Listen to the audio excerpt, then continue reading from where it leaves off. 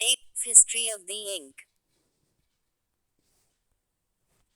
Context: the Indian National Congress Inc., India's largest opposition party, marked its 138th foundation day on December 28.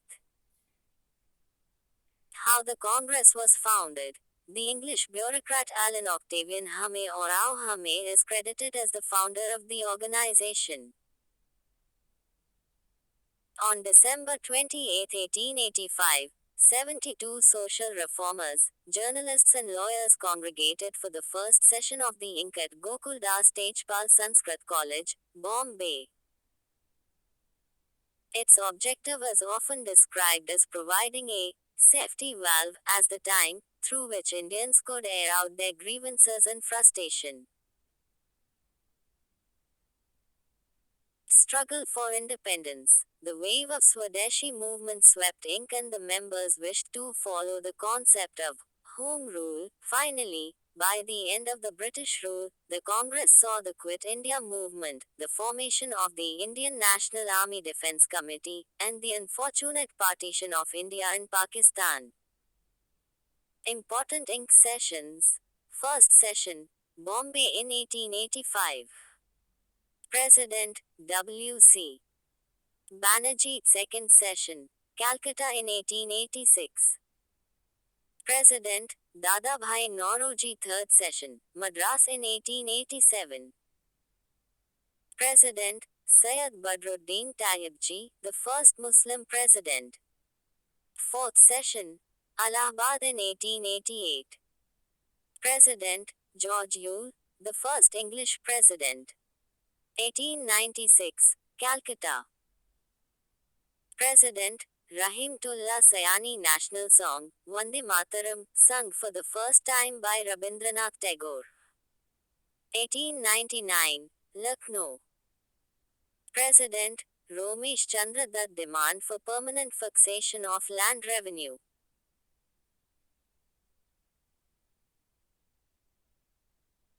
1905, Benares. President, Gopal Krishan Gokhale. Formal proclamation of Swadeshi movement against the government. 1906, Calcutta. President, Dadabhai Nauroji. Adopted 4 resolutions on Swaraj, self-government, boycott movement, Swadeshi or national education. 1907, Surat. President, Rash Bihari Ghosh. Split in Congress, moderates or extremist. 1911, Calcutta. President, B. N. Dhar. First recital of Jangan Man in Congress session. 1915, Bombay. President, Sir S. P. Sinha. Constitution of the Congress was altered to admit the delegates from the extremist section. 1916, Lucknow. President, A.C. Majumdar. Unity between two factions, moderates and extremists of Congress. Lucknow Pact signed between Congress and Muslim League to build political consensus. 1917, Calcutta. President, Annie Besant, first woman president of Congress. Or Insights on India. Com 9. 1918 Special Session, Bombay. President, Syed Hassan Imam. The session was convened to deliberate the contentious Montagu-Chelmsford Reform Scheme. 1919, Amritsar. President, Motilal Nehru. Congress extended support to Khilaf movement. 1920, Special Session, Calcutta. President, Lala Lajpat Rai. Mahatma Gandhi moved the Non-Cooperation Resolution. 1920, Nagpur. President, C. Vijayaraghavacharya. M.A. Jinnah left the Indian National Congress. 1922, Gaya. President, C.R. Das. C.R. Das and other leaders broke away from Inc. Formation of Swaraj Party. 1924, Belgaum. President, M.K. Gandhi. Only session presided over by Mahatma Gandhi. 1925, Kanpur. President, Sarojini Naidu, first Indian woman president. 1927, Madras. President Dr. M.A. Ansari passed a resolution against the boycott of the Simon Commission adoption of resolution on Purna Swaraj 1928, Calcutta. President Motilal Nehru formation of All India Youth Congress 1929, Lahore. President Jawaharlal Nehru passed the resolution on Purna Swaraj. Civil disobedience movement for complete independence to be launched the 26th of January is to be observed as Independence Day. 1931, Karachi. President Vallabhbhai Patel resolutions on fundamental rights and National Economic Program endorsement of the Gandhi Urban Pact. Gandhi was nominated to represent Inc. in the second round table conference to be held in London 1934, Bombay. President Rajendra Prasad 1936, Lucknow. President Jawaharlal Nehru push towards socialist ideas by Jawaharlal Nehru, 1937, Fasper. President Jawaharlal Nehru first session to be held in a village 1938, Haripura. President Subhas Chandra Bose National Planning Committee set up under Jawaharlal Nehru. 1939, Tripuri. President Rajendra Prasad Subhas Chandra Bose was re-elected but had to resign. Rajendra Prasad was appointed in his place. Subhas Chandra Bose formed Forward Bloc 1940, Ramgarh. President Abul Kalam Azad civil disobedience movement to be launched at appropriate time and circumstances.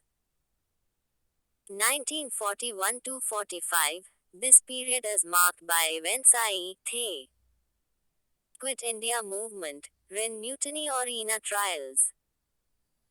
The phase of constitutional negotiations such as the Cripps Mission, Wavell Plan and Cabinet Mission.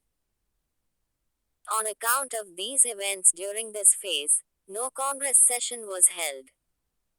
1946, Meerut.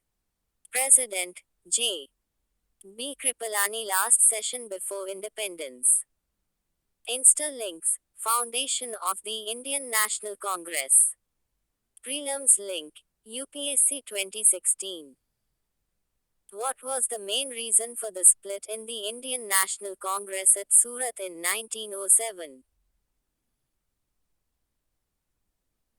A. Introduction of communalism into Indian politics by Lord Minto. B. Extremists' lack of faith in the capacity of the moderates to negotiate with the British government. C. Foundation of Muslim League. D. Aurobindo Ghosh's inability to be elected as the president of the Indian National Congress. Solution. B. Mains link. Q. How different would have been the achievement of Indian independence without Mahatma Gandhi? Discuss. UPSC 2015.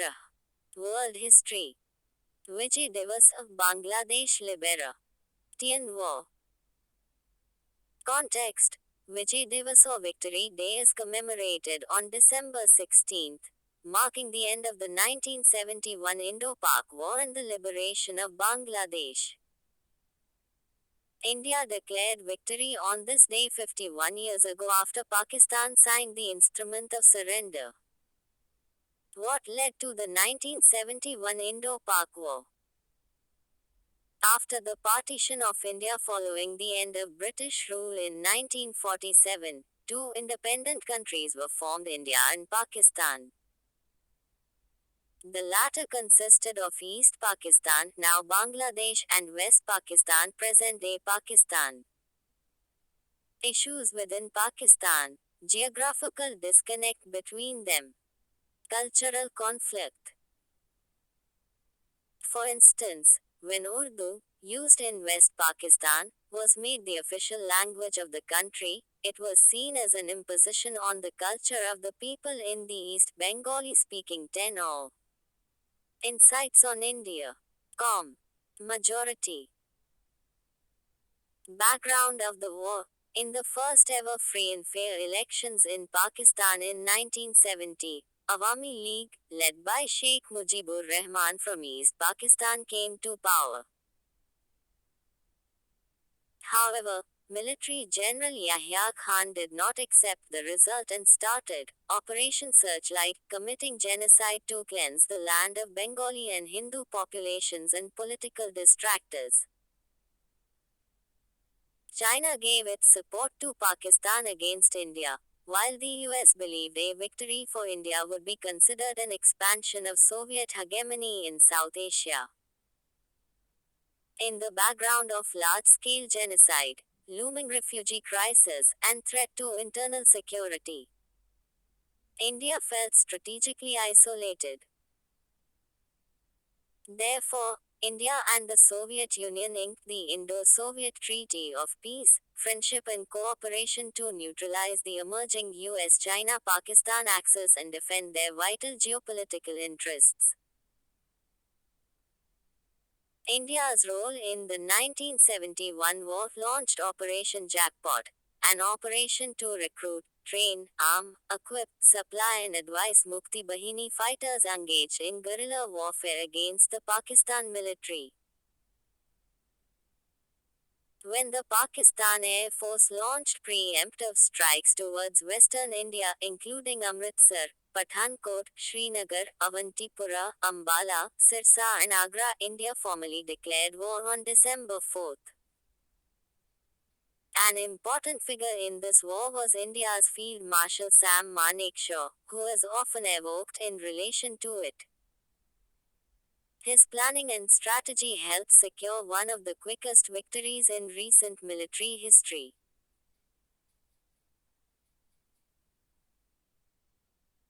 Shimla Agreement. The agreement was a peace treaty signed between India and Pakistan on the 2nd of July 1972 in Shimla, the capital city of the Indian state of Himachal Pradesh. The agreement converted the ceasefire line of the 17th of December 1971 into the Line of Control (LOC) between India and Pakistan, and it was agreed that neither side shall seek to alter it unilaterally, irrespective of mutual differences and legal interpretations. Insta curious. Don't get confused with Shimla Convention. The Simla Convention, officially the convention between Great Britain, China, and Tibet, was ambiguous concerning the status of Tibet, negotiated by representatives of the Republic of China, Tibet and Great Britain in Simla in 1913 and 1914. Insights on India. Com11. Insta links. Vijay Diwas 2020. Mains link. UPSC 2013 Q. Critically examine the compulsions which prompted India to play a decisive role in the emergence of Bangladesh. Political philosophies like communism. MAHAPARINIRVAN Diwas, comparing Ambedkar's views on Buddhism and Marxism. Direction. The article helps to understand the similarities and differences between Marxism and Buddhism.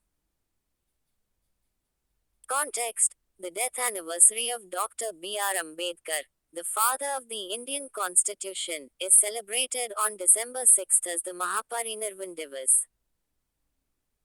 Parinirvan, it translates as nirvana, after death or liberation from the cycles of life and death. Significance of December 6. Dr. Ambedkar died on December 6, 1956, less than 2 months after converting to Buddhism and fulfilling his promise that I will not die a Hindu. Marxism is a social, political, and economic philosophy named after Karl Marx. It examines the effect of capitalism on labor, productivity, and economic development and argues for a worker revolution to overturn capitalism in favor of communism. Ambedkar on Buddhism and Marxism. Buddhism is superior to other religions and the Buddha's path was superior to the prevalent religion, rejecting theory, Marxism. Ambedkar has compared Buddhism to Marxism, claiming that while both seek the same end of a just and happy society, Buddha's methods are superior. Similarities: Buddhism, Marxism. Basic philosophy, function of religion. To reconstruct the world to make it happy and not to explain its origin or its end. All human beings are equal. Private ownership of property brings power to one class and sorrow to another. For a happy and fair society, sorrow is removed by removing its cause. Communism, a socio-economic order that involves the absence of private property, social classes, money and the state. Buddha established communism on a very small scale in Sangha without dictatorship. Basic philosophy, function of philosophy, to reconstruct the world and not to explain the origin of the world. Private ownership brings power to one class and sorrow to another through exploitation. For a happy and fair society, sorrow is removed by the abolition of private property. Communism, dictatorship of the proletariat working class, is the ultimate goal. 12 or Insights on India. Differences. Means to achieve a happy and fair society. Buddha was born a Democrat and he died a Democrat. Moral appeal. His path for believers converts a man by changing his moral inclination to pursue the path voluntarily.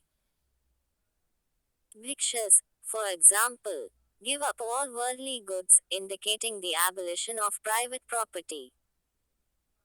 Importance of religion. The only thing which could sustain the state is religion. Means: violence and dictatorship of the proletariat. Snatching private properties of the rich class by force, violence and establishing the rule of the working class. Religion is anathema, something intensely disliked. Marxists' criticism of the above comparison. Marx is so modern and Buddha so ancient. Criticism of Marxism. The communists believe that the state will inevitably die. However, they do not address what would replace the state.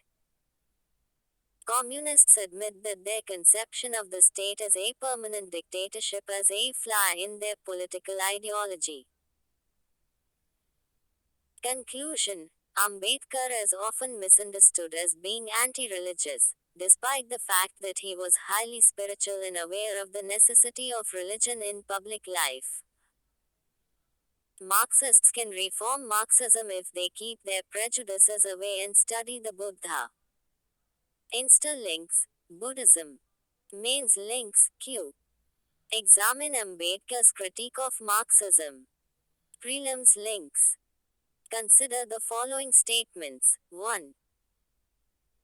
Kushinagar is the place where the Buddha attained Mahaparinirvana, and is, therefore, an international Buddhist pilgrimage center. 2. Kushinagar has the highest population of Buddhists in India. Which of the above statements are incorrect? A. 1 only, B. 2 only, C. Both 1 and 2, D. Neither 1 nor 2. Solution. B. Indian society. Society through cinema's lens. Context. Cinema as a medium has incredible power in our country.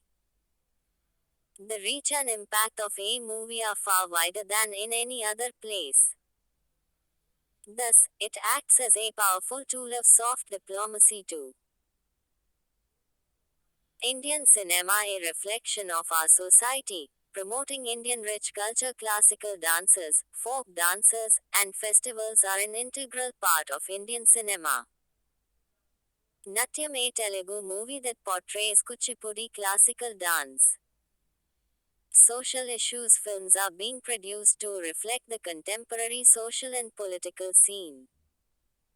Bollywood movie Sherni reflects environmental issues. Patriarchy. Great Indian Kitchen, Malayalam movie shows prevailing hidden discrimination and new forms of patriarchy against homemakers. Recognizing regional languages nationalism Bose. Dead Alive web series is based on the life of Netaji Subhash Chandra Bose. War movies Ori, Gunjan Saxena The Kargil Girl Politics and Administration Indian cinema is not only for entertainment, they are also about reality. They show Indian politics, corruption, nepotism in administration at sea. Rajniti's movie portrays how political games unravel in India. Mythological stories are also depicted in both North and South movies. Kannada movies Bhakta Prahlada and Satya Harishchandra. Tribal culture. Kannada movie Kantara showing animistic practices was largely accepted by the public all over. Biopics. Knowing about great personalities e.g. Gandhi, Kapil Dev, 83 or Insights on India. Com 13. Breaking stereotypes. Movies like English Winglish, Hichki at Sea. Links. Indian cinema and circus. Mains link, Q. Does cinema influence society or is it vice versa? Comment in the context of Indian cinemas and society. Effects of globalization on Indian society. This was the year that said goodbye to hyperglobalization. Context. 2 was Russia's invasion of Ukraine and an economic war. A geopolitical confrontation between two superpowers, the US and China, are raging in 2022, which have undermined the assumption of hyperglobalization. Background. Though the term globalization refers to the increasing integration of world trade and financial markets, the term hyperglobalization refers to the dramatic increase in international trade. This occurred for about a decade and a half beginning in the early 1990s, resulting in unprecedented capital and human movement across borders. Ups and downs in the globalization era. The first golden age of globalization 1870 to 1914, it saw the world trade in goods surging from 9% to 16% of global GDP, leading to the internationalization of economic and social life.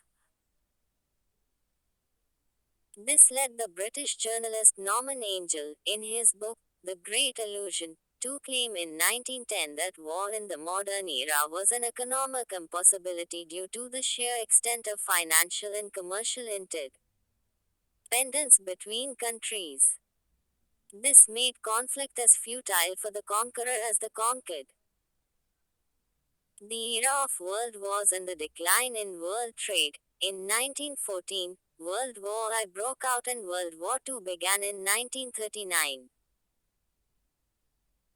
The share of merchandise trade in global GDP had collapsed to 5.5%, recovering gradually to reach the pre-World War I levels only towards the late 1970s.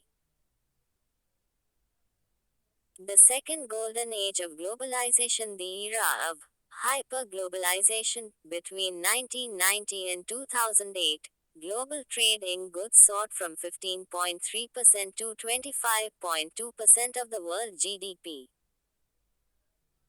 Thomas L. Friedman asserted in 1996 that no two countries with McDonald's have ever fought a war against each other. Hyperglobalization's chief protagonist was China, which emerged as the world's factory and a mega trader. China's estimated share in world merchandise trade has risen from 1.8% in 1990 to 11.1% in 2012 compared to the US 11.3% to 8.4%. Characteristics of a hyperglobalized world. In such societies, there was the absence of wars and economies largely followed the laws established by late 18th, early 19th century economists Adam Smith and David Ricardo. According to Smith, in his book, Wealth of Nations, if a foreign country can supply a commodity at a lower cost, then it should be bought. Ricardo gave the concept of comparative advantage. Each country devotes its resources to produce goods most beneficial to each. For example, wine shall be made in France and Portugal. Corn shall be grown in America and Poland, etc. The entire system of free trade was founded upon trust and comparative advantage trumping geopolitics. For example, Russia supplied close to 40% of the European Union's total natural gas consumption in 2021. The end of the era of hyperglobalization. It formally ended in 2022, which has seen not one, but two wars. Impact of the end of the era of hyperglobalization. The greatest collateral damage is to the global trading order. From production based on comparative advantage and gains from trade, it's each nation for itself now. For example, India is granting incentives amounting 14 or Insights on India. Com. To 30 to 50% of project cost for semiconductor units manufacturing less sophisticated chips that can be used in mobile phones, home appliances and cars. 5 years ago, it may not have considered this to be worth spending taxpayer money on. Conclusion. According to the French philosopher Montesquieu, commerce heals the most harmful biases, and peace is the inevitable result of trade. However, rebuilding trust and restoring global trade from the ravages of militarism takes time. Interlinks. Impact of globalization on the Indian economy. Mains links, Q. Are diversity and pluralism in India under threat due to globalization? Justify your answer. UPSC 2020. Factors responsible for the location of primary, secondary, and tertiary sector industries in various parts of the world, including India. Animation, visual effects, gaming and comics AVGC Promotion Task Force Report. Context. The AVGC Promotion Task Force, chaired by Secretary Apurva Chandra, report has proposed a national AVGC extended reality mission with a budget outlay to be created for integrated promotion and growth of the sector. Background. The Union Budget 2022-23 announced the formation of an AVGC Promotion Task Force to realize and develop local capacity and local and global demand to widen the scope of the AVGC industry.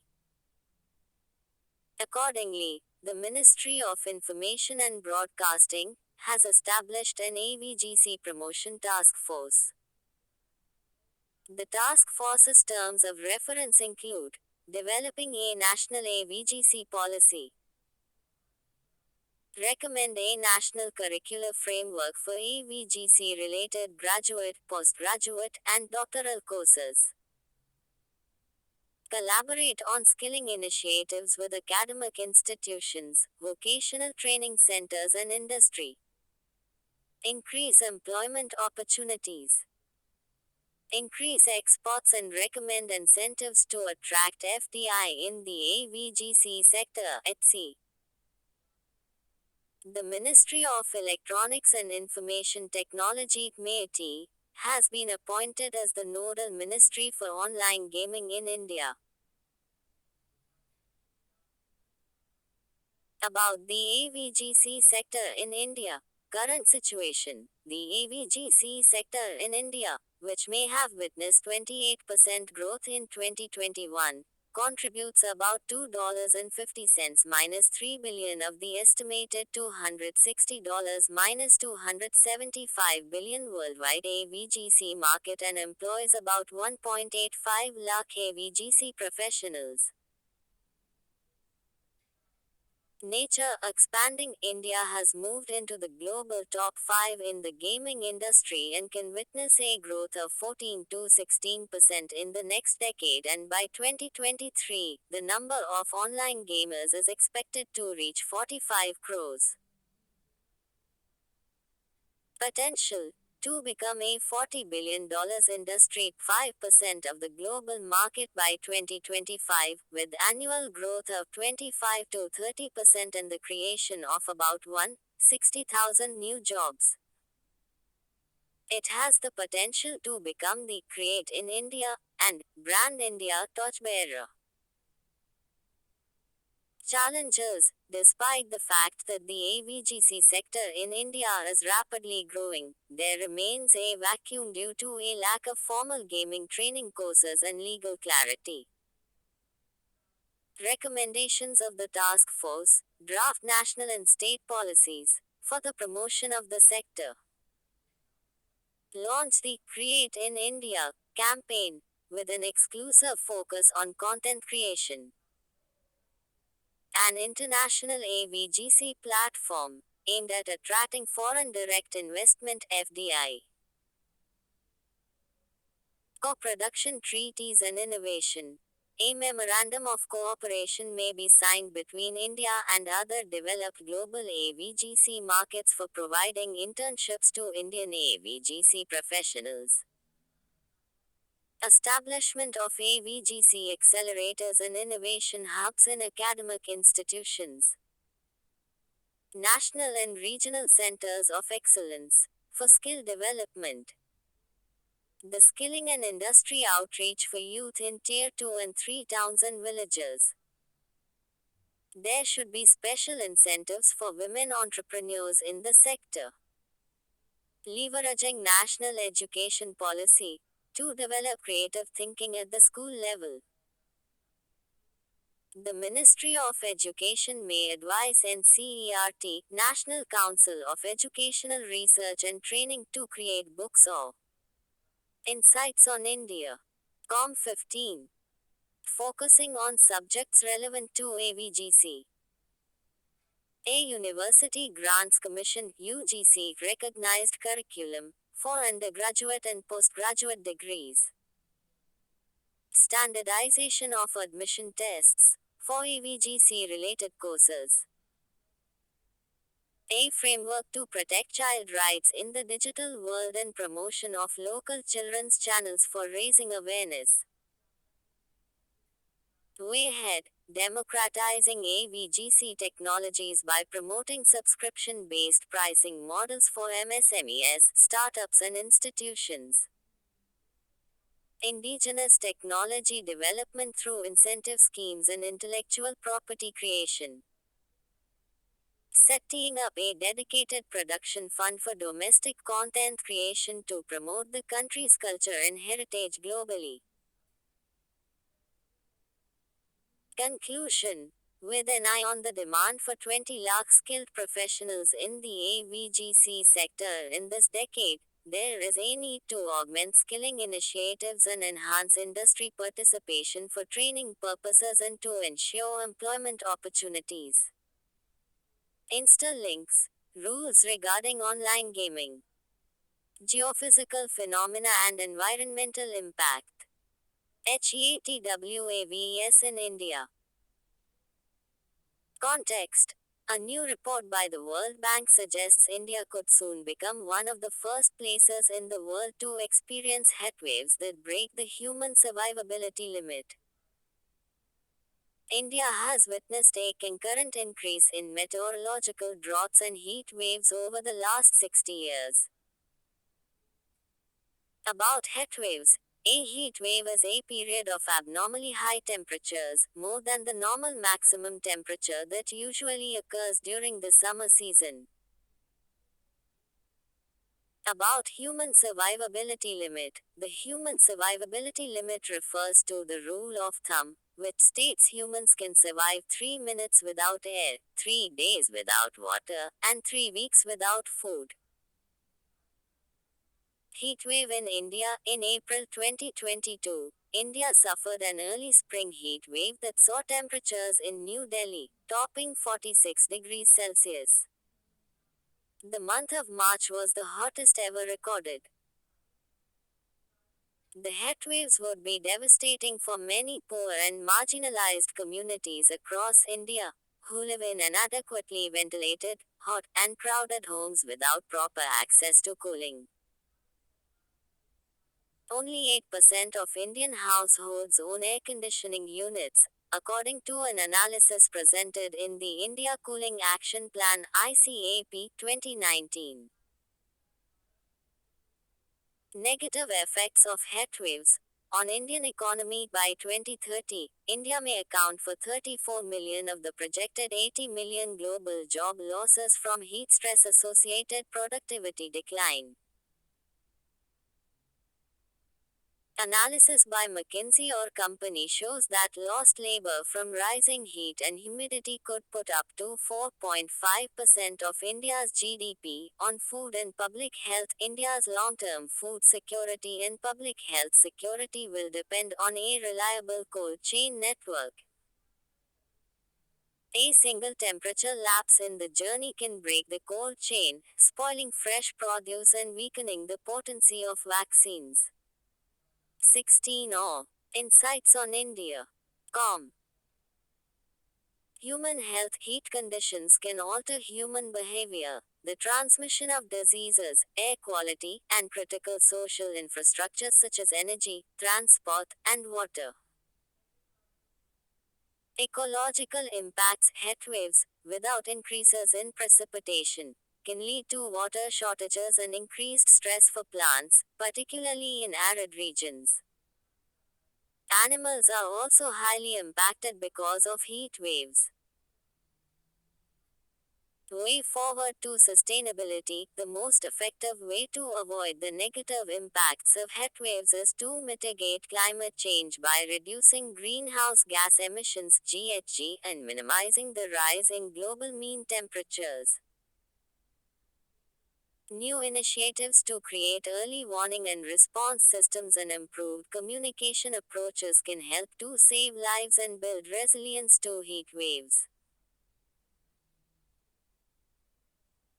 Decision makers can employ a range of strategies and policies to modify social behavior and reduce exposure to heat by closing schools or offices, which lack adequate air conditioning, ensuring availability of water, healthcare, and first aid, and extending access to pools, parks, and public cooling centers.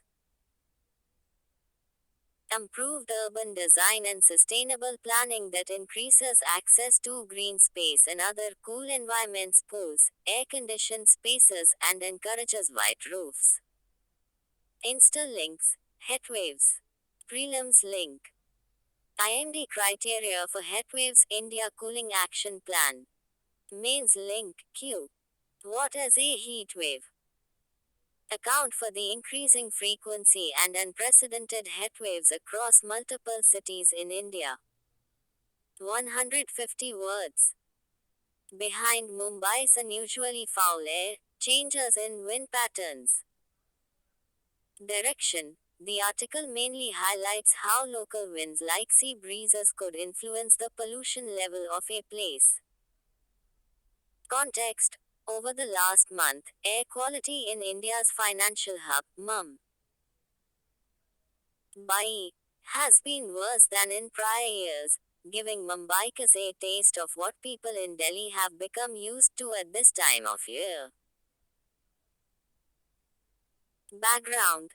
Since December 5th, the AQI in Mumbai has consistently been in the very poor range, AQI greater than 300 according to the SAFA System of Air Quality and Weather Forecasting and Research Network. Why is this unusual? This is not the first time Mumbai's air has been so toxic, but it has never lasted more than 1 to 2 days. Though Mumbai generates pollutants in equivalent amounts as compared to Delhi, it has an important location advantage. Mumbai's relatively clean air is the result of strong sea breezes that sweep air pollutants away from the land. Reasons for this unusual pattern: change in flow patterns. In Mumbai, winds move from land to sea for a few days and then from sea to land, and this cyclic pattern usually repeats every 3 to 4 days. When the wind is not moving away from the land, air pollutants accumulate over the city. But then the wind direction changes, and it all gets cleaned. Ah. Insights on India. COM 17. This cycle is delayed this year. Instead of repeating every 3 to 4 days, it is happening after a week, even 10 days. Even when the wind direction turns favorable, the lack of adequate speed means that the air is not entirely cleaned. Probable causes. Though the meteorological reasons behind this change needed to be probed, this can be attributed to some unusual global events like the third consecutive year of La Nina. La Nina is an abnormal cooling of the Pacific Ocean that impacts weather events across the world. More construction activities. Large infrastructure projects, like the Mumbai Metro or the Coastal Road project, could be generating significantly higher amounts of pollutants. This could be possible, as Mumbai is currently witnessing a rise in PM10 particulate matter of the size of 10 micrometers or smaller levels as well. About SAFA, it is an initiative of the Union Ministry of Earth Sciences (MoES), launched in 2010 for Delhi, for greater metropolitan cities to provide location-specific information on air quality in near real time and its forecast 1 to 3 days in advance. It is developed by the Indian Institute of Tropical Meteorology, Pune, and is operationalized by the India Meteorological Department (IMD). SAFA framework considers almost all pollutant levels PM10, 1, 2.5, CO, NOx, SO2, volatile organic compounds, etc. to compile the Air Quality Index AQI. It promotes public awareness by educating the public, encouraging self-mitigation, and assisting policymakers in developing mitigation policies. Insta links. Land and sea breezes mains links, Q. Explain local winds and how they impact the weather condition of a region. 250 words. Prelims links. Consider the following statements. 1. The air pressure is highest at sea level and decreases with height. Though, in nature, the air always moves from high pressure areas to low pressure areas. 3. Low pressure systems are usually characterized by dry and settled weather. Which of the above statements are correct? A1, 2B1, 3C2, 3D1, 213 solution. A. Arctic Report Card. Direction. The article highlights the environmental changes in the Arctic, the factors responsible for these changes, their impact, and the way ahead. Context. This year's assessment of Arctic conditions, the Arctic Report Card, which the USNOAA has produced since 2006, has highlighted rapid environmental changes in the Arctic. Background.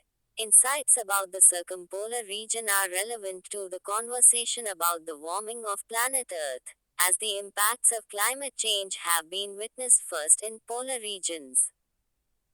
Highlights of the Arctic Report Card, 18O.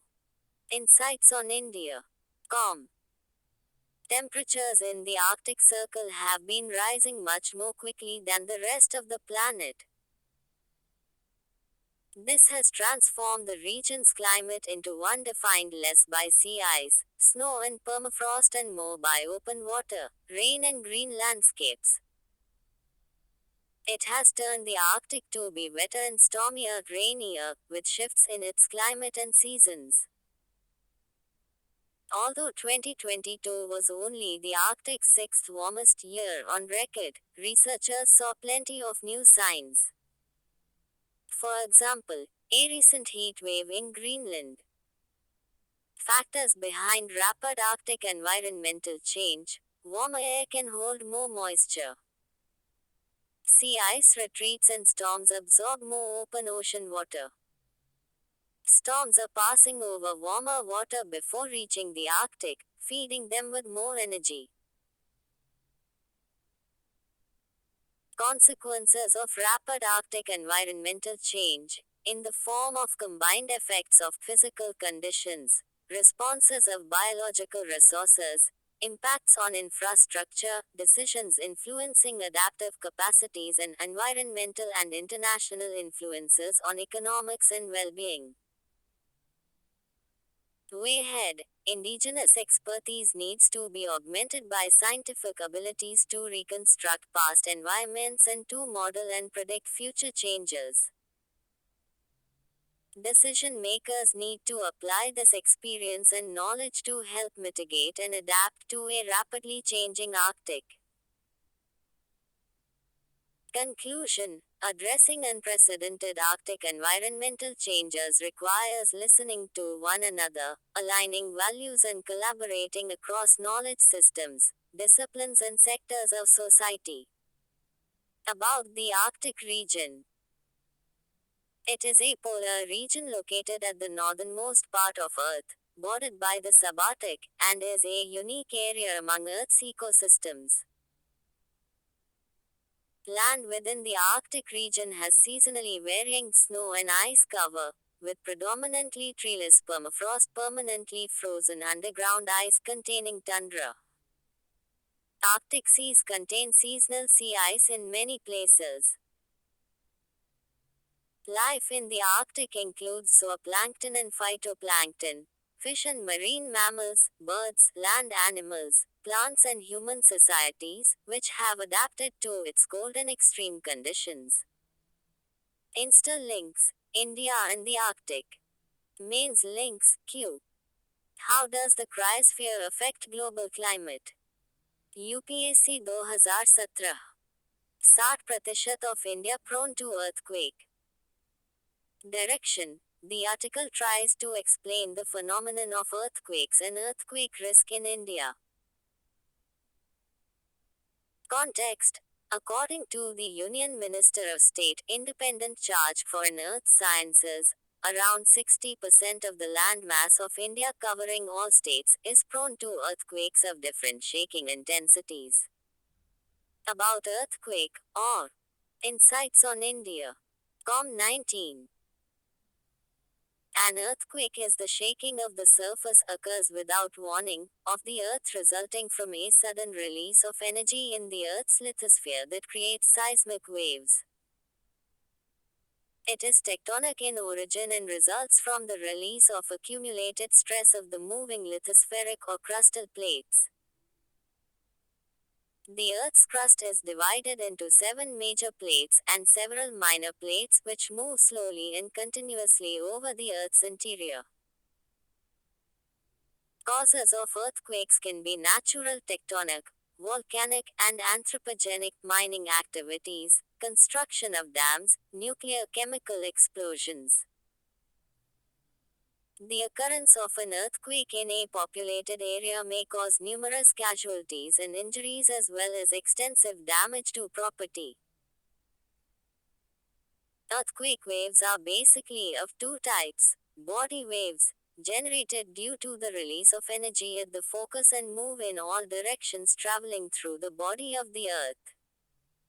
There are two types of body waves: P waves or primary waves, S waves or secondary waves. Faster and are the first to arrive at the surface. Similar to sound waves, vibrate parallel to the direction of thought. Wave. Travel through gaseous, liquid and solid materials.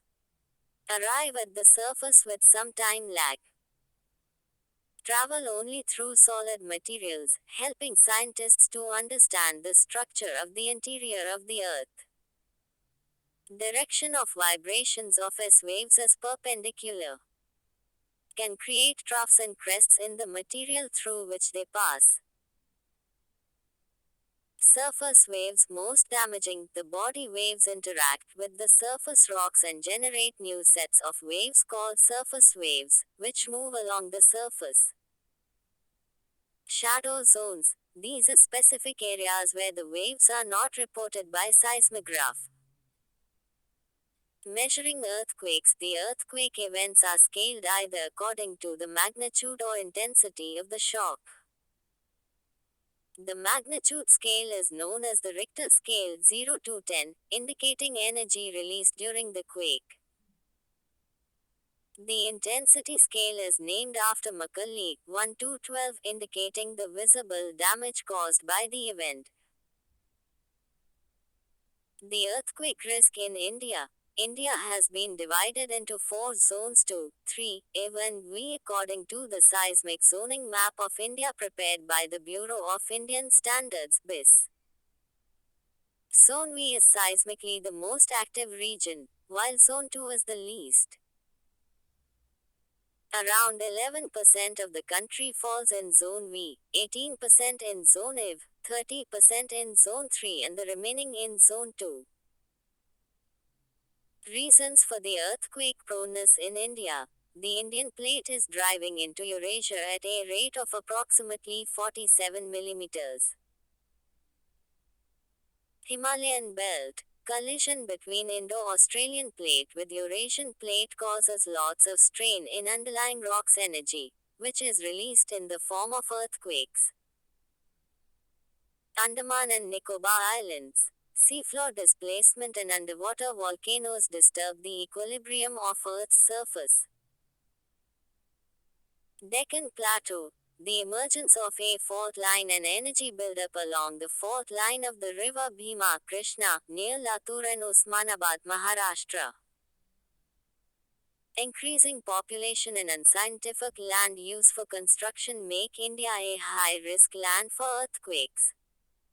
20 Insights on India. Com. Insta links. Earthquakes. Mains links. Q. Why are the world's fold mountain systems located along the margins of continents? Bring out the association between the global distribution of fold mountains and the earthquakes and volcanoes. UPSC 2014. What is a bomb cyclone? Context. An intense blizzard snowstorm bomb cyclone is wreaking havoc across the United States and Canada. Background. The air flows from high to low pressure, creating winds. Storms form when a mass of low pressure air meets a high pressure mass. Forecasters have dubbed the blizzard a bomb cyclone, describing it as distinct from typical weather patterns. While this type of storm is not uncommon, it is extremely powerful as a result of a blast of Arctic air plunging south, with high winds delivering heavy snow or rain to many regions. What defines a bomb cyclone? Bomb cyclones form when the air near Earth's surface rises quickly in the atmosphere, triggering a sudden drop in barometric pressure, at least 24 millibars within 24 hours. This quickly increases the pressure difference or gradient between the two air masses, therefore making the winds stronger. This process of rapid intensification is called bombogenesis. Insights on India. Com 21. Concept. Air masses and fronts. Types of air masses. How do they influence the weather? On the basis of temperatures. On the basis of moisture. Air masses are enormous bodies of air that have almost consistent physical properties such as temperature and moisture. Because of the varying densities of nearby air masses, they do not combine easily. As a result, distinctive weather phenomena known as fronts occur at the convergence zone or boundary zone of two air masses, called air mass. When the air mass above is cooler than the surface, it is relatively unstable since the land is warmer and the air rises after heating, leading to the formation of cyclones. Warm air mass. It occurs when the air mass is warmer than the surface above it, contributing to atmospheric stability in anticyclonic conditions. Continental air masses. Oceanic air masses. These are moist, resulting in rainfall. The migration of oceanic air masses toward the Indian subcontinent causes monsoon rains in India. Interaction between two different air masses frequently generates atmospheric instability, leading to cyclonic formations. According to the polar front hypothesis, the polar front is created at the meeting point of warm humid air masses from the tropics and dry cold air masses from the poles. Low pressure is formed near the polar front, resulting in the formation of an extratropical or temperate cyclone. Mains links Q. Discuss the concept of air mass and explain its role in macroclimatic changes. UPSC 2016. Prelims links. UPSC 2015. Consider the following statements. 1. The winds which blow between 30 and 60th latitudes throughout the year are known as westerlies.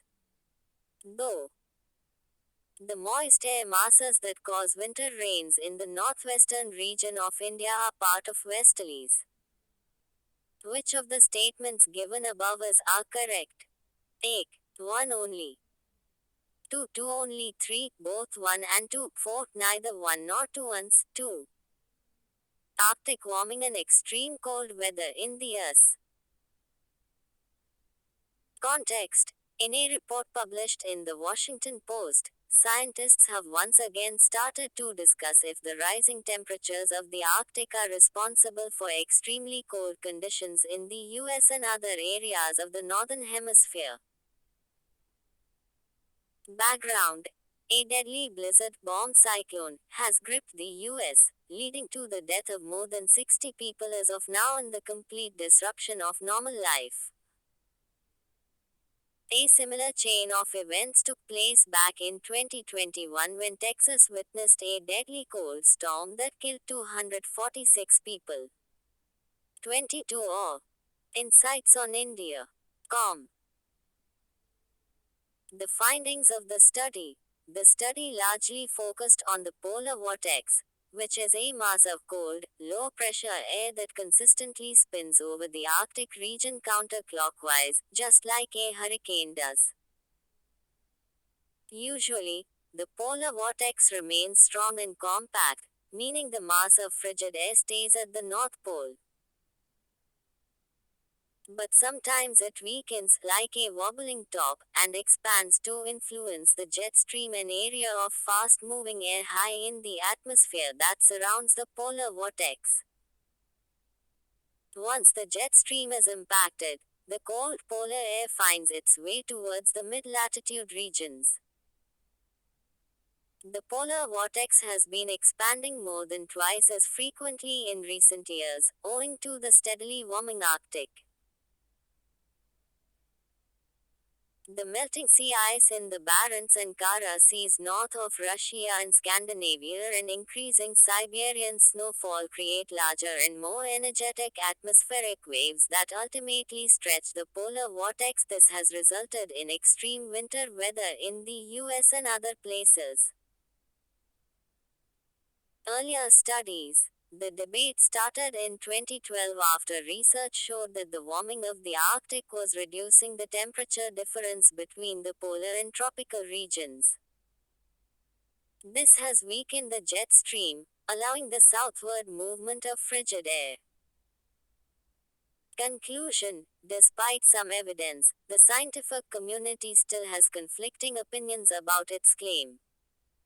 Hence, more data is required to determine whether and where warming is weakening the jet stream. GS though. Indian Constitution. Laws on religious conversions. Direction. The article discusses the issue of religious conversion in India and its constitutional legal judicial interpretation.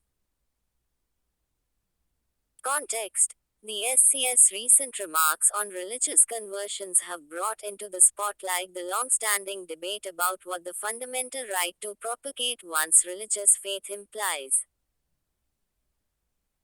Background. Recently, the SC stated that acts of charity to benefit a community or the poor should not be followed by a desire to religiously convert them as a payback.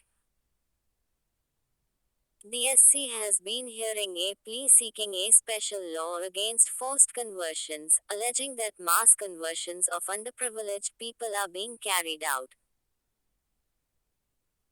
Earlier, the SC stated that religious conversions by means of force, allurement or fraud may ultimately affect the security of the nation and the freedom of religion and conscience of citizens. The SC asked the center to clarify what it was doing to curb such conversions.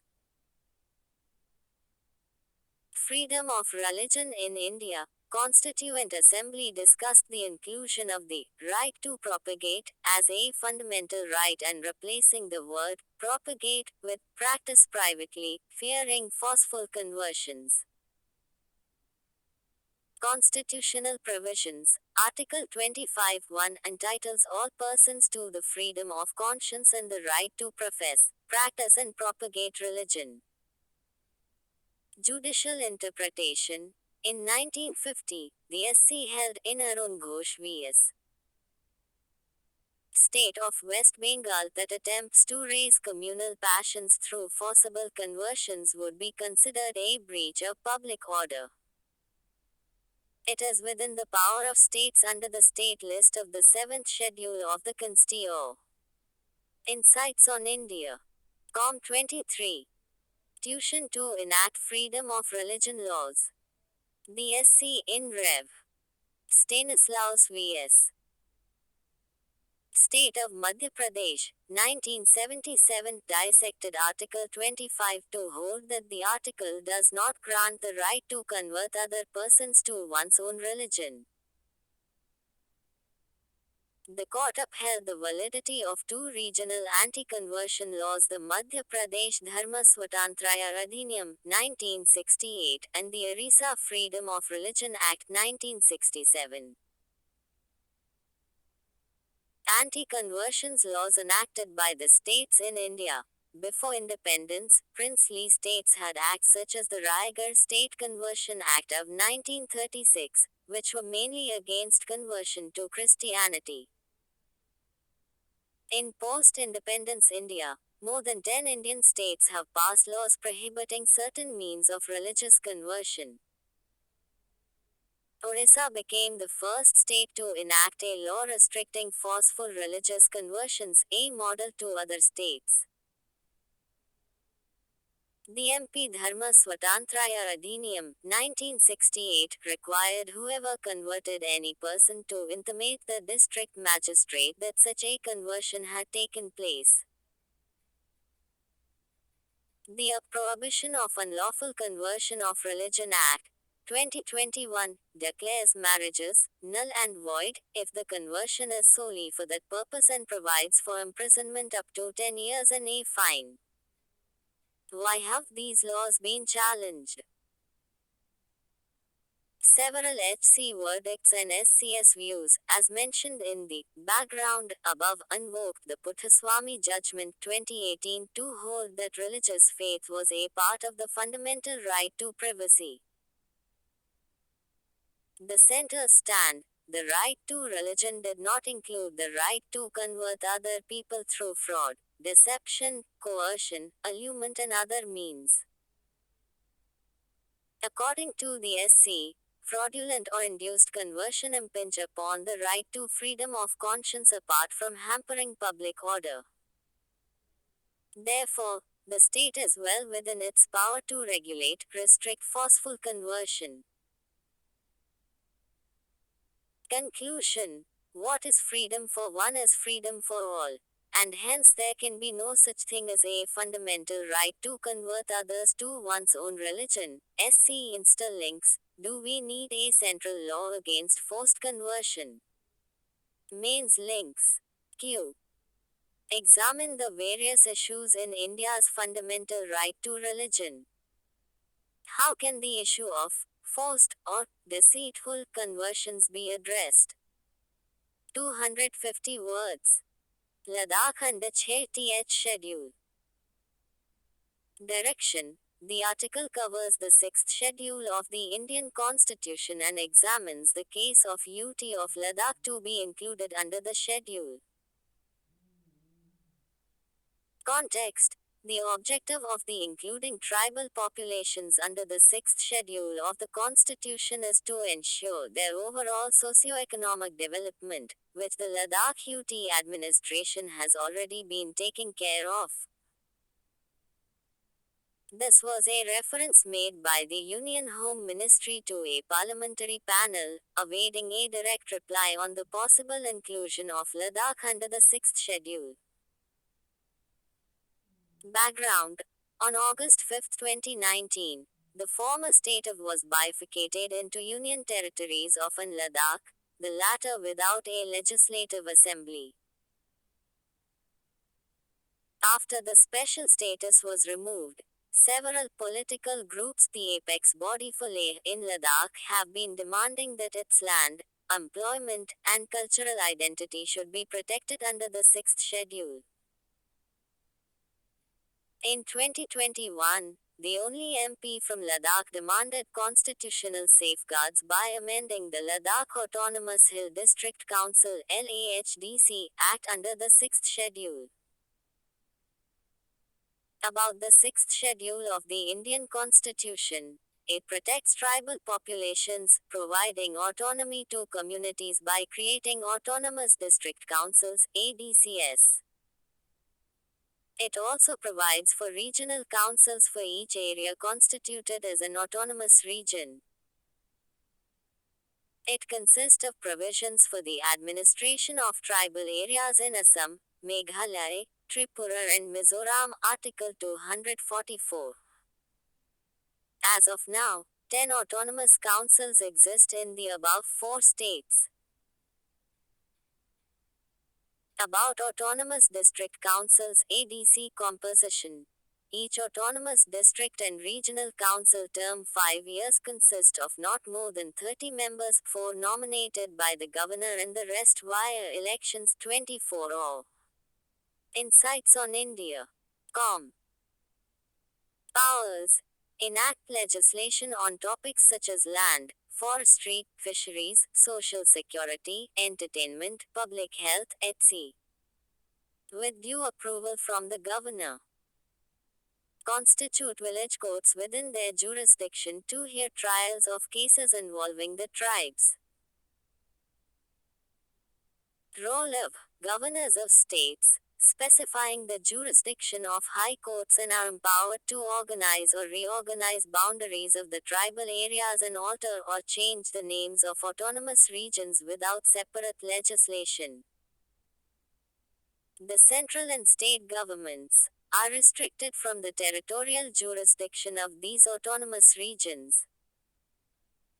For example, acts passed by parliament and state legislatures may or may not be applied in these regions. In the case of Assam, the direction of the governor, both in respect of acts of parliament or state legislature, is required to be applicable. In the case of Meghalaya, Tripura and Mizoram, the direction of the President with respect to acts of Parliament and the Governor in respect of acts of the state legislature is required.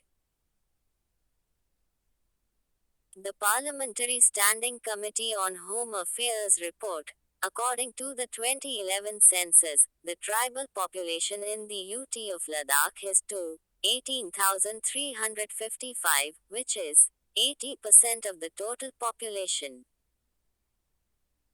Special status may be granted under the 5th 6th schedule to the UT considering the developmental requirements of the tribal population.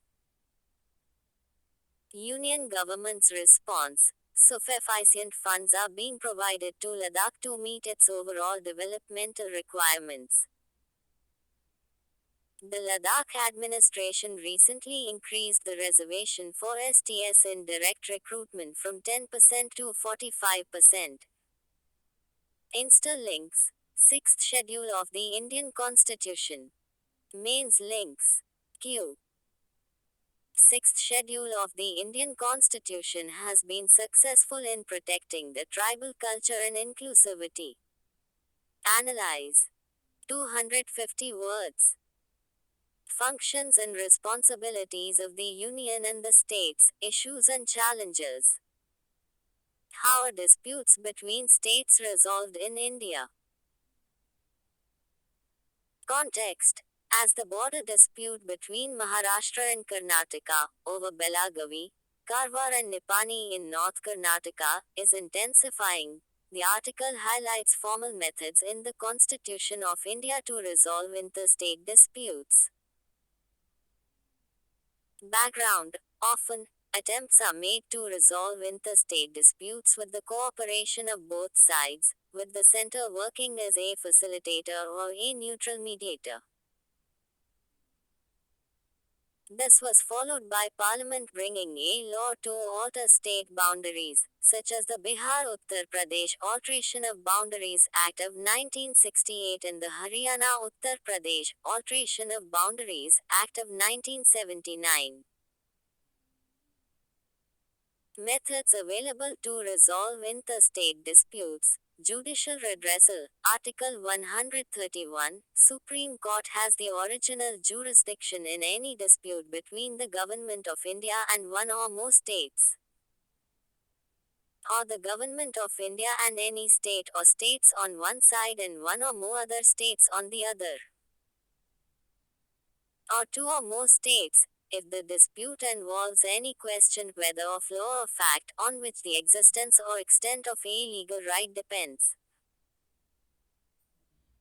Exemption. The said jurisdiction shall not extend to a dispute arising out of any treaty, agreement, covenant, or engagement, having been entered into or executed before the commencement of this Constitution. Interstate Council. Interstate and zonal councils' role in resolving interstate disputes has been covered in a recent article which can be accessed through this link. Or Insights on India. Com25. The Maharashtra-Karnataka border dispute. When state boundaries were redrawn on linguistic lines as per the States Reorganization Act of 1956, Belagavi became part of the erstwhile Mysore state. Maharashtra claims that parts of Belagavi, where Marathi is the dominant language, should remain in Maharashtra. In 1966, the center set up the Mahajan Commission to resolve the border dispute in Maharashtra, Karnataka and Kerala. The commission recommended that Belgaum and 247 villagers remain with Karnataka. Maharashtra rejected the report and moved the SC in 2004. The Union Home Minister met the chief ministers of both states and asked them to form a 6-member team, comprising 3 ministers from each side, to address all boundary issues.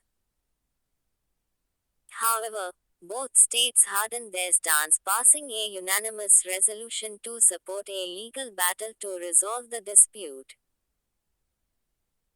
Other interstate disputes in India. There are border disputes mostly arising out of claims and counterclaims over territories between Assam Meghalaya, Assam Nagaland, Assam Mizoram, Assam Arunachal Pradesh and Maharashtra Karnataka. Interlinks the Belagavi border dispute between Maharashtra and Karnataka. Mains links Q. How far do you think cooperation, competition, and confrontation have shaped the nature of the Federation of India? Cite some recent examples to validate your answer. UPSC 2020. Prelims links UPSC 2014. The power of the Supreme Court of India to decide disputes between the centre and the states falls under its A. Advisory jurisdiction, B. Appellate jurisdiction, C. Original jurisdiction, D. Writ jurisdiction.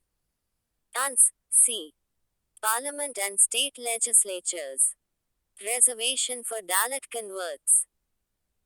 Direction. The article highlights the issues related to the inclusion/exclusion of communities in the SC list.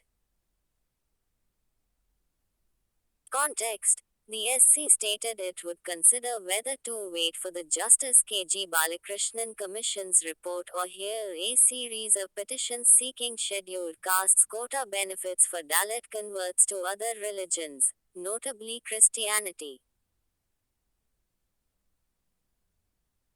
Article 341 of the Indian Constitution, Clause 1. The President may, with respect to any state, UT, and where it is a state after consultation with the Governor, may notify the castes, races or tribes or parts of or groups within castes, races or tribes to be SCS in relation to that state, UT. Clause 2. Parliament may by law include or exclude from the list of SCS specified in a notification issued. Background. Earlier, the SC had sought the Union government's position on petitions challenging the Constitution Scheduled Castes Order of 1950. The order allows only members of Hindu, Sikh and Buddhist religions to be recognized as SCS. A group seeking inclusion under the order is required to show extreme social, educational and economic backwardness arising out of the practice of untouchability. The Union government rejected the possibility of including Dalit Christians and Muslims and recently constituted a new commission under former CJI K.G. Balakrishnan under the Commission of Inquiry Act, 1952 to re-examine their inclusion. A case for inclusion. The existence of caste and caste inequalities among Indian Christians and Indian Muslims.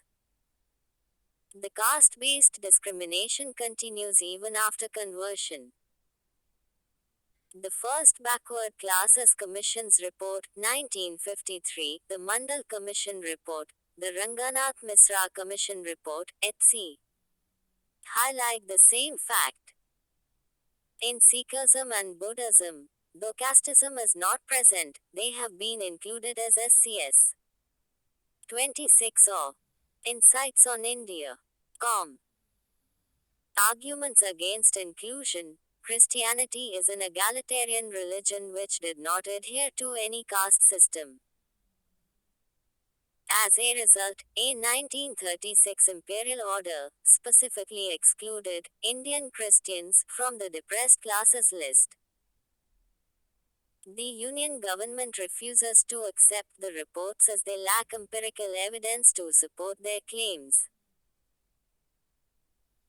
The government said that Dalits who converted to Christianity or Islam to escape caste discrimination could no longer claim the reservation benefits enjoyed by those who remained in the Hindu religious system.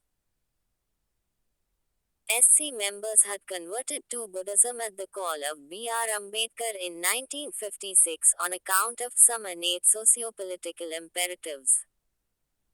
Interlinks. The criterion for SC status. Mains links.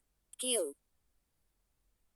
Whether the National Commission for Scheduled Castes (NCSC) can enforce the implementation of constitutional reservation for the scheduled castes in religious minority institutions. Examine. UPSC 2018. Kerala's University Laws Amendment Bills. Direction. The article discusses the controversies surrounding the appointment of chancellors and VCS at Kerala state universities. Context. The Kerala government has passed the two University Laws Amendment bills to amend laws relating to the governance of 14 state universities and to remove the governor as chancellor of said universities. Background. Governor vs. Government. The governor denied assent to the controversial Lok Ayukta Amendment Bill in University Laws Amendment Bill passed earlier by the State Assembly. A Supreme Court order invalidated the Kerala Technological University VCS appointment. Henceforth, the governor demanded the resignations of 11 other VCS, claiming that they were appointed through the same procedure invalidated by the SC. About the bills, entrust the government to appoint eminent academicians as chancellors of various universities, ending the governor's watchdog role in university administration. Provide provisions to limit the term of the appointed chancellor to 5 years.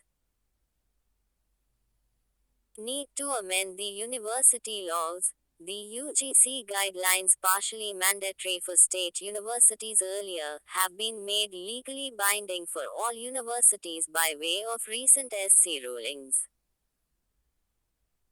An executive order issued by the Centre, UGC guidelines, undermines the Assembly's powers under the concurrent list of the Constitution.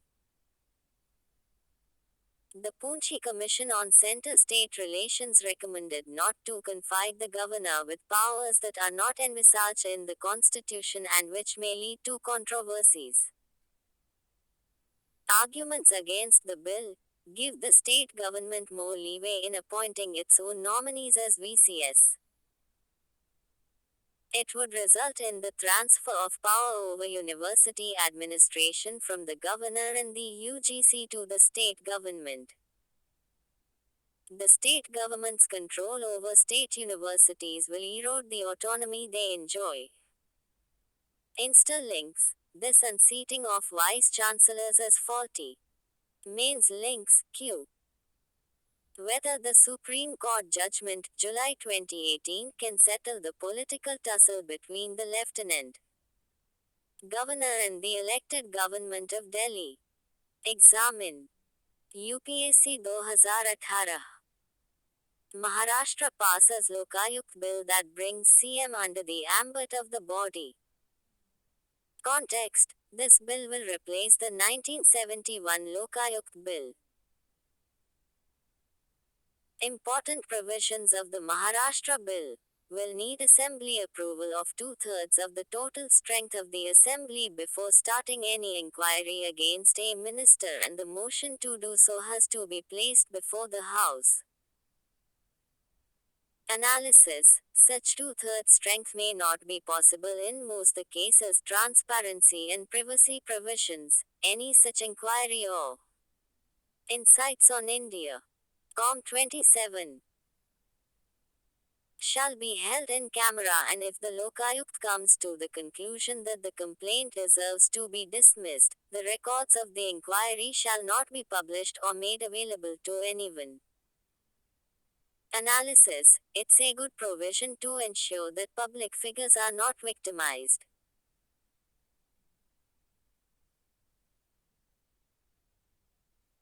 Exceptions added. Lokayukt will not investigate cases involving allegations of corruption against the Chief Minister on matters related to internal security or public order analysis, which matter will be considered related to internal security or public order has not been clearly defined. Limited timeline. The trial against the Chief Minister, any other cabinet minister, and elected representatives will need to be completed within a year of the date of complaint analysis. Good provision, but many times investigation and trial take more than a year. Selection of members of the Lokayukt. They will be selected by a panel of the Chief Minister, Deputy Chief Minister, Assembly Speaker, Legislative Council Chairperson, leaders of the opposition in the Assembly and the Council, and a judge appointed by the Chief Justice of India or the Chief Justice of the Bombay High Court. Analysis: there is a heavy bias towards government nominees in the selection panel. Chairperson: the chairperson of the anti-corruption body will be led by a person who is the present or former Chief Justice of a High Court. The body will also have judges of the Supreme Court or the Bombay High Court as its member. The number of members: the Lokayukt will have a maximum of 4 members, of whom 2 will be from the judiciary. Good points. Wider consultations, discussions were held with social activist Anna Hazare before bringing the bill, and a committee had been formed to obtain suggestions and objections on the draft bill. Provisions against misuse: if in verification, the case is wrongly filed, then there is a provision in the law to take action against that person. Concerns: the bill was passed without any discussion and in the absence of the opposition. What are Lokpal and Lokayukt? The Lokpal and Lokayukt Act, 2013 provided for the establishment of Lokpal for the Union and Lokayukt for states as statutory bodies without any constitutional status. Aim: Ombudsman, and inquire into allegations of corruption against certain public functionaries and related matters. Till 2011, 8 attempts were made to pass the bill, but all met with failure. Commission to Review the Working of the Constitution 2002, headed by M.N. Venkatachalaya, first ARC and second ARC, recommended the appointment of the Lokpal and Lokayukt. Insta links: Lokpal, Lokayukt. Mains links: Q. Lokpal and Lokayukt as the Ombudsman for Anti-Corruption are underperforming and need reforms to achieve their true potential and ensure accountability in the administration. Examine. 250 words. Judiciary. The impasse over the appointment of judges.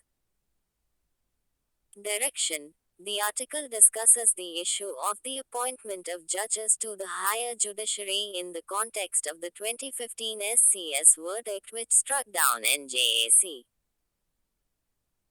Context: the Vice President of India recently commented on the ongoing heated debate between the central government and 28 OR. Insights on India. The Supreme Court over the matter of judicial appointments. Background: the VP questioned the SCS 2015 decision, which struck down the National Judicial Appointments Commission (NJAC) and the 99th Constitutional Amendment, 2014, on the grounds of endangering judicial independence. Changes brought by the Constitution 99th Amendment Act, 2014, in order to replace the collegium system, it introduced 3 primary articles. Article 124A created a constitutional body NJAC to replace the collegium system. Article 124B, which conferred the NJAC powers to make appointments. Article 124C, empowering Parliament to regulate the NJAC's functioning.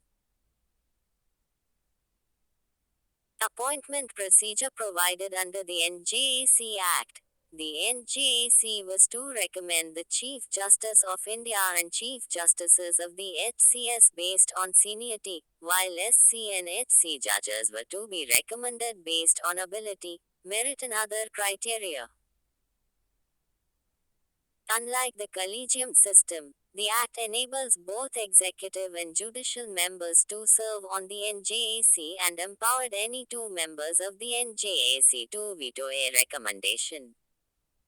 Why was the NJAC challenged? In 2015, the Supreme Court Advocates on Record Association (SCAORA) filed a plea arguing that the NJAC took away the primacy of the judiciary's collective opinion as it could be vetoed. The amendment severely damaged the basic structure, independence of the judiciary, of the Constitution. The center's argument: the collegium that worked on an interdependence structure has no transparency. The act did not deprive the judiciary of its primacy but rather diminished the executive's power because the NJAC had only one member, law minister, as compared to three SC judges. The amendment was perfectly consonant with the basic structure as it strengthened the independence of the judiciary, checks and balances, and democracy. The SCS 2015 ruling 4:1 majority, 4th judge case, the NJAC was unconstitutional and violated the basic structure of the Constitution. The bench admitted that all was not well even with the collegium system and that the time was ripe to improve the system of judicial appointments. Criticism of the ruling: the NJAC came through a unanimously passed constitutional provision that reflected the will of the people, as both the bills were ratified by the required number of state legislatures. Current arrangement of judicial appointments: the collegium system was restored.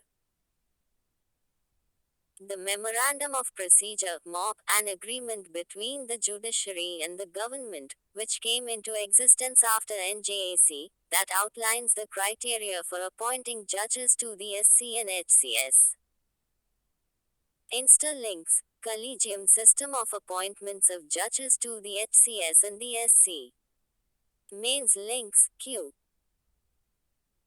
Critically examine the Supreme Court's judgment on the National Judicial Appointments Commission Act, 2014, with reference to the appointment of judges of the higher judiciary in India.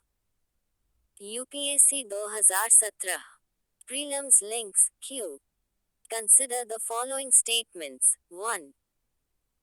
The Memorandum of Procedure (MOP) governs the appointment of members of the higher judiciary in India. Though the MOP says that the Union Minister of Law and Justice would seek the recommendation of the outgoing Chief Justice of India for the appointment of the next Chief Justice of India. 3. Article 124 of the Constitution contains the provisions related to MOP. Which of the above statements are correct? A. Insights on India. Com 29. 8 1 and 2 only B, 1 and 3 only C, 2 and 3 only D, all of the above. Solution: A. The problem of vacancies in the Indian judiciary. Context: Parliamentary panel has asked the executive and the judiciary to come up with out-of-box thinking to deal with the perennial problem of vacancies in high courts. Vacancies in the Indian judiciary at various levels. Out of 1,100 judges in various high courts in the country, there are about 400 to 500 posts vacant all the time. The lower judiciary presently has around 5,300 seats vacant, over 20% of its capacity. These vacancies are important as around 4.1 crores of pending cases are before these courts. While the Union Ministry of Law and Justice publishes a comprehensive dataset every month noting vacancies in the Supreme Court and High Courts, it has no similar mechanism for the lower courts. How many judges do we need? The Law Commission of India, 1987, noted the importance of manpower planning for the judiciary. The lack of an adequate number of judges means a greater workload per judge. Thus, it becomes essential to arrive at an optimal judge strength to deal with pending and new cases in courts. Methods recommended for calculating the required number of judges for subordinate courts. Method of calculation recommendation and its status: judge to population ratio, optimum number of judges per million population. The Law Commission of India, 1987, recommended increasing this ratio to 50 judges per million people. For 2020, the judge to population ratio was 21 judges per million population. Rate of disposal: the Law Commission of India 2014 proposed this method. It rejected the judge to population ratio method, observing that the filing of cases per capita varies substantially across geographic units depending on socio-economic conditions. Weighted caseload method, calculating judge strength based on the disposal by judges, taking into account the nature and complexity of cases in local conditions. The National Court Management Systems Committee, NCMS 2016, proposed the weighted caseload method. It addresses the existing backlog of cases as well as the new flow of cases every year in subordinate courts.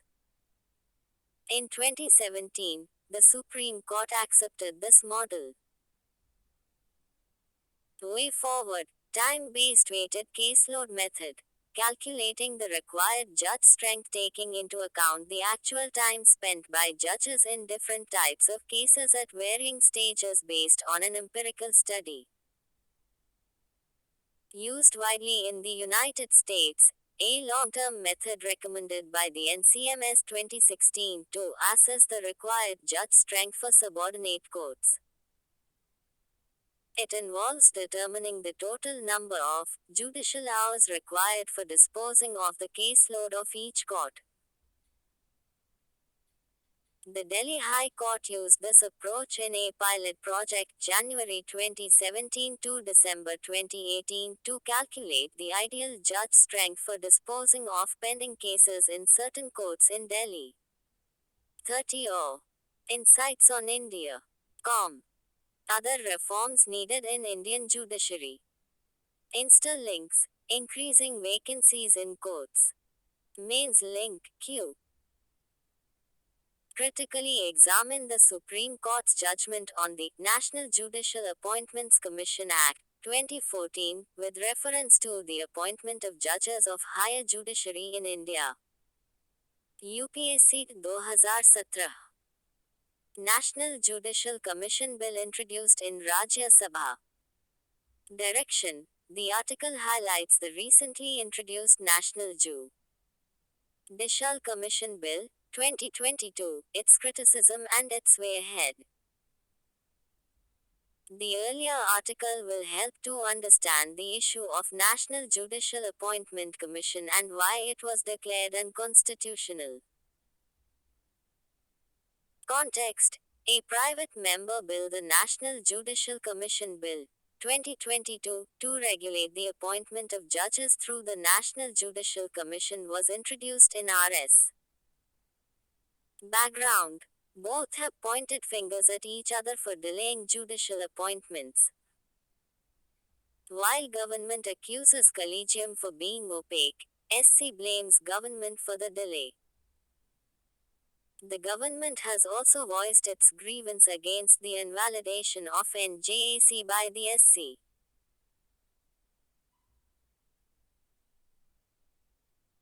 Key features of the bill: the bill provides for the establishment of the National Judicial Commission to regulate the procedure for appointment of the CJI and other judges of the SC and Chief Justices and other judges of HCS, transfer of HC judges to lay down judicial standards, provide for accountability of judges to establish a credible and expedient mechanism for investigating individual complaints of misbehavior or incapacity of a judge of the higher judiciary. It proposes the presentation of an address by Parliament to the President in relation to the proceeding for the removal of a judge. Criticism of the move. The concept of NJAC has come under the consideration of the SC three times: 1993, 1998 and 2015.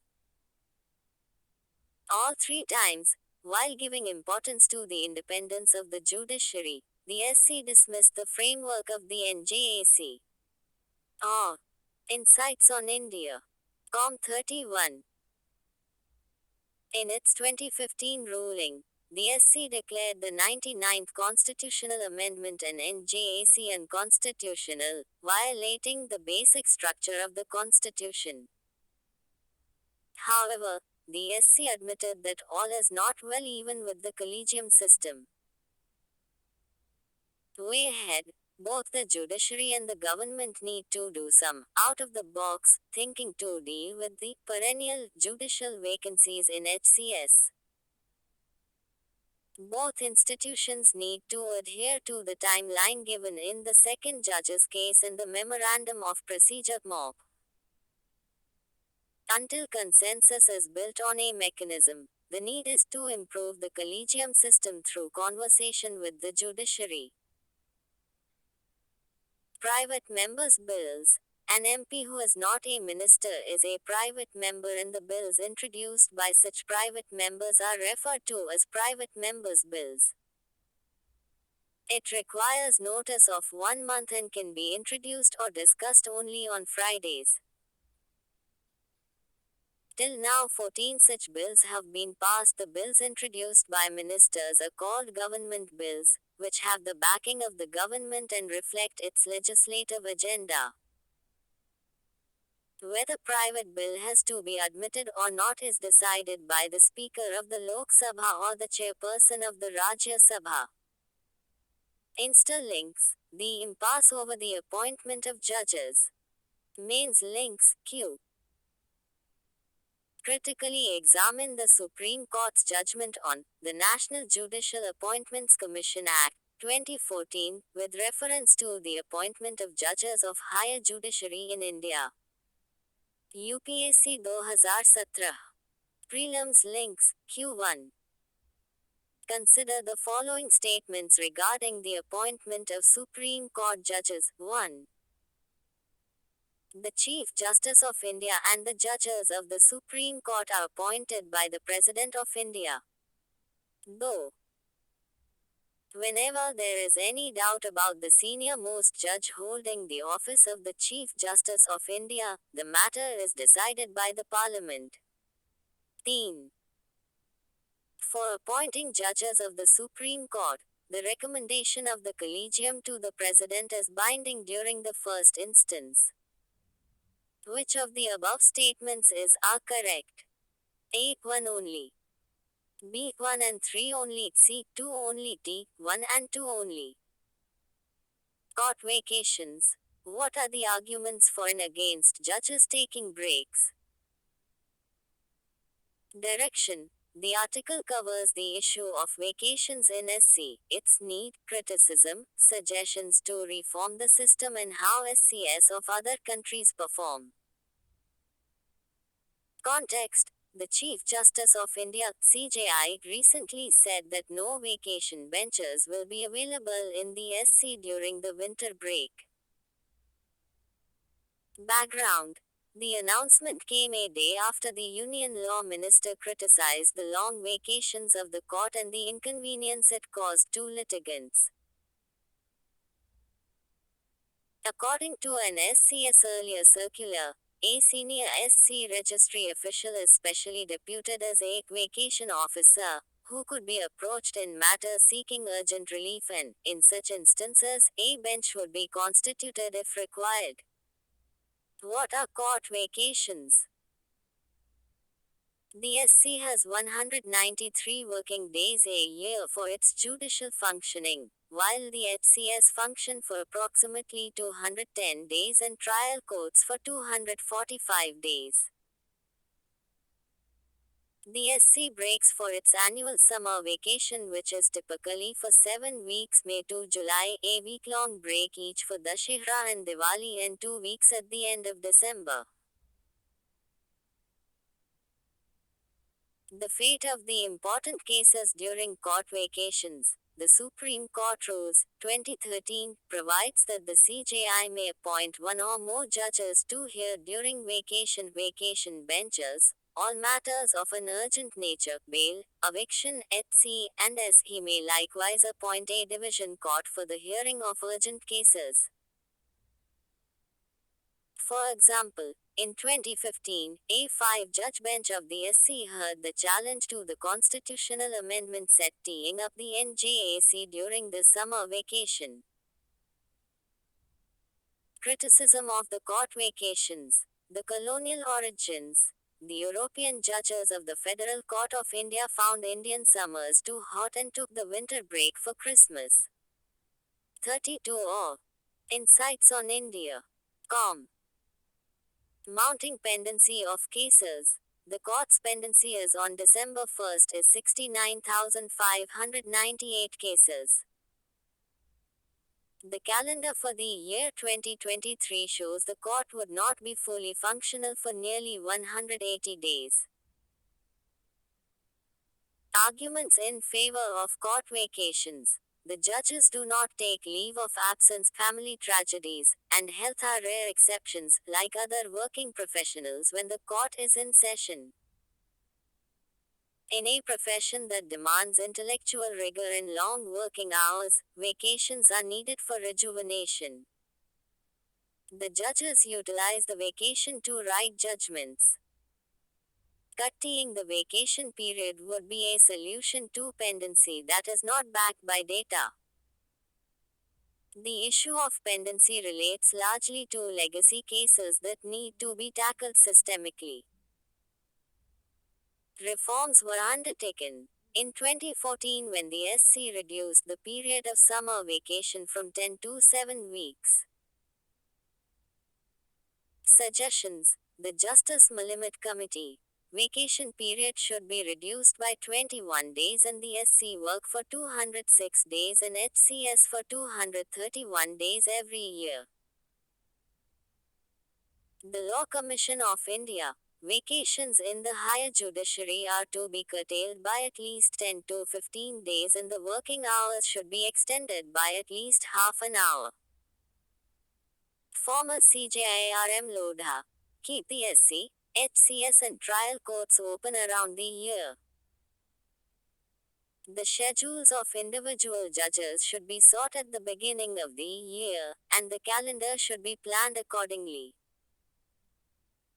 Compared with other countries, Indian SC, it has the highest caseload among the apex courts around the world and also works the most. For example, with 34 judges in 2021, 29,739 cases came before the SC and 24,586 cases were disposed of in the same year. USSC hears approximately 100 to 150 cases a year and sits for oral arguments for 5 days a month. In the UK, High Courts and Courts of Appeal sit for 185 to 190 days a year.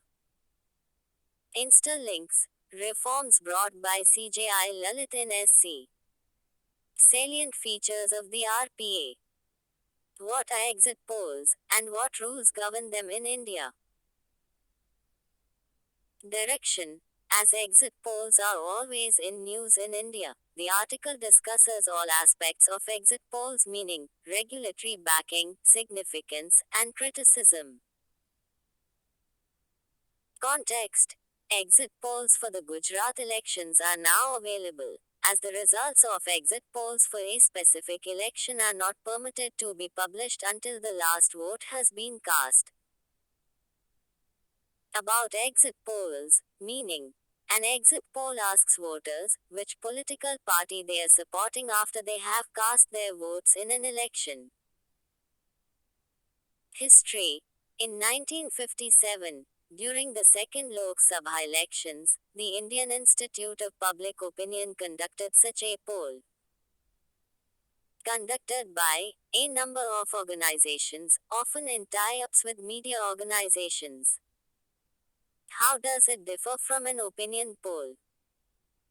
Unlike exit polls, which are post voting polls surveys, opinion polls are held before the elections.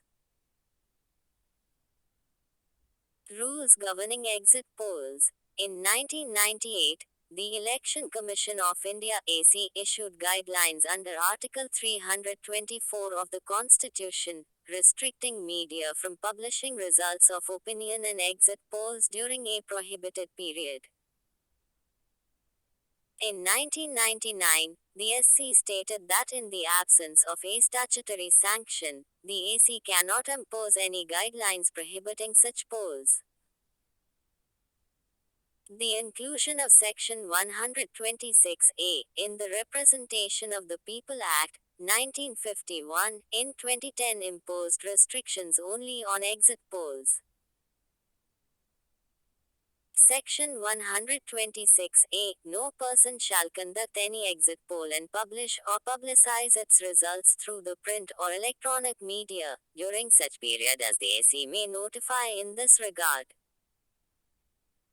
Any person who violates the provisions of this section shall be punished with imprisonment for a term up to 2 years, a fine, both. Currently, exit polls can be telecast only after the conclusion of the last phase of the election. Common parameters for a good accurate exit poll, or Insights on India. Com 33. Large and diverse sample size.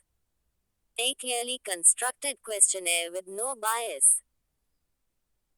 Significance of exit polls gives an indication of who might secure the maximum votes. The issues, personalities, and loyalties that have influenced voters. Criticism of exit polls. Political parties often allege that these polls are motivated or financed by a rival party. The results can be influenced by the choice, wording, timing of the questions, and by the nature of the sample drawn. Interlinks. Exit polls. Mains links, Q. Differentiate between an opinion poll and an exit poll. Do you think these polls can impact free and fair elections by affecting voting patterns? Critically comment. 250 words. Constitutional posts and bodies. Counting process after polling is over. Direction. The article covers the process and apparatus involved during the counting of votes once polling is over. Context. As Gujarat and Himachal Pradesh wait for the results of their assembly elections, we will try to understand the process of counting votes. Background. For a country like India where each individual constituency can have lakhs of voters, counting votes is a complex process that requires both pace and precision. Process of counting of votes. Location. Ideally, all votes should be counted in one location in the constituency. But during general elections, many counting centers can be appointed. The location S for counting votes is decided by the returning officer (RO), with multiple centers being under the supervision of the assistant returning officers, each center under one arrow. Role played by the returning officer (RO). The RO is appointed for each constituency by the Election Commission and is the highest authority during the course of the election in the constituency to peacefully and impartially conduct elections. Generally, the district magistrate is the ex officio RO in Lok Sabha elections while the sub-divisional magistrate is the RO in state assembly elections. With respect to the counting of votes, the RO has the following duties: to designate the counting centers and get them approved by the Commission well in advance, to send notice to the candidates about the place, date and time of counting of votes, to appoint and train counting staff, to count the votes and declare the result. However, Ross themselves do not count all votes but verify the counting at multiple stages. They are the final authority in the matter of vote counting in an election. The AIC also appoints RS to assist the RO in carrying out all the duties.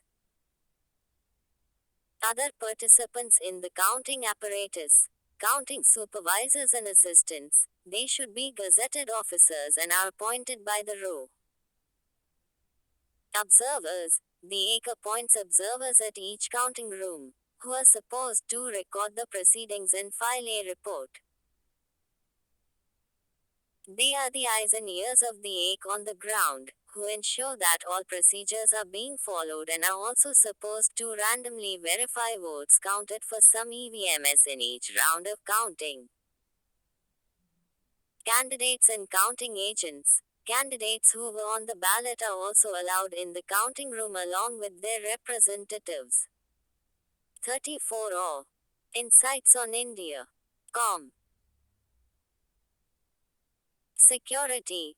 While armed forces are typically not supposed to enter counting rooms, they are in charge of maintaining multiple layers of security, both at the counting room path through which EVMs are brought to the counting rooms from their strong rooms where they are stored after polling.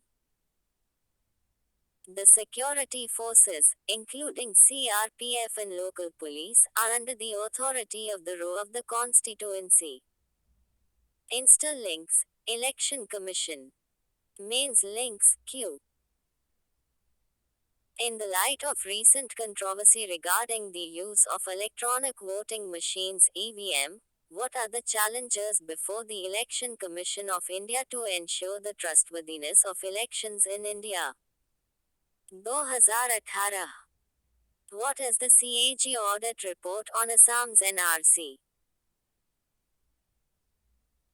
Context. The Controller and Auditor General of India (CAG) have flagged serious concerns in a compliance report of logistical arrangements for National Register of Citizens (NRC) update project in Assam, tabled in the Assam Assembly recently.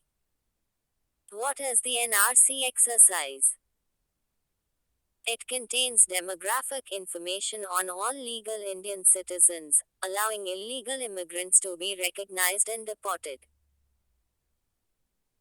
It is mandated under a 2003 amendment to the Citizenship Act of 1955, which specifies the criteria under which a person obtains Indian citizenship. Until now, such a database has only been maintained for Assam. However, India's Home Minister recently stated that the register would be expanded to include the entire country. Background. An NRC was first created in 1951 in Assam to identify those born in India and migrants from erstwhile East Pakistan, now Bangladesh. In 2013, on a petition urging the removal of illegal immigrants' names from voter lists, the Supreme Court issued directions to the center and state to initiate an exercise to update the 1951 register. The final list 2019 included those who could establish their Indian citizenship by being residents or descendants of people living in Assam before March 25, 1971, the cut-off date for deportation of foreigners as per the Assam Accord of August 1985. As many as 19.06 lakh people out of 3.3 crore applicants were excluded due to a lack of adequate documents to prove their citizenship.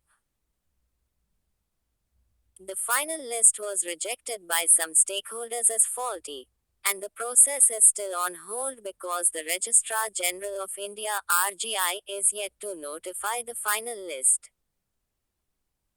Findings in the CAG report. Haphazard development of software for the exercise, making it prone to data tampering. undue profits worth crores amassed by the system integrator (SI) by violating the Minimum Wages Act. Concerns raised by the CAG. The process to update the NRC has seen a five-fold increase in the cost, 1,600 crore rupees, due to time overruns and updates in the software. Irregularities in the utilization of funds, including excess and inadmissible payment to vendors. Recommendations of the CAG. Penal measures against Wipro Limited for violating the provisions of the Minimum Wages Act and for paying data operators less than minimum wages. Action against the State Coordinator of National Registration (SCNR) for excess, irregular and inadmissible payments. Fixing accountability of the SCNR as the principal employer for not ensuring compliance with the Minimum Wage Act. Insights on India. Com35. Related news. 8 begins delimitation in Assam context. The Election Commission of India (EC) has begun the process of delimitation of assembly and parliamentary constituencies in Assam, based on the 2001 census data.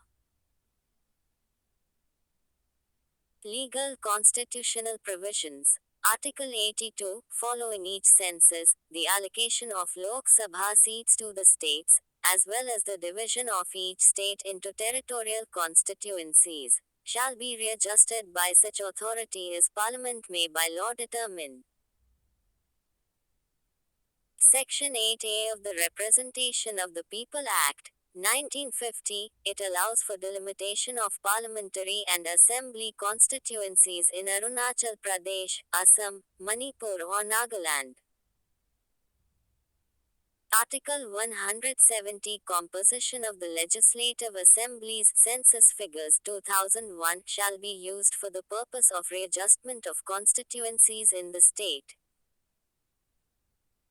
Reservation of seats for the SCS/STS will be provided as per Articles 330 Lok Sabha and 332 State Assemblies of the Constitution. Delimitation Commission. Delimitation is the responsibility of a high-level body known as the Delimitation Commission or a Boundary Commission, whose orders have the force of law and cannot be challenged in court. Article 82 of the Indian Constitution provides for the establishment of such a commission through a parliamentary act. The orders will come into effect on a date to be determined by India's President. Need of delimitation in Assam. Assam currently has 14 Lok Sabha and 126 assembly constituencies.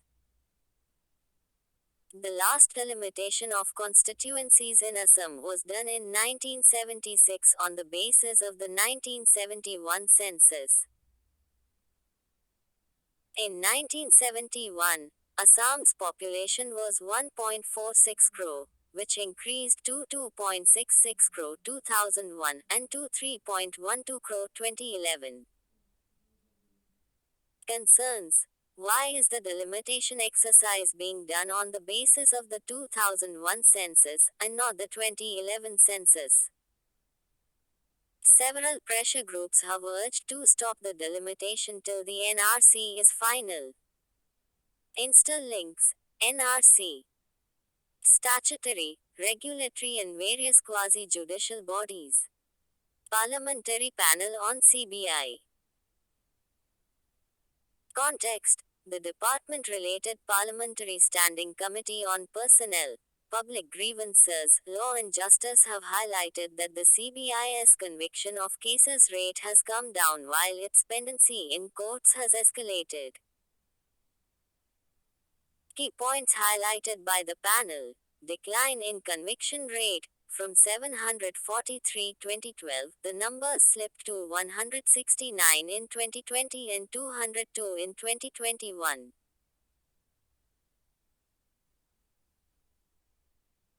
Pendency. probe was pending in 1,025 CBI cases as of January 31, 2022, with 66 languishing for more than 5 years and some cases being pending for over 20 years, reducing the number of registered cases from about 1,000 to 1,150 cases registered by the agency during 2012 to 17. The number dipped to 600 to 900 cases between 2017 and 2021. Issues with recruitment. There is a huge manpower shortage and no provision for direct recruitment of candidates above the rank of sub-inspector in CBI. Withdrawal of general consent. Over 9 state governments have withdrawn their general consent to CBI. Recommendations by the panel. Case management system should be put in place to track the progress and pursue it to its logical conclusion. This will expedite the disposal of cases, enhance transparency and promote accountability in 36 Insights on India. The functioning of the agency. Direct recruitment. Provision for the posts of Inspector or Deputy Superintendent of Police. Politics should not override the practical nature of crime. CBI deals with complex nature crimes involving various states and agencies, which should be considered by the states before withdrawal of consent. Other issues with CBI. Politicization of the CBI has been a work in progress for years. Corruption and political biasness of CBI was highlighted by SC by calling it as a caged parrot. CBI has been accused of becoming a handmaiden to the party in power, leading to negligence of high-profile cases. Since CBI is run by central police officials on deputation, there is a tendency to function on a quid pro quo basis to gain favors. What other reforms are needed for CBI? The Second Administrative Reforms Commission 2007 suggested a new law to be enacted for governing CBI. Parliamentary Standing Committee 2007 recommended a separate act to be in tune with requirements with time to ensure credibility and impartiality, specify criminal culpability for government interference, financial and administrative autonomy of CBI similar to CAG, must be ensured. CBI to develop its own dedicated cadre of officers who are not bothered with deputation and abrupt transfers. Aim of efficient parliamentary oversight over the federal criminal and intelligence agencies to ensure better accountability. Prelims link. 8. About CBI, ed. SFO and its establishment. Though provisions of the DSPE Act and other laws backing investigating agencies. Mains link. Q. Discuss the need for an independent umbrella body to regulate various central investigating agencies in India. Suggest reforms in this regard. 15. Northeast Zonal Councils. Context. Recently, PM Modi attended the Golden Jubilee celebrations, 50 years, of the Northeastern Council (NEC) in Shillong. Points highlighted by the PM regular meetings. Prime Minister himself has visited the Northeast more than 50 times in the last 8 years, while ministers have also visited the Northeast more than 400 times. 8 pillars of Northeast development, e.g., peace, power, tourism, 5G connectivity, culture, natural farming, sports at sea. Infrastructure development. The government has taken up the project of connecting every capital of a northeastern state by road, Train and air connectivity. Dola Sadia Bridge, the longest bridge in India over the Lohit River in Assam. PMS Development Initiative for Northeast. PM Deveen Strategic Policies. Act Fast for Northeast and Act First for Northeast. Policy India Myanmar Thailand Trilateral High O. Insights on India. COM37. We Project, Kaladan Project and Agartala Akhora Rail Project. Interstate Council vs Zonal Councils. About Interstate Council. It is a mechanism that was constituted to support center-state and interstate coordination and cooperation in India. It will be constituted by the President under Article 263 of the Constitution. About Zonal Council, see infographic below. Need of zonal councils. Provide an excellent forum where conflicts between the center and states can be resolved. Act as a regional forum of cooperative endeavor for states linked with each other economically, politically and culturally. As they are meant for looking after the interests of respective zones, they are capable of focusing attention on specific issues taking into account regional factors, while keeping the national perspective in view. Bringing out national integration and arresting the growth of acute state consciousness, regionalism, linguism and particularistic tendencies. Effectiveness of zonal councils. In the last 8 years, more than 1,000 issues were discussed in the meetings of the zonal councils and 93% of them were resolved, which is a huge achievement. With the help of zonal councils, instances of left-wing extremism and northeast insurgency have been minimized.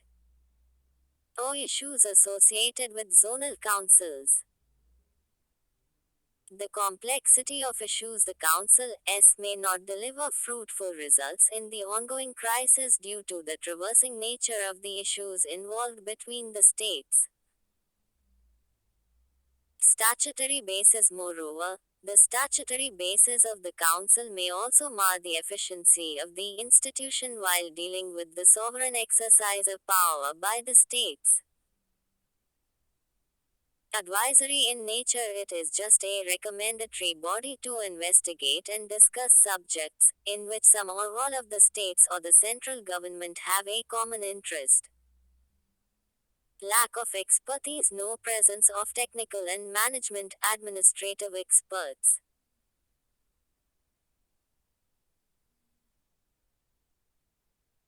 Need for interstate councils. ISC resolving new issues. The ISC in recent times is inevitable in the context of a growing divide between the states and the union government as a result of the experiments of demonetization in the GST, farm laws and the subsequent repeal, NEET examination, Agnipath scheme and the deepening tussle between the governor's constitutional body. As it is a constitutional body, it has more importance in establishing national integration and ensuring healthy federalism than zonal councils.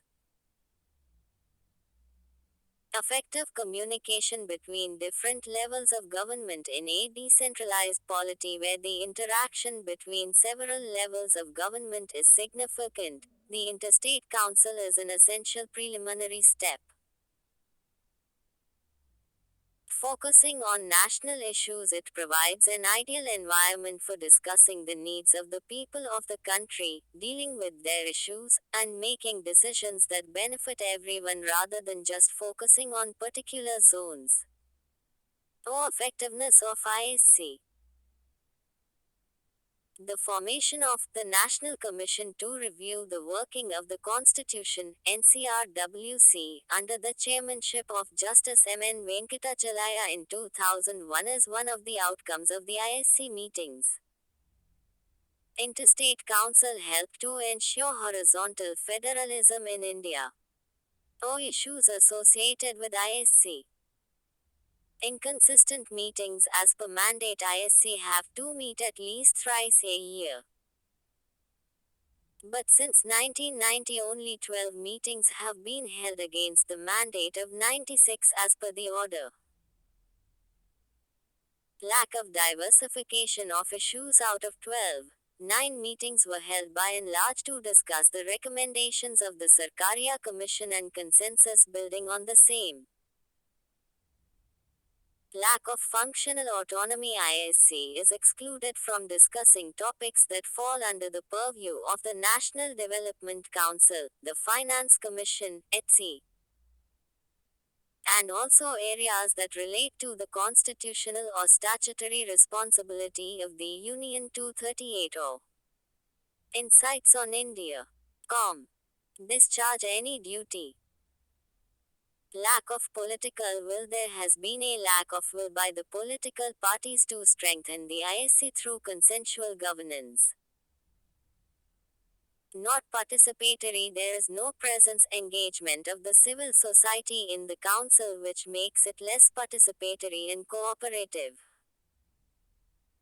Not permanent body. The Interstate Council is not a permanent constitutional body for coordination between the states and central government. A way forward. A regular meeting schedule and a permanent secretariat to ISC will ensure that the periodic meetings are more fruitful.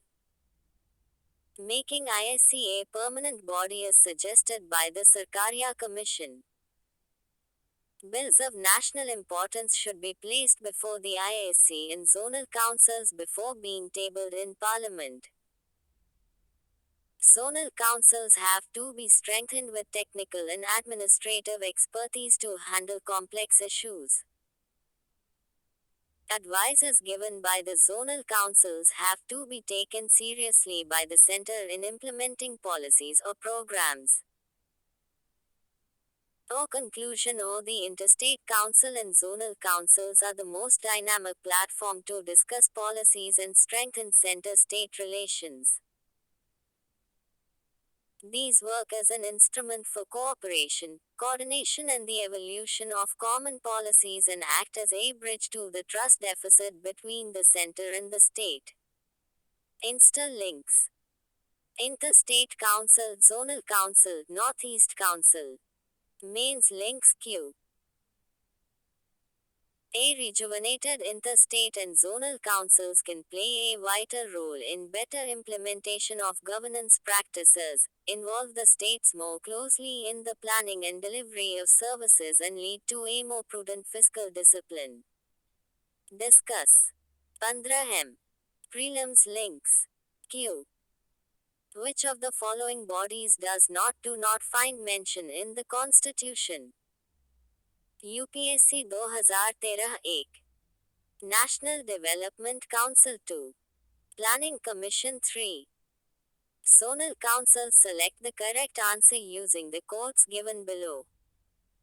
8 1 and 2 only. B 2 only. C 1 and 3 only. D 1, 2 and 3 only. Answer D. NCW issues memo on prevention of sexual harassment. Direction. The article covers the salient features of the Sexual Harassment of Women at Workplace Prevention, Prohibition and Redressal Act, 2013.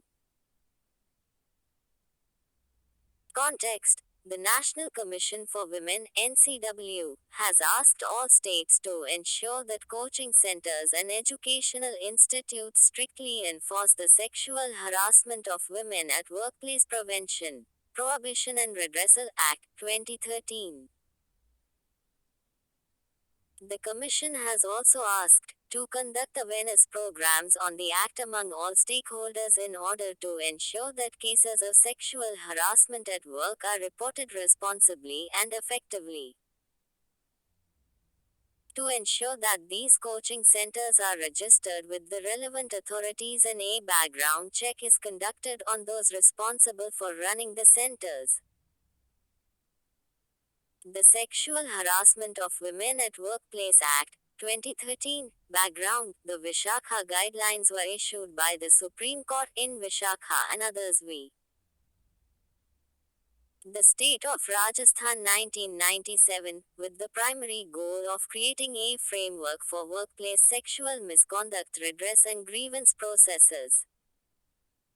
The Act of 2013 was motivated by these guidelines. About the Act of 2013. Objective: its goal is to safeguard women's rights at work and make the workplace a safer place for them. It also serves as a platform for both avoiding and addressing problems. Provisions of the Act: it is applicable to all sectors, including organized and unorganized sectors.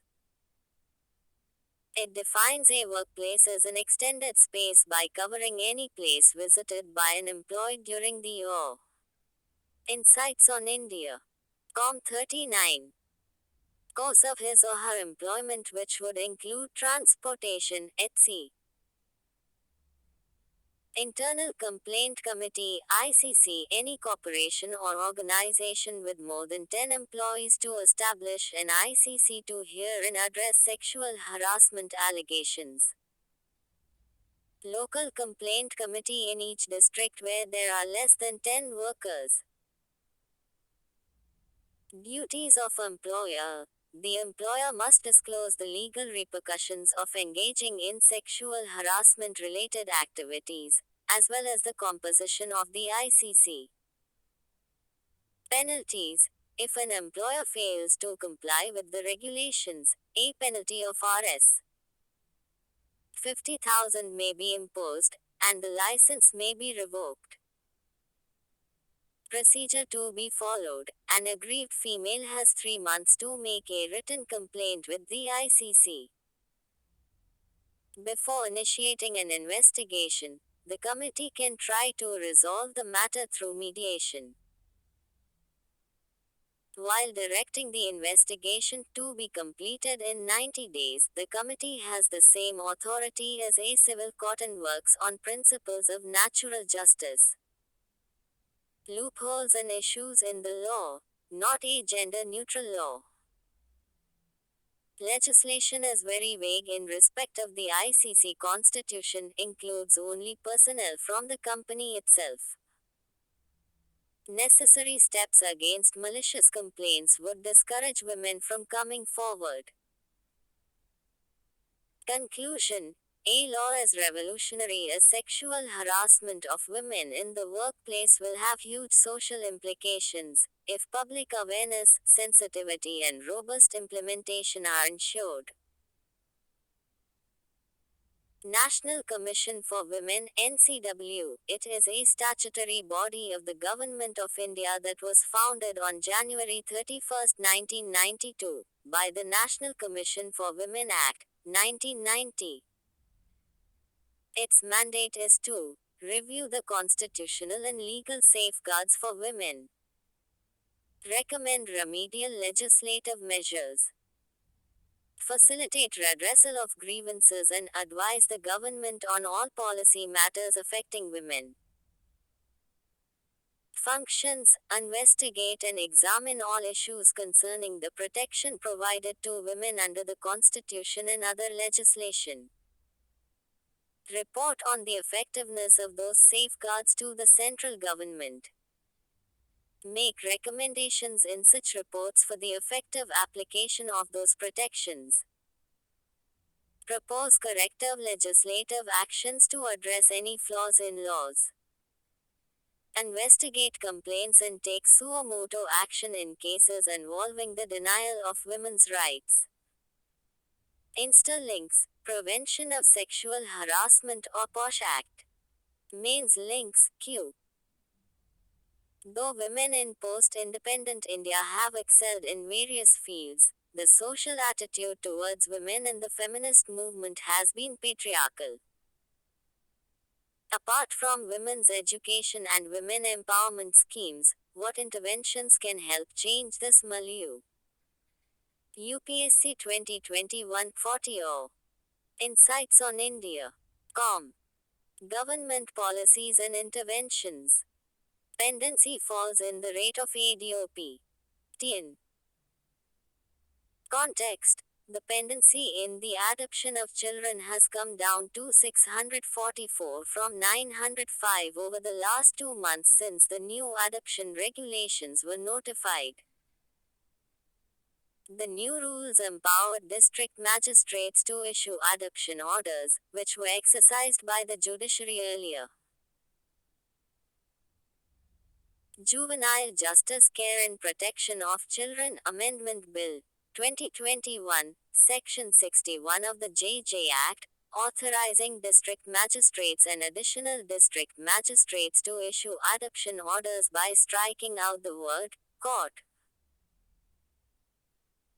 Reforms made in the adoption rules. Pre and post adoptive counseling sessions for prospective adoptive parents by counselors trained with the help of the National Institute of Mental Health and Neurosciences NIMHANS.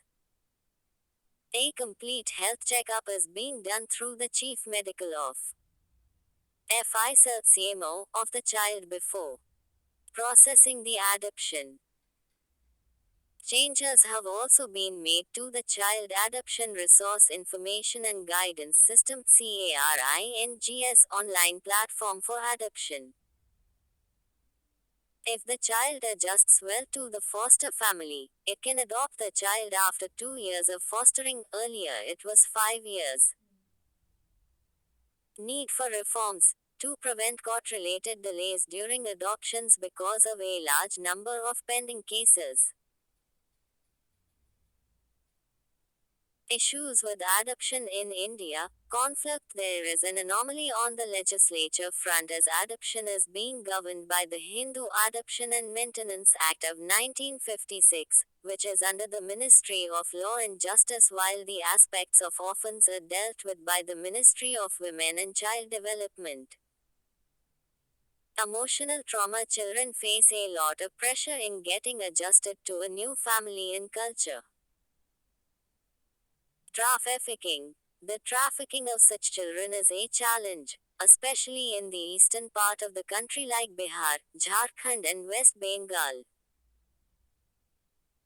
Laws governing adoptions in India. Hindu Adoption and Maintenance Act, 1956. Hammer. A Dattaka home, ceremony or an adoption deed or a court order is sufficient to obtain a revocable adoption rights.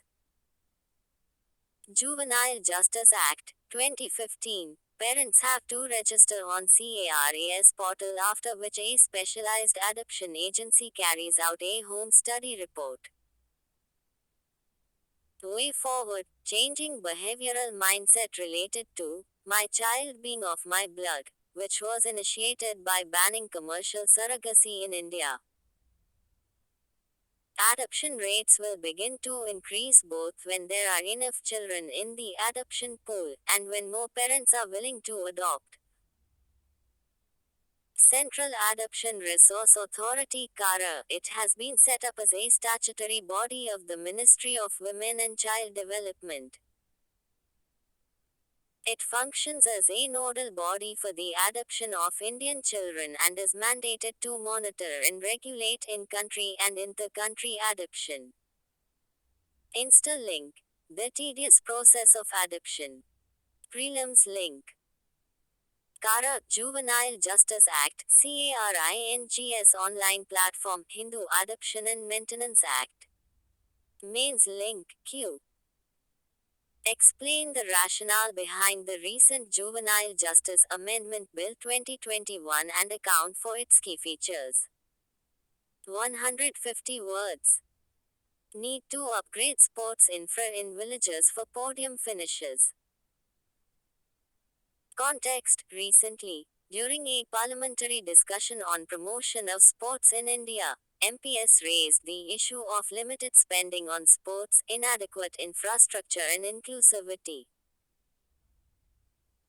Background. Sports being a state subject, the responsibility for development of sports, including opening sports schools, rests with the state UT governments. India's poor performance at international sporting events such as the Olympics, as evidenced by the country's low medal record, is cause for concern. Insights on India. Com 41. Issues faced by the Indian sports sector. Inadequate funding. Though India is a 3.5 yojak trillion economy, it spent just 11,482.77 crore rupees in the last 5 years for the development of sports.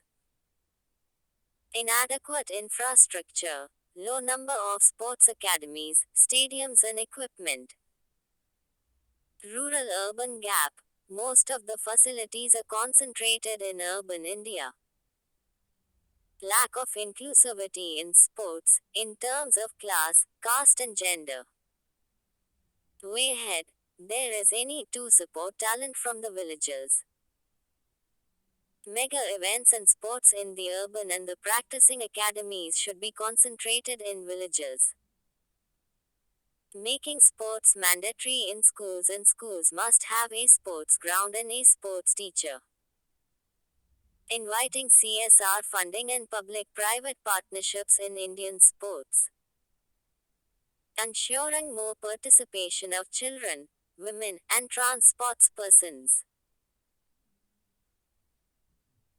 Related news. The scheme of National Center of Sports Science and Research NCSSR source, PIB context, the scheme of NCSSR being implemented by the Union Ministry of Youth Affairs or Sports, aims to support high-level research education and innovation in respect of high performance of elite athletes. About the scheme, it is implemented through the Sports Authority of India (SAI), an autonomous body under the ministry and selected universities, institutes, medical colleges in the country. Under the scheme, medical care and management as well as rehabilitation of injuries of athletes at the SAI National Center of Excellence (NCOE) and Target Olympic Podium Scheme (TOPS) is undertaken. Other schemes to promote sports in India. 1. Fit India Movement. Launched in 2019, the movement's goal is to influence people's behaviors and encourage them to live more physically active lifestyles. Though Khelo India 2020 program, the government would train the athletes and their coaches to improve their performance on the world stage Olympics. 3. Target Olympic Podium Scheme TOPS. Its goal is to find, develop and prepare future medal contenders for the Olympic and Paralympic Games. 4. The National Sports Development Fund (NSDF). It gives athletes opportunities to train with renowned international coaches, technical, scientific support. 5. Mission Olympics 2024. To assist India in winning 50 medals in the 2024 Summer Olympics, NITI Aayog has developed a short and medium-term action plan. Insta links. National Air Sports Policy. Mains links, Q. Analyze the importance of reviving the sports culture in India at the grassroots level by building a strong framework for all sports. 250 words. World Bank's new toolkit on enabling gender-responsive urban mobility. Context. World Bank launched a toolkit on enabling gender-responsive urban mobility in public spaces in India, which aims at suggesting ways to make public transport in Indian cities more inclusive of women's traveling requirements. Why urban public spaces and mobility services should be viewed through a gender lens. Women are amongst the biggest users of public transport across Indian cities. Lack of safety deters women from stepping out, creating a vicious cycle that lowers their presence in public spaces. Women face barriers in using public transport owing to gender-blind design elements during access and egress, waiting at stops and transfers, boarding and alighting, and inside the vehicle. Barriers to women's mobility actively restrict their choices around education and employment. Deep-rooted gender-based social norms actively restrict women's movement outside their homes. Women bear a disproportionate burden of unpaid care work in India, necessitating public transport solutions for the mobility of care. Women's time poverty constrains time available for commuting. 42 or Insights on India. Com. The World Bank suggests a four-pillared approach to help address prevailing issues in urban transport for women. Recommendations given in the new toolkit: integrating gender elements while developing comprehensive mobility plans at the city level. Developing gender action plans is an integral part of plans at the city level. Incentive-based policies may be brought in by state governments to enable women's workforce participation in the mobility sector. Establish a gender advisory committee to monitor gap implementation. Strengthen grievance redressal cells to fast-track sexual harassment complaints by commuters and users of public spaces, ensuring representation of women and persons of minority genders. Establish one-stop centers at public transport facilities. Digitizing ticketing systems and adopting a common mobility card through an integrated mobility system. Interlinks is access to transport slowing participation of women in India's workforce. Mains Link Q. The Delhi government's decision to make public transport free for women has opened a debate about the ways in which women access transport and the barriers they face. In such a context, analyze how reforms in public transport affect women. 250 words. J or K's Family Pachan Patra. Direction. The article highlights the new family ID for residents of its criticism, and other states with a similar mechanism. Context. Lieutenant Governor's announcement to introduce a family Pachan Patra identity card for residents of the UT has been criticized by the opposition parties in Kashmir as a surveillance tool. The proposed family Pachan Patra, it will be an identity card with a unique 8-digit alphanumeric number, containing details of all members of the family, including their name, age, qualification, employment status, etc. The card will be linked with the Aadhaar and bank account number of the head of the family. While Aadhaar contains information about an individual, the family ID card will collate a database about families, with the consent of the family. Not consenting is likely to attract practical difficulties as benefits, subsidized rations etc. will be linked with the family ID card.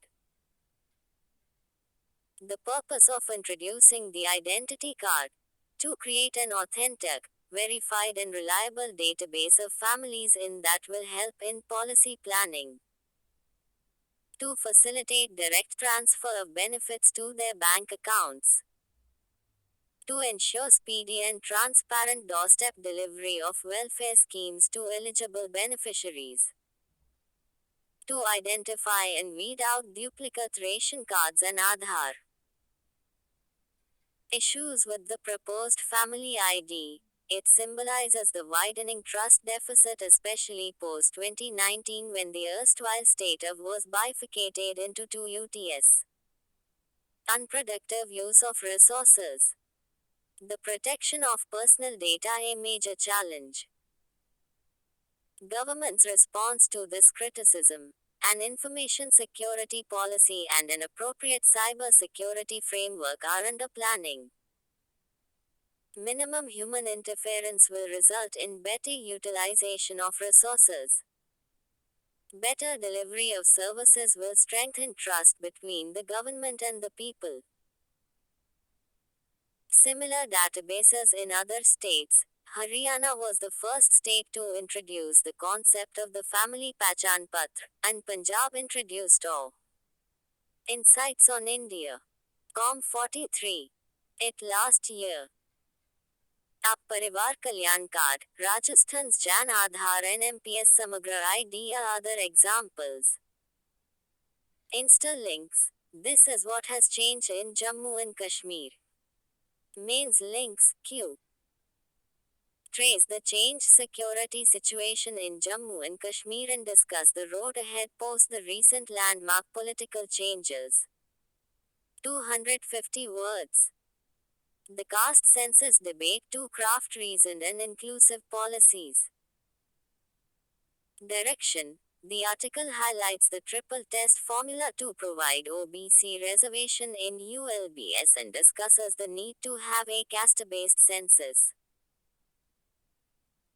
Context. The judiciary has repeatedly established that caste population surveys conducted by the states are insufficient to provide for political reservation in local body elections.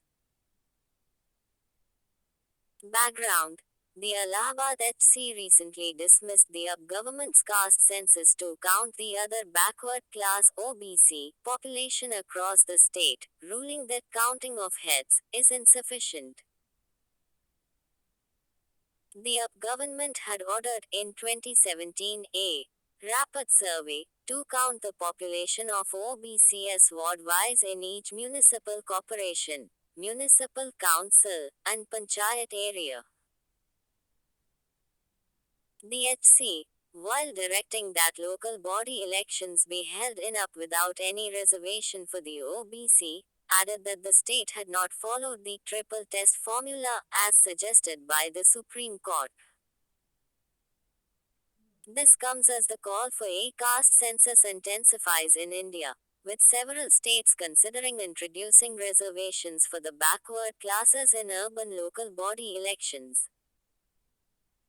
What is the triple test formula to provide OBC reservation in urban local body ULB elections?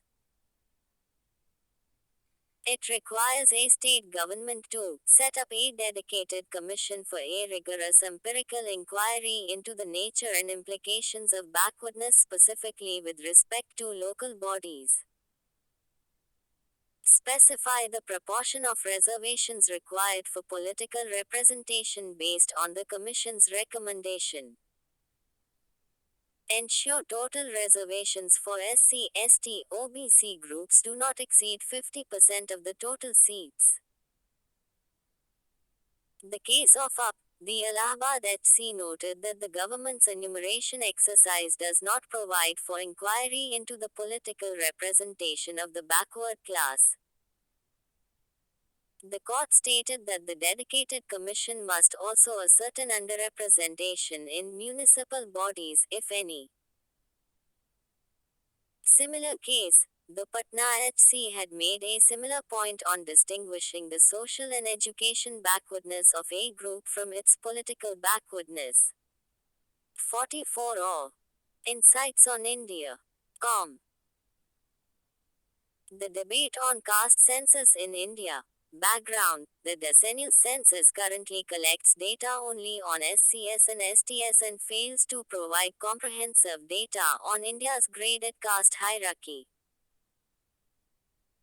The 2011 census, though the political leadership agreed to include a full caste count in the census, it later excluded a caste-wise enumeration in the census. The probable reasons for this exclusion: caste elites generally believe that caste no longer matters in shaping opportunities and outcomes in the 21st century. The exercise may lead to the misuse of public resources. The exercise may be administratively difficult and cumbersome, jeopardizing the whole exercise and compromising the basic integrity of the census. Following the suppression of the caste count in Census 2011, the bureaucracy reconfigured the below poverty line survey and renamed it the 2011 Socioeconomic Caste Census. This had little resemblance to the caste census and produced unusable caste data. Need for collecting caste-wise data in the decennial census. To understand the contours of inequality. To understand how caste intersects with class, gender, and regionality to structure access to resources. The census has the legal constitutional standing, public trust, operational expertise, and resources to collect, analyze, and make public caste data. Global practices. Census bureaus in the US, Brazil, and South Africa, etc. With long histories of white supremacy, collect detailed data on race and class to understand the current scope of inequality and develop justice-oriented policies. Concerns. Some progressive scholars fear that a caste-wise count will further entrench caste identities, as a caste census will require all households to think about, acknowledge, and speak about caste identities. Misuse of the caste data by the political parties. Way ahead, the entire process requires external oversight, anti-caste organizations and public intellectuals, if the data are to be usable and to minimize potential harm.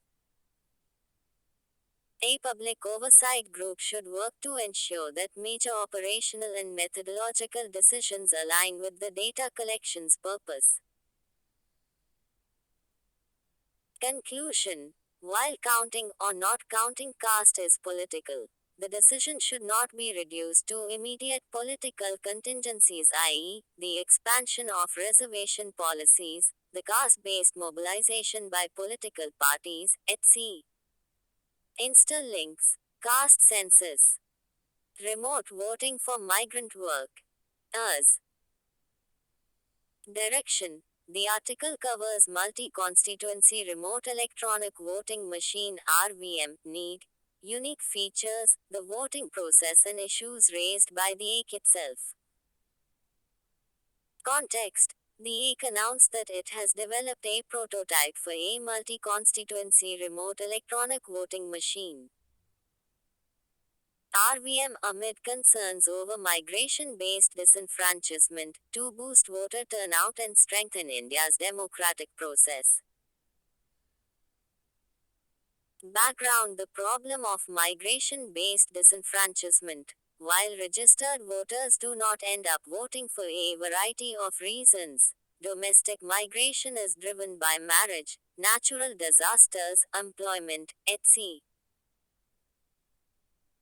As per the 2011 census, there are nearly 45.36 crores, 45.36 migrants in India, both intra and interstate, nearly 37% of the country's population. These migrants are unable to travel to vote, denying all insights on India. Com 45. A large chunk of the population its franchise, going against the EC's motto, no voter left behind. The AIC had formed a committee of officers on domestic migrants, which recommended in 2016 internet voting, proxy voting, early voting and postal ballots for migrant workers, rejected due to concerns like lack of secrecy of the vote, the lack of sanctity of one person one vote principle, issues of accessibility, etc.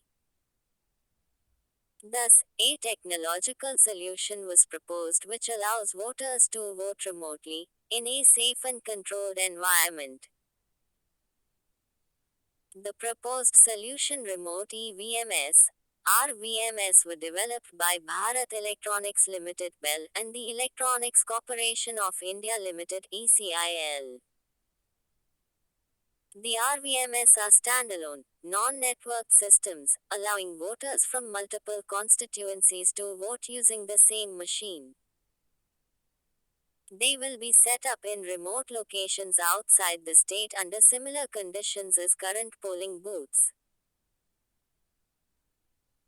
Unique feature of RVMs. A single remote ballot unit RBU to cater to multiple constituencies, as many as 72, by using a dynamic ballot display board instead of the usually printed paper ballot sheet on EVMs.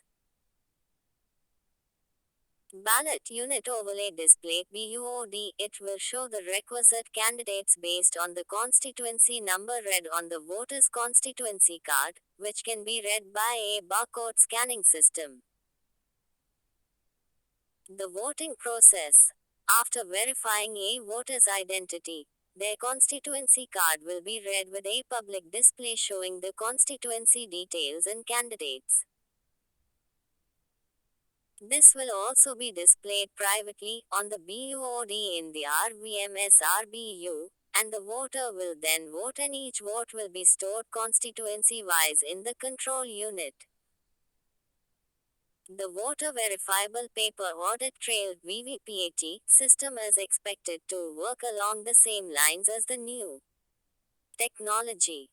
Concerns. The system has issues, some of which the AIC has itself acknowledged. For example, migrants are not a uniform and defined class, with fluid identities, locations, and situations. As various countries reject the EVMs for paper-based ballots, this move may have the potential to raise further questions on the sanctity of the electoral process itself. Remote voting can theoretically provide an added edge to bigger parties and richer candidates who can campaign across the constituency and beyond. Way ahead, resolving these issues will require wider consultations with various legal and political stakeholders. Conclusion. The AIC has invited all recognized 8 national and 57 state political parties on January 16 to demonstrate the functioning of the RVM and has asked for their written views by January 31. Insta links. VVPAT. Mains links. Q. In the light of recent controversy regarding the use of electronic voting machines (EVM), what are the challenges before the Election Commission of India to ensure the trustworthiness of elections in India? UPSC 2018. Prelims links. UPSC 2017. Consider the following statements. 1. The Election Commission of India is a 5-member body. Though the Union Ministry of Home Affairs decides the election schedule for the conduct of both general elections and by-elections. 46 or Insights on India. Com. Teen. Election Commission resolves the disputes relating to splits mergers of recognized political parties. Which of the statements given above are correct? Take 1 and 2 only 2. 2 only 3. 2 and 3 only 4. 3 only uns. 4. The National Geospatial Policy. 2022. Context. After liberalizing the use of geospatial data under the draft Geospatial Data Policy in February 2021, the Ministry of Science and Technology has notified the National Geospatial Policy 2022. About the policy. The National Geospatial Policy 2022 is a citizen-centric policy that seeks to strengthen the geospatial sector to support national development, economic prosperity and a thriving information economy. AIM. The 13-year guideline promotes the country's geospatial data industry and develops a national framework to use such data for improving citizen services, and more.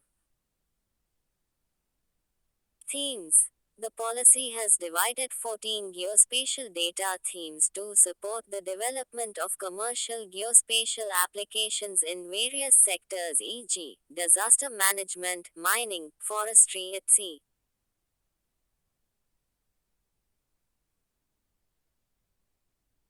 Technology infrastructure. Geospatial Knowledge Infrastructure (GKI), the government will establish an integrated data and information framework by 2030 to develop GKI. The government will also establish National Digital Twin for high-resolution topographical survey and mapping by 2035. Institutional infrastructure.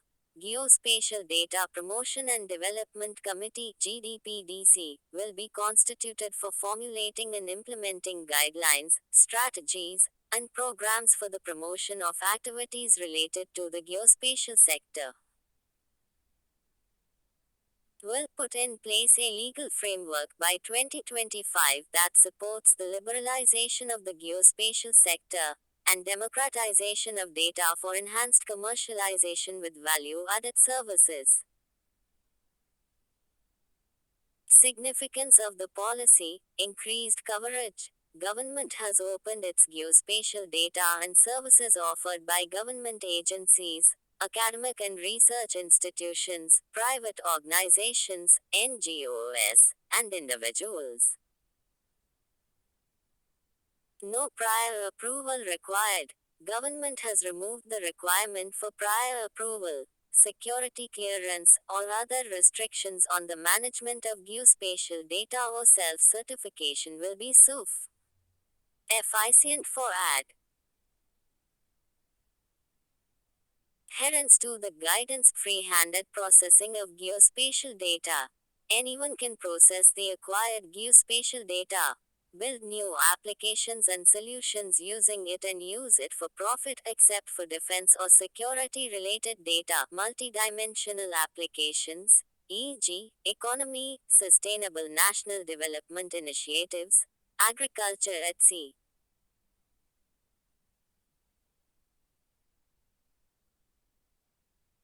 Focus on local relevance. The policy recognizes the importance of locally available and locally relevant maps and geospatial data, promoting startups. The policy enables and supports innovation, creation and incubation of ideas and startup initiatives in the geospatial sector. Support India's blue economy. By 2035, the policy will include mapping of subsurface infrastructure in major cities and towns across India, and the development of accurate bathymetric geospatial data resources and economy of inland waters, and sea surface topography of shallow and deep seas. Applications of geospatial data in the agriculture and allied sector drive private participation and competitiveness in agri-tech. Wider adoption of precision farming. Precision farming combines the power of artificial intelligence (AI), global navigation satellite system (GNSS), and big data. Wider adoption of locational data. While the Global Positioning System (GPS) locates precise crop locations, the Global Information System (GIS) stores this data. All this data later helps in crop scouting, soil insights on India. COM47.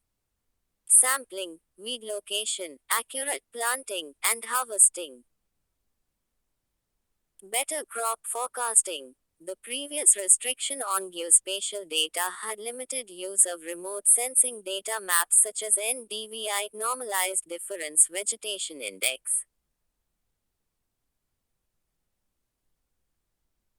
Or 4 rupees approach to reduce nutrient losses from farming systems. The right product, at the right rate, at the right time, and at the right place. Better implementation of government schemes such as PM Fasal Bima Yojana and Per Drop More Crop. Geospatial data will assist the BFSI banking, financial services, and insurance segment to understand the risk better and underwrite loans and insurance products.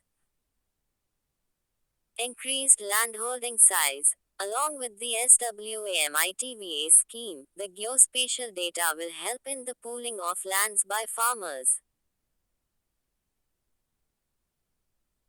This will drive wider adoption of commercial and precision farming in India, allow development of ecosystem markets, OEG.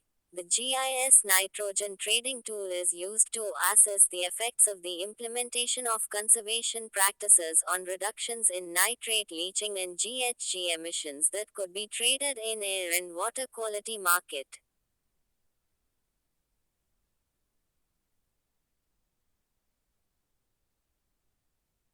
Allied sectors, fisheries. Better geospatial data will drive more targeted and deeper fishing opportunities, thus helping in the economic upliftment of fishermen. It will help bridge the infrastructure gap as envisaged under PM Matsya Sampada Yojana Dairy. Geospatial data can help in better grazing grounds for cattle and their management, minor forest produce. Tribal collection of MFP and marketing of their products can be advanced using geolocation data in deep forests. OEG, MOF or CC is using LiDAR technology to map out water requirements within the forest or H2 valley approach. It seeks to detain, divert, store and use available rainwater using geospatial data. Other government initiatives in this direction. SWAMITVA scheme survey of villages and mapping. Drone sector, the Drones Rules 2021. India opened its space sector to private entities and 5G technology. PM Gati Shakti Master Plan infrastructure development is powered by geospatial technology. Digital Ocean Platform for the management of our oceans. Interlinks, Geospatial Data Policy Liberalized Mains Link, Q. Democratizing geospatial data will enable the rise of new technologies or platforms that will drive efficiencies in agriculture and allied sectors. Discuss 15M. Q. What is geospatial data? Comment upon the present policy on geospatial data in the country while emphasizing the liberalization aspect. 10M. Prelims link. 1. What is geospatial data? 2. Applications. 3. Policy on geospatial data. 4. Recent changes. Social justice. 5. Social sector ministries join PM Gati Shakti. Context. 5 key social sector departments: health, women and child development, rural development and Panchayat Raj, education, and housing and urban affairs have joined the 48 O. Insights on India. Com. PM Gati Shakti scheme, aimed at cutting India's logistical costs. Implementing agency, DPIIT Department for Promotion of Industry and Internal Trade, of the Commerce and Industry Ministry. How Gati Shakti will improve the functioning of these social sector departments, improve planning of the projects, improve coordination among departments, e.g., concerned departments can upload their GIS data, Geographic Information System, to be shared among other departments. Improved monitoring of projects, improved evaluation of the impact of the projects. About PM Gati Shakti National Master Plan. PM Gati Shakti Master Plan 2021 is ARS 100 lakh crore projects for developing holistic infrastructure. It aims to ensure the speed, gati, and power shakti of infrastructure projects in the next 4 years, with a focus on expediting works on the ground, saving costs and creating jobs, and bringing down the logistics cost. Gati Shakti scheme will give the necessary push to infrastructure development, boost to infrastructure, a plug-and-play model for industrial parks. It will subsume National Infrastructure Pipeline launched in 2019, help solve logistical issues. India's logistics cost burden is 13 to 14% of GDP, compared to 6 to 8% in more competitive economies. Curbs red tapeism, e.g., the Railways has started a common drawing approval system on an online platform, so all the approvals can be accessed on one portal. Increased coordination. Gati Shakti will bring together 16 infrastructure related ministries. Incorporation of various projects from different ministries. Gati Shakti will incorporate the infrastructure schemes of various union ministries and state governments. Bharatmala, Sagarmala, Udan, inland waterways, dry, land ports, etc. Insta-Curious. Insta-Links. PM Gati Shakti, National Master Plan. Mains Links Q. Gati Shakti will ensure integrated planning and implementation of infrastructure projects in the coming years, with a focus on expediting works on the ground, saving costs and creating jobs. Discuss. 250 words UPSC Mains 2022. India Inequality Report 2022. Context. According to India Inequality Report 2022, Digital Divide, released by the NGO Oxfam India, growing inequalities based on caste, religion, gender, class, and geographic location are being worryingly replicated in the digital space in India. Key highlights of the report.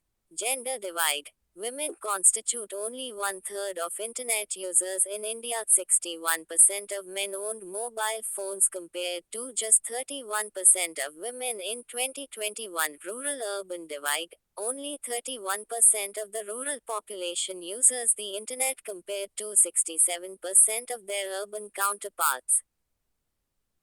Maharashtra has the highest internet penetration, while Bihar has the lowest. Religion and caste-wise divide. Sikhs have the highest likelihood of having a computer, followed by Christians, Hindus, and lastly Muslims. The tendency to use formal financial services is lowest for ST households, followed by SC households and OBC households. Division because of poverty. The chances of having a computer are higher with higher levels of education as well as income. The likelihood of a digital payment by the richest 60% is 4 times more than the poorest 40% in India. About digital divide. The digital divide is a term that refers to the gap between demographics and regions that have access to modern information and communications technology, ICT, and those that do not or have restricted access. Determinants of digital divide. Low literacy and income levels. Geographical restrictions. Insights on India. Com 49.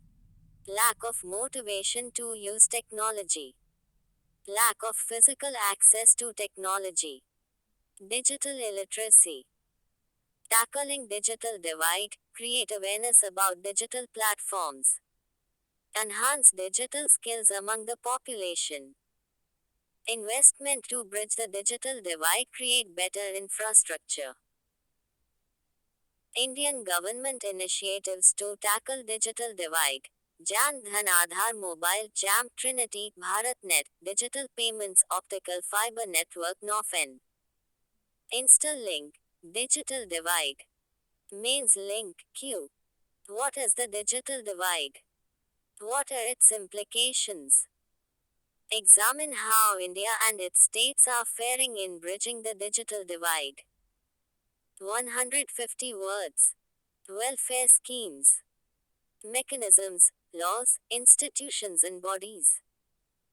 Disability rehabilitation centers. Centers casual approach flagged.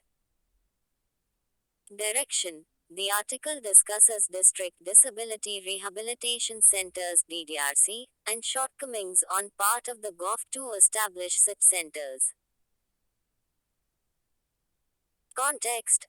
According to the Parliamentary Standing Committee on Social Justice and Empowerment, the Union government looks somewhat casual in its approach to establishing the District Disability Rehabilitation Centers, DDRC. Background. The revised DDRC scheme requires the establishment of 269 DDRCs. Only 55 to 60 DDRCs have been made operationalized. The 2011 census estimated, based on questions on 7 kinds of disabilities, that the number of PONs in India is close to 2.68 crores, 2.2% of the population, that is more than the entire population of Australia. Establishment of DDRCS. Background. During 1985 to 1990, District Resource Centers (DRCS) started as an outreach activity of the National Institutes (ALIMCO) under the Ministry of Social Justice and Empowerment. These centers provided comprehensive services to persons with disabilities (PONs) at the grassroots level. 1999-2000 onwards, the DDRCS was established with support from the state governments, with the district management team headed by collector acting as the convergence point. DDRCS are funded under the Deen Dayal Disabled Rehabilitation Scheme (DDRS). Grants are released to state governments to support various activities for the welfare of the disabled.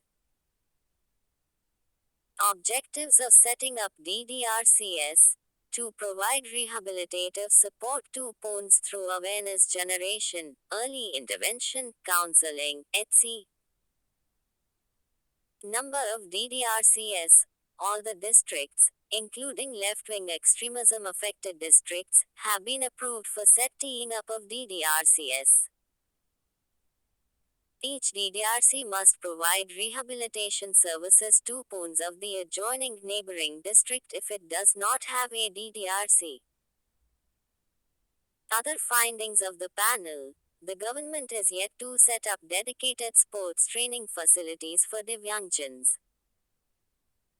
Out of 5 such facilities promised in 2014-15, only one has been approved so far at Gwalior. In 2021-22, only 16,000 students were paid pre-matric scholarships against 25,000 slots for PWDS. Government's reply to the panel's findings: 269 DDRCS, those given funds at least once, have been set up across the country. To upscale their services, a model DDRC has been conceptualized. There is an increase in the number of disabilities covered from 7 to 21 in 2018 as provided under the Rights of PONs Act, 2016. The revised guidelines for setting up the rest of the DDRCS would be implemented in 2022-23. These centers are to be located near district hospitals and intervention centers. Way ahead, the government should lay down a proper roadmap with timelines for the establishment of the DDRCS in every targeted district. 50O. Insights on India. Com. Artificial Limbs Manufacturing Corporation (ALIMCO), it is a central public sector unit, working under the aegis of the Department of Empowerment of Persons with Disabilities, Ministry of Social Justice or Empowerment, Government of India. Incorporated in 1972, ALIMCO has been engaged in the manufacture and supply distribution of assistive devices for PONs. Interlinks: health inequities to be blamed for premature deaths among people with disabilities. WHO? Mains links: Q. There have been various efforts towards securing a life of dignity for persons with disabilities (POND). However, to be able to realize the goal of inclusiveness, it is imperative to involve persons with disabilities as equal partners in their development and decision making. Comment: 250 words. Going beyond OPS vs NPS debate. Context: instead of discussing the issue of the old pension scheme, Ops versus the new pension scheme (NPS), there is a need to revisit the idea of reforming the pension system in the country. Need to reform the pension system. According to the World Economic Forum, people aged 65 and above outnumber children aged 5 or younger. Though India is at a low risk now, the country may face a longevity risk. Longevity risk points to a scenario where rising life expectancy could result in pension and insurance companies needing more cash.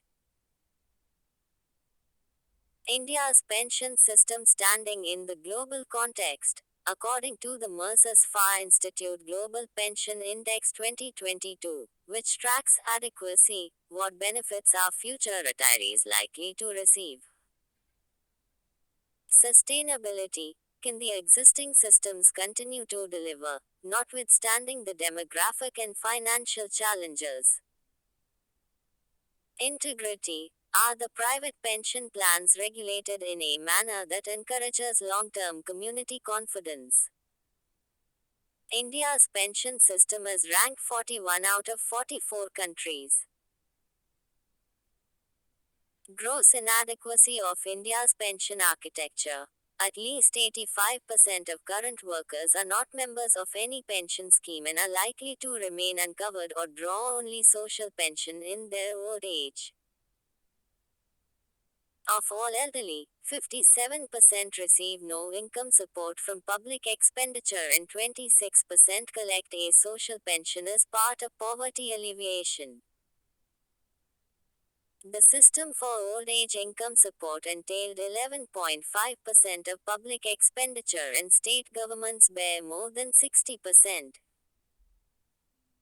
Contributory program funds invested in government securities corner 40% of all interest payments of state governments. Comparing the Indian scenario with the WB pension framework. In 1994, the World Bank provided a 5-pillar 0, 1, 2, 3, 4 framework, or Insights on India. Com 51. This framework is modified by the National Institute of Public Finance and Policy (NIPFP), an autonomous research institute under the Ministry of Finance, to suit Indian circumstances. OPS falls under Pillar 1 and the NPS falls under Pillar 2. Pillar 1. The government-funded pension schemes to a small percentage of the elderly accounts for almost 62% of all public expenditure. Pillar 0, possibly the most essential one, gets just 4% of the total outgo. What can be concluded from above? India's pension system is in a dire need of reform, and doing so will be both good politics and good economics. Merely fluctuating between OPS and NPS is not a reform. Conclusion. It is time for India to relook at its pension system and for the current debate to be broadened to look at pension requirements for the whole set of elderly. National Pension Scheme (NPS). The NPS is a voluntary and long-term retirement investment plan administered by the Pension Fund Regulatory and Development Authority (PFRDA), Ministry of Finance, Government of India. It was launched in January 2004 for government employees, and it was decided to discontinue defined benefit pensions (OPS) for all employees who joined after April 1, 2004. The old pension scheme. It was discontinued in 2004, however, it guaranteed lifelong income after retirement. Typically, the insured amount is equal to 50% of the most recently drawn salary. The expenditure incurred on the pension is borne by the government. Criticism of the OPS. It is fiscally unsustainable. Governments in India do not have the money to fund it. Criticism of the NPS. It is politically unsustainable. It fails to address the felt needs of the people. For example, NPS does not offer assured returns. 52 or Insights on India. Com. Insta links. National Pension Scheme. Prelims links. UPSC 2021. Q. Who among the following can join the National Pension System (NPS)? 8. Resident Indian citizens only. B. Persons of age from 21 to 55 only. C. All state government employees joining the services after the date of notification by the respective state governments. D. All central government employees including those of armed forces joining the services on or after the 1st of April 2004. Answer. C. What is the law on acid attacks in India? Direction. The article discusses the heinous crime of acid attacks and success and shortcomings of laws to prevent them in the way ahead. Context. A 17-year-old girl was recently attacked with an acid-like substance in Delhi while she was on her way to school. Background. According to National Crime Records Bureau (NCRB) data, there were 150 such cases recorded in 2019, 105 in 2020 and 102 in 2021. West Bengal and UP generally account for nearly 50% of all cases in the country year on year. The charge-sheeting rate of acid attacks stood at 89% and the conviction rate at 20% in 2021. In 2015, the Ministry of Home Affairs (MHA) issued an advisory to all states to ensure speedy justice in cases of acid attacks by expediting prosecution. The law on acid attacks. Until 2013, acid attacks were not treated as separate crimes. However, acid attacks were put under a separate Section 326A of the IPC and made punishable with a minimum imprisonment of 10 years which is extendable to life along with a fine. The law also has provisions for punishment for denial of treatment to victims or police officers refusing to register and for denial of treatment can lead to imprisonment of up to 1 year and dereliction of duty by a police officer is punishable by imprisonment of up to 2 years. The law on the regulation of acid sales. In 2013, the SC took cognizance of acid attacks and passed an order on the regulation of sales of corrosive substances. As a result, the MHA issued an advisory to all states on how to regulate acid sales and framed the Model Poisons Possession and Sale Rules, 2013 under the Poisons Act, 1919. According to the MHA's directions and the model rules, over-the-counter sale of acid is not allowed unless the seller maintains a logbook register. The sale is also to be made only when the buyer produces a photo ID to prove that he is above 18 years of age. Sellers are also required to declare all stocks of acid with the concerned SDM and the SDM can confiscate the stock and impose a fine of 50,000 rupees for a breach of directions. Educational institutions, research laboratories, hospitals, etc. are required to keep and store acid, to maintain a register of usage of acid. The MHA asks states to frame their own rules based on model rules, as the matter fell under the purview of states. Victim compensation and care. Based on SC directions, the MHA asks states to make sure acid attack victims are paid compensation of at least Rs. 3 lakhs 1 lakh rupees within 15 days and 2 lakh rupees within 2 months thereafter, by the concerned state government UT. To provide free treatment to acid attack victims in any hospital, public or private. to earmark 122 beds in private hospitals for the treatment of underprivileged victims of acid attacks. To extend social integration programs to the victims for which NGOs could be funded to look after their rehabilitative requirements. How did the above help in prevention? The regulations on asset sales largely help in tracking the accused and not so much in prevention. Social attitudes are changing, and the focus of the police in dealing with crimes against women is expected to cause deterrence.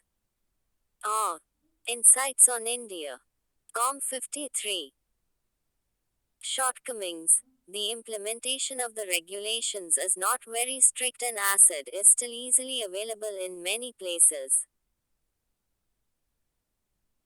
The Shakti Criminal Laws Maharashtra Amendment Act 2021. In cases of acid attacks, the punishment has been enhanced to a minimum of 15 years and extended to the remainder of the natural life of the perpetrator along with a fine.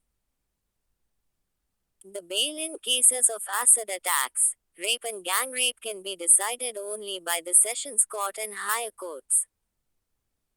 Grant of anticipatory bail in such cases has also been prohibited.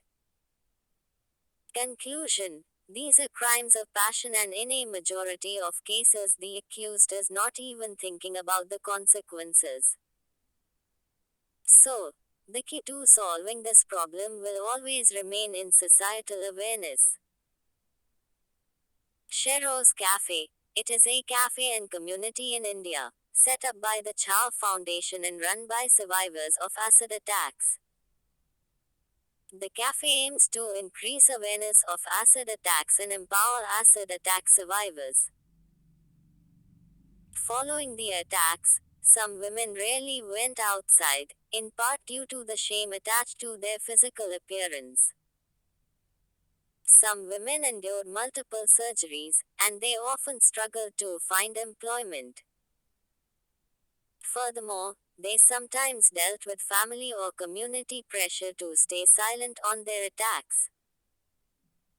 Sheroz Hangout granted women a place to find acceptance, community, and a means of income. Insta links. HC seeks GOFT. Stand on plea to ban the asset sale. Why do some Indian states ban alcohol, and what are its effects? Direction. The article highlights the impact of the liquor ban in India against the backdrop of the recent Hooch tragedy in Bihar. Context. The official death toll from the latest Hooch tragedy in Dry, Bihar has mounted to 38. Background.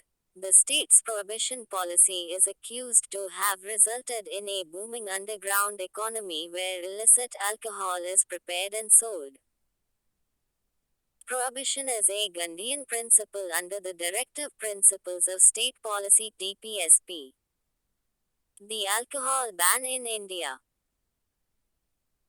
The Indian Constitution views on alcohol, Article 47. The state shall make every effort to ban the consumption of intoxicating drinks and substances that are injurious to health. Though not legally enforceable, DPSP has set goals for the state so that citizens can lead a good life. Thus, alcohol is seen by the Constitution as an undesirable evil that needs to be regulated. 7th Schedule of the Constitution puts alcohol on 54. Insights on India. Com. The state list, i.e., state legislatures have the right and responsibility to draft laws regarding it. Hence, alcohol regulations vary from state to state, spanning the entire range from prohibition to private sale. Currently, there are 5 states: Bihar, Gujarat, Lakshadweep, Nagaland, and Mizoram with total prohibition and some more with partial prohibition. Case of Bihar. Both the sale and consumption of liquor were completely banned by the state government in 2016, to keep a promise made to the women of Bihar ahead of the assembly polls. Severe punishments were imposed on those found to be flouting the ban, including heavy fines and imprisonment. Earlier this year, the Bihar government amended its prohibition laws to reduce punishment for first-time drinkers and replaced imprisonment with a fine. This was done to free up Bihar's already overcrowded jails and to direct the government's attention away from consumers and towards sellers and distributors of liquor. Why haven't all states banned alcohol? Liquor revenues are not easy to ignore. For instance, in Maharashtra, state liquor revenues amounted to 11,000 crore rupees in April 2020 during lockdown compared with 17,000 crore rupees in March. Effects of prohibition. Positives, negatives. A women's right as there is evidence linking alcohol with domestic abuse. Case of Bihar. Crimes against women have clearly declined both in terms of rate per 100,000 female population and incidence absolute numbers. Boosts underground market. Strengthening organized crime groups or mafias. Spurious liquor disproportionately affects poorer sections. Case of Bihar. A spike in substance liquor abuse after the ban. Insta links. Alcohol prohibition means links, Q. Do you think that total prohibition on the sale and consumption of alcohol is a wise policy move? State your opinion. 250 words. The Ancient Monuments and Archaeological Sites and Remains Amendment Act, 2010. Direction. The article highlights legal protection available to ancient monuments and archaeological sites and remains in India. Context. According to the Ministry of Culture, Uttar Pradesh has the largest number of centrally protected monuments which have been encroached upon, closely followed by Tamil Nadu. Background. The Ancient Monuments and Archaeological Sites and Remains AMASR Act, 1958 is one of the landmark laws for the preservation of ancient and historical monuments and archaeological sites and remains of national importance over 100 years old. Regulation of archaeological excavations and protection of sculptures, carvings and other like objects. The Archaeological Survey of India (ASIC) functions under the provisions of this Act.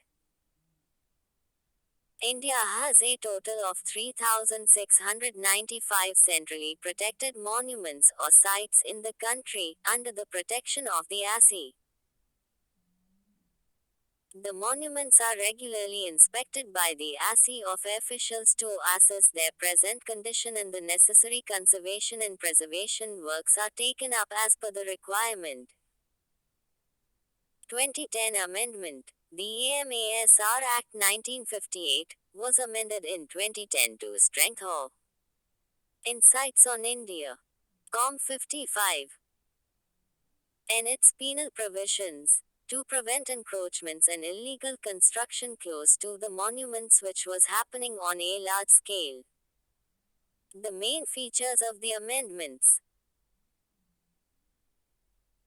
Creation of a prohibited area 100 meters around every national monument where no construction, public or private is permitted, regulated area 200 meters beyond the prohibited area, where any construction requires permission of a newly constituted National Monuments Authority.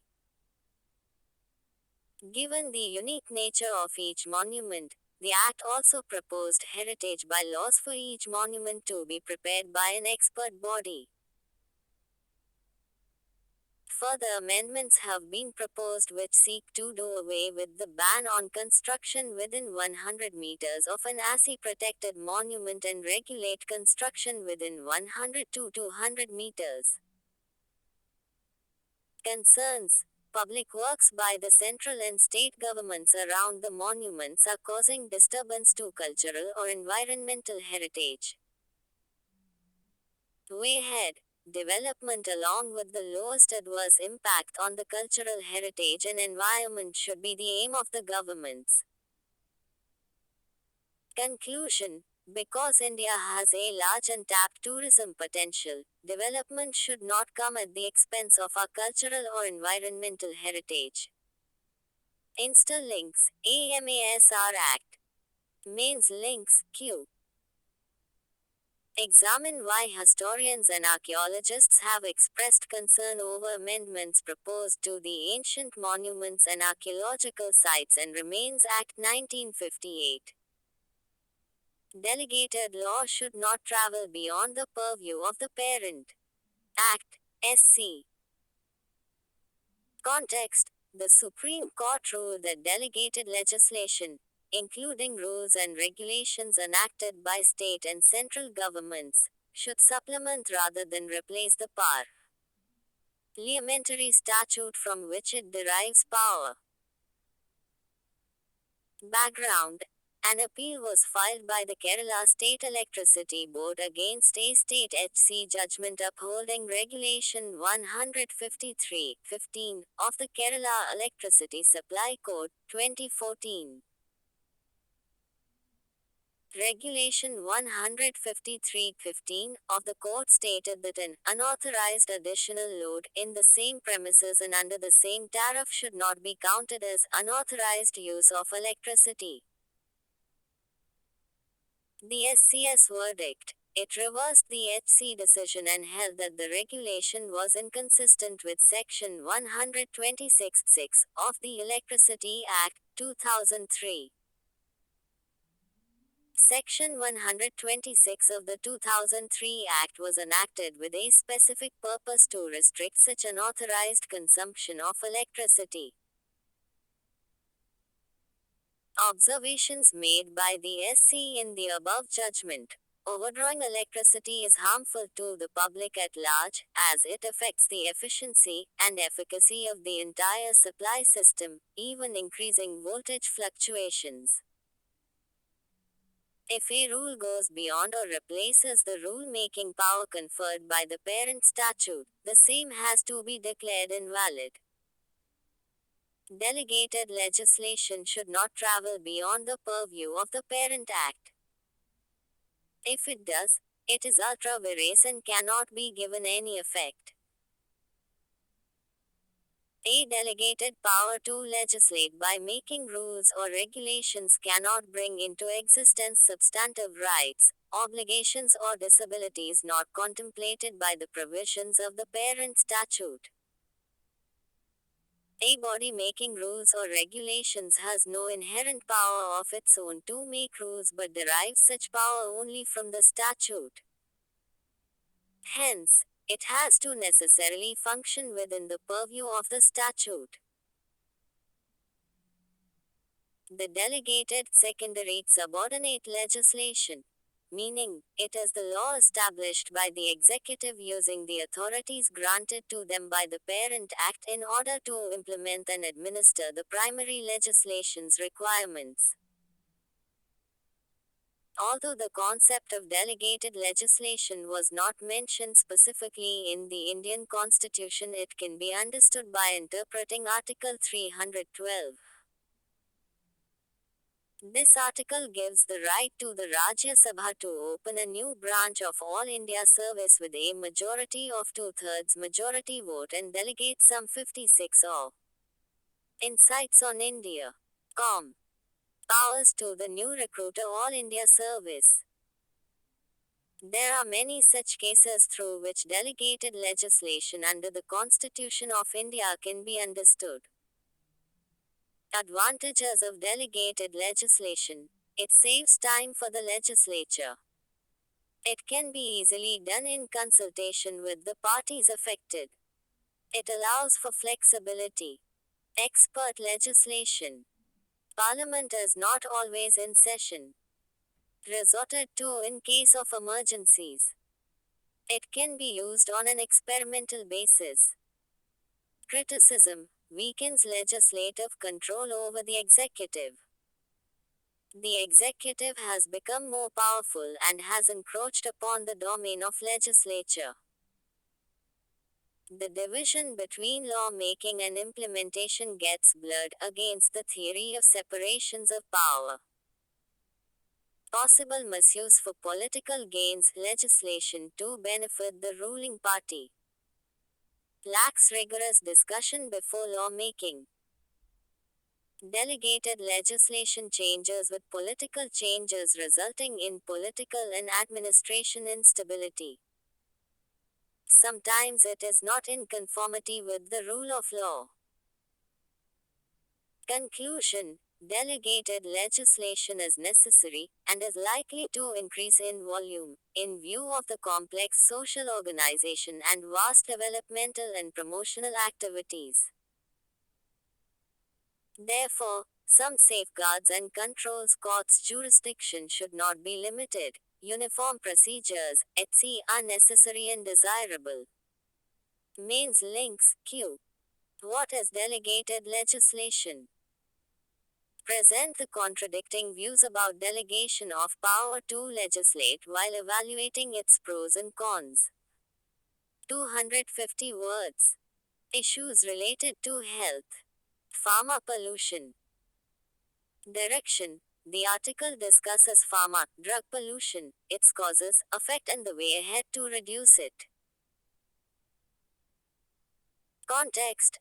According to a paper published in the journal The Lancet, pharmaceutical pollution is an overlooked but urgent issue that needs coordinated action from across the pharmaceutical, healthcare and environmental sectors. About drug or pharmaceutical pollution. It is a form of water pollution caused by pharmaceutical drugs and their molecules which reach the aquatic environment, groundwater, rivers, lakes, and oceans through wastewater. It is now detected in waters throughout the world and its causes include effluents from pharmaceutical manufacturing, aging infrastructure such as water treatment plants which cannot filter R2 small molecules, sewage overflows, drugs in urine and excreta, and agricultural runoff, antibiotic use in livestock. Effects on human health. For example, endocrine disruptor chemicals EDCS, e.g., endosulfan directly influence sex hormones. On aquatic life, a suspected contributor in fish kills, amphibian die-offs, etc. Key highlights of the Lancet study. Almost 43% of the world's rivers are contaminated with active pharmaceutical ingredients in concentrations that can have disastrous ramifications on health. Medicines are a vital part of the human healthcare system, so there is a need to find ways to use them without poisoning the environment. Insights on India. COM 57. Way ahead. Returning unused drugs to pharmacies rather than disposing them off the sink or toilet.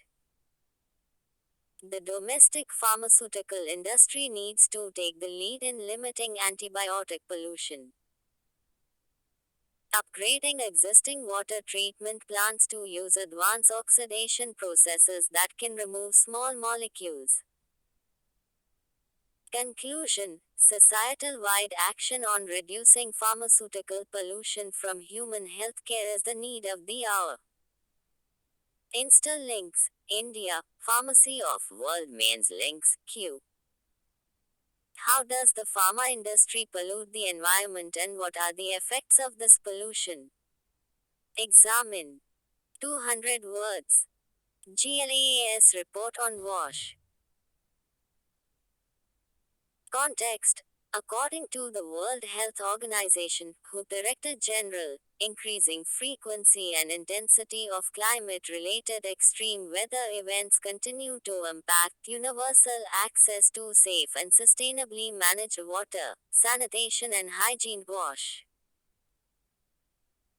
The GLAAS report, released by the WHO and UN Water, provides the information on wash systems in more than 120 countries, making it the biggest data collection ever. Key highlights of the report: Wash in Health. Implementation of policies and plans on wash in healthcare facilities and on hand hygiene is constrained by a critical lack of financial and human resources. Climate resilience of wash systems. Most wash policies plans do not address climate related risks to wash services. Finance. INSIF. Efficient wash funding was reported by 75% of countries. Human resources. INSIF. Efficient human resources are limiting wash service delivery. Gender, increased inclusion, financial support and monitoring are needed to ensure women are considered in wash decisions and services.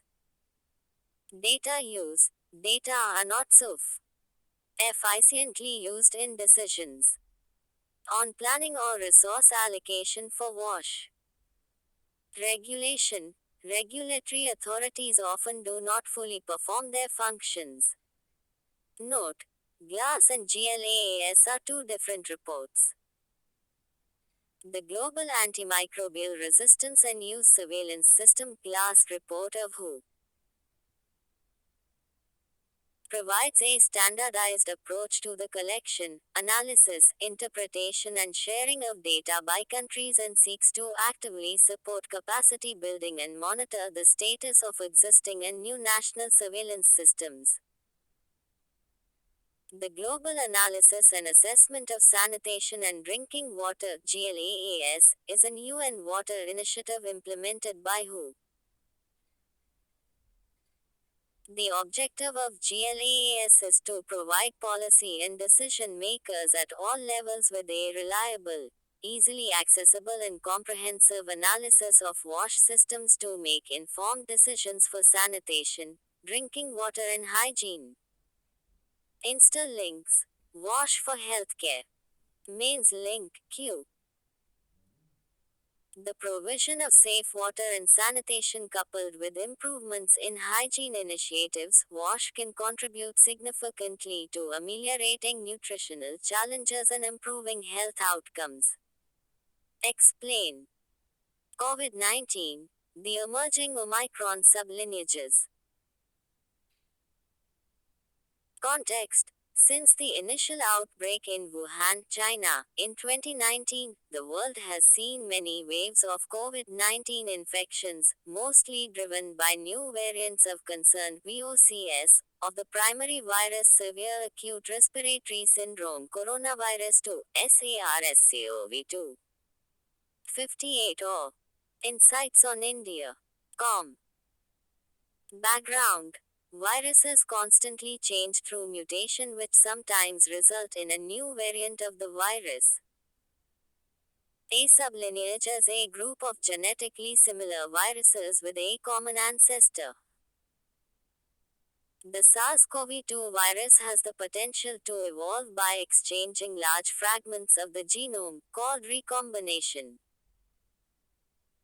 Until recently, China remained successful in containing the spread of the disease owing to its zealous zero-COVID policy. However, with the abrupt lifting of the policy, the country is now facing a surge of COVID-19 cases as a result of BA.7, a variant of Omicron. The SARS-CoV-2 lineage is circulating in China, according to the SARS-CoV-2 sequencing data submitted from China to the Global Initiative on Sharing All Influenza Data (GISAID), a globally accessible repository of SARS-CoV-2 genome sequences. The country has seen Delta and its sublineages in 2021. Omicron and its sublineages BA.5.2 BQ. 1.1 BF 7 BF 5 BA 2.75 in the recombinant lineage XBB in 2022. Omicron subvariants under monitoring. owing to the large-scale spread of Omicron and its sub-lineages across the world. The World Health Organization (WHO) has added another category of variants referred to as Omicron subvariants under monitoring.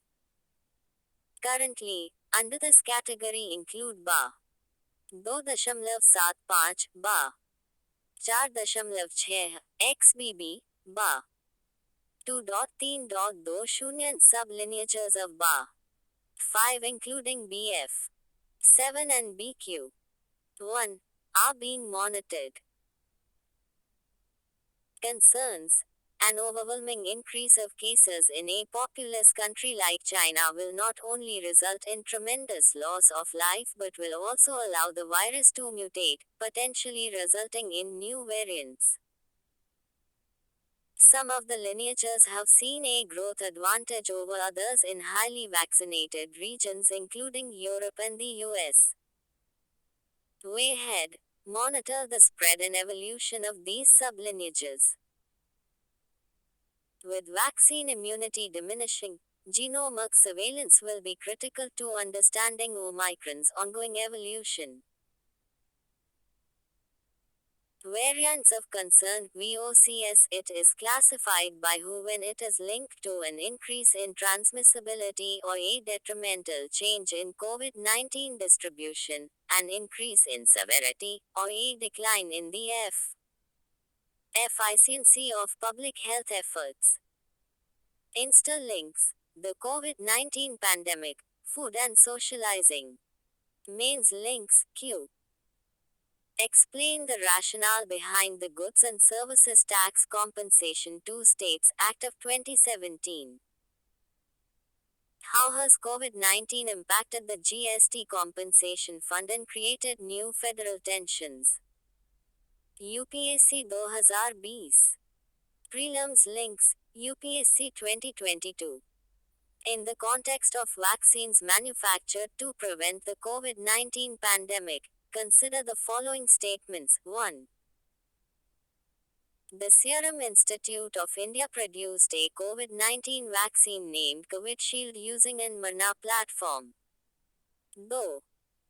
The Sputnik V vaccine is manufactured using a vector-based platform. 3. Covaxin is an inactivated pathogen-based vaccine. Which of the statements given above are correct? A. 1 and 2 only 2. 2 and 3 only 3. 1 and 3 only 4. 1, 2 and 3 uns. 2. Issues related to women. Efficacy of female leadership in government. Direction. The article throws light on how female leadership in government helps in achieving good governance and gender equality in what is the scenario in India. Context. The important takeaway from recent experience and studies is the necessity of overcoming inherent biases and perceptions about female effectiveness in leadership roles. Insights on India. Com 59. Background. Germany, Taiwan and New Zealand, which had women heading their governments, seem to have managed the pandemic much better than their neighbors. The states in the US which had female governors had fewer COVID-19 related deaths because female governors acted more decisively by issuing earlier stay-at-home orders.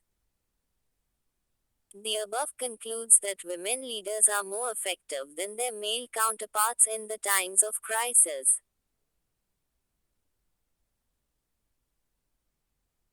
Case of India. Women were allowed to vote from 1950 right after independence onwards, whereas in the so-called mature democracies of the West, right had to be taken after protests. Women were allowed to vote in the US in 1920. After years of protests, some charismatic female leaders were Indira Gandhi, Jayalalitha, Mayawati, Sushma Swaraj, Mamata Banerjee, and Draupadi Murmu among several others. However, overall figures are depressing. Reasons are Poor representation in legislatures. For instance, women constitute just over 14% of the total strength of the 17th Lok Sabha. Best practice. Tiny Rwanda is on the top with a staggering 60% of seats when it comes to women's representation in its lower house. The Women's Reservation Bill is dead. The bill, first presented to the Lok Sabha in 1996, provided quotas for women in the Lok Sabha and state assemblies. Although the Rajya Sabha did pass the bill in 2010, the Lok Sabha and the state legislatures are yet to give their approval. Importance of female leadership in government. Women leadership in Gram Panchayats show the way.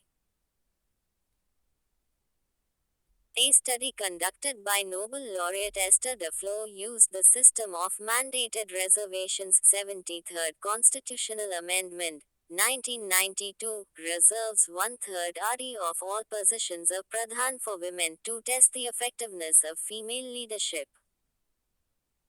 The study concluded that women Pradhans are more likely to invest in women-friendly infrastructure. For example, providing easy access to drinking water. Way forward for India, building consensus on Women Reservation Bill. Such quotas have both a short-term increased female representation in policy making and long-term improves perceptions about female effectiveness in leadership roles. Impact decreases the bias and results in a subsequent increase in the percentage of female politicians contesting and winning elections. Conclusion. The instrumental importance of promoting more space for women in public policy is an important goal from the perspective of gender equality. Insta links. Women in the Indian political system. Mains links, Q.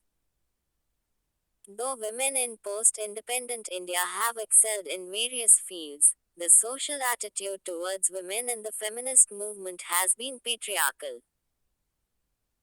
Apart from women's education and women empowerment schemes, what interventions can help change this milieu?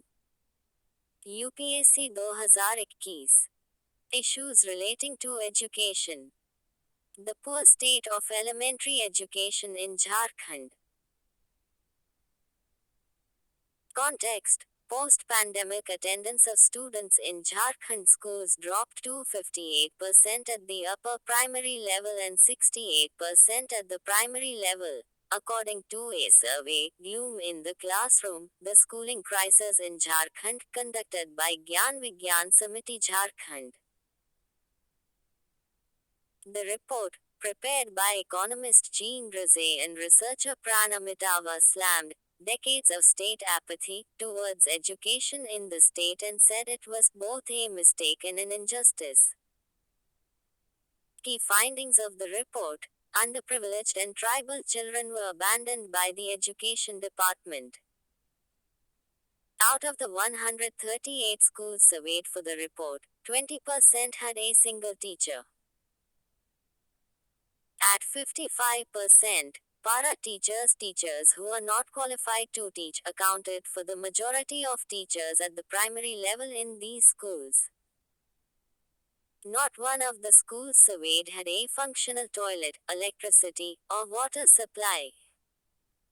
Around 66% of the primary schools had number 60 or Insights on India. Com.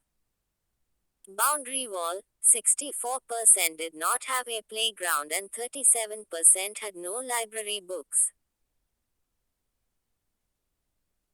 The majority of the teachers said that the school did not have adequate funds for the midday meals. Issues prevailing in the education sector: inadequate government funding. The country spent 3% of its total GDP on education in 2018-19 according to the Economic Survey. Pandemic impact: digital divide, quality of education. Only 16% of children in class 1 can read the text at the prescribed level, while almost 40% cannot even recognize letters.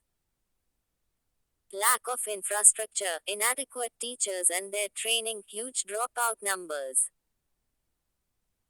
Way forward: experiential learning approach, implementation of national education policy, education employment corridor, reducing the language barrier. Some government initiatives related to educational reforms. Sarva Siksha Abhiyan, Midday Meal Scheme, Beti Bachao, Beti Padhao, PM Shri Schools. Insta links, initiatives to boost education sector. Mains link, UPSC 2016 Q. Professor Amartya Sen has advocated important reforms in the realms of primary education and primary health care. What are your suggestions to improve their status and performance? Prelims link, UPSC 2012. Which of the following provisions of the Constitution of India have a bearing on education? A. Directive Principles of State Policy 2. Rural and Urban Local Bodies 3. 5th Schedule 4. 6th Schedule 5. 7th Schedule. Select the correct answer using the codes given below. A. 1 and 2 only. B. 3, 4 and 5 only. C. 1, 2 and 5 only. D. 1, 2, 3, 4 and 5. Solution: C. 1, 2, and 5 only. Need for a national policy to combat viral diseases. Context: according to a parliamentary committee report, a national policy to combat viral and other such diseases which have a pandemic potential is the need of the hour. Highlights of the report. Title: COVID-19 Pandemic, Global Response, India's Contributions in the Way Forward. It emphasized the necessity for mechanisms other than the Union Health Ministry's Crisis Management Plan and the National Disaster Management Authority of India's guidelines on management of biological disasters. Key lessons learned from the COVID-19 pandemic. The importance of regular surveillance measures, keeping in mind how quickly the SARS-CoV-2 virus mutates. So far, the Indian Council of Medical Research (ICMR) has conducted 4 sero surveys at the national level. Sero surveys should continue on a regular basis, state-wise, with an increased sample size. The importance of keeping information results of such surveys easily accessible is to spread awareness and modify behaviors to prevent community transmission of the virus. Issues raised in the report: poor implementation of the One Nation One Ration Card scheme among migrant workers. Poor implementation of the Atmanirbhar Skilled Employer Mapping (ASEEM) and the Skilled Workers Arrival Database for Employment Support. The Ministries of Skill Development, External Affairs and Civil Aviation launched the 2 schemes to create a database of the skilled workforce returning to the country under the Vande Bharat mission.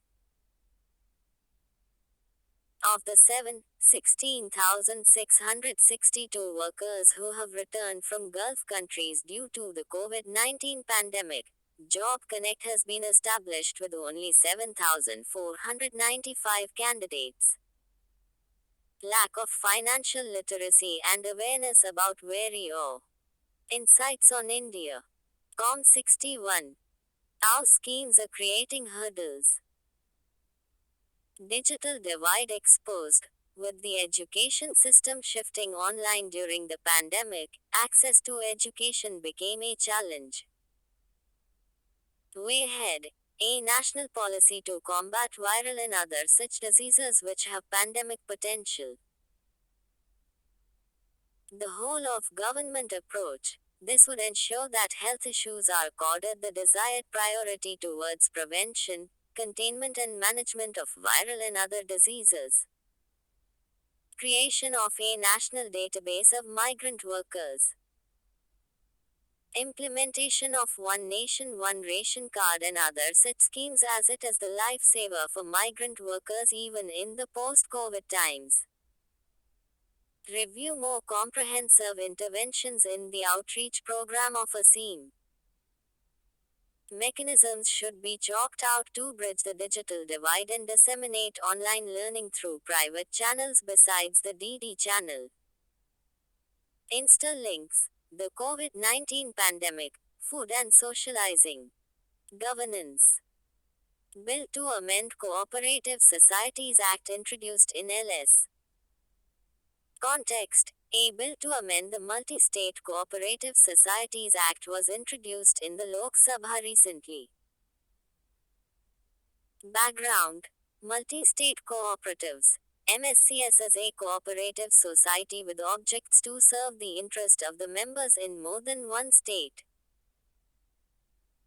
MSCS Act 2002 The MSCS Act was passed to govern such cooperatives whose members and areas of operation are spread across more than one state. At present, India has more than 1,500 multi-state cooperative societies. Need for amendment to strengthen governance, reform the electoral process, improve the monitoring mechanism, and ensure ease of doing business in multi-state cooperative societies. To improve the composition of boards and ensure financial discipline, besides enabling the raising of funds in the multi-state cooperative societies. Key amendments suggested to establish a cooperative election authority, to make provisions for the appointment of cooperative information of FISA, to appoint one or more cooperative ombudsmen with territorial jurisdiction to inquire into members' complaints.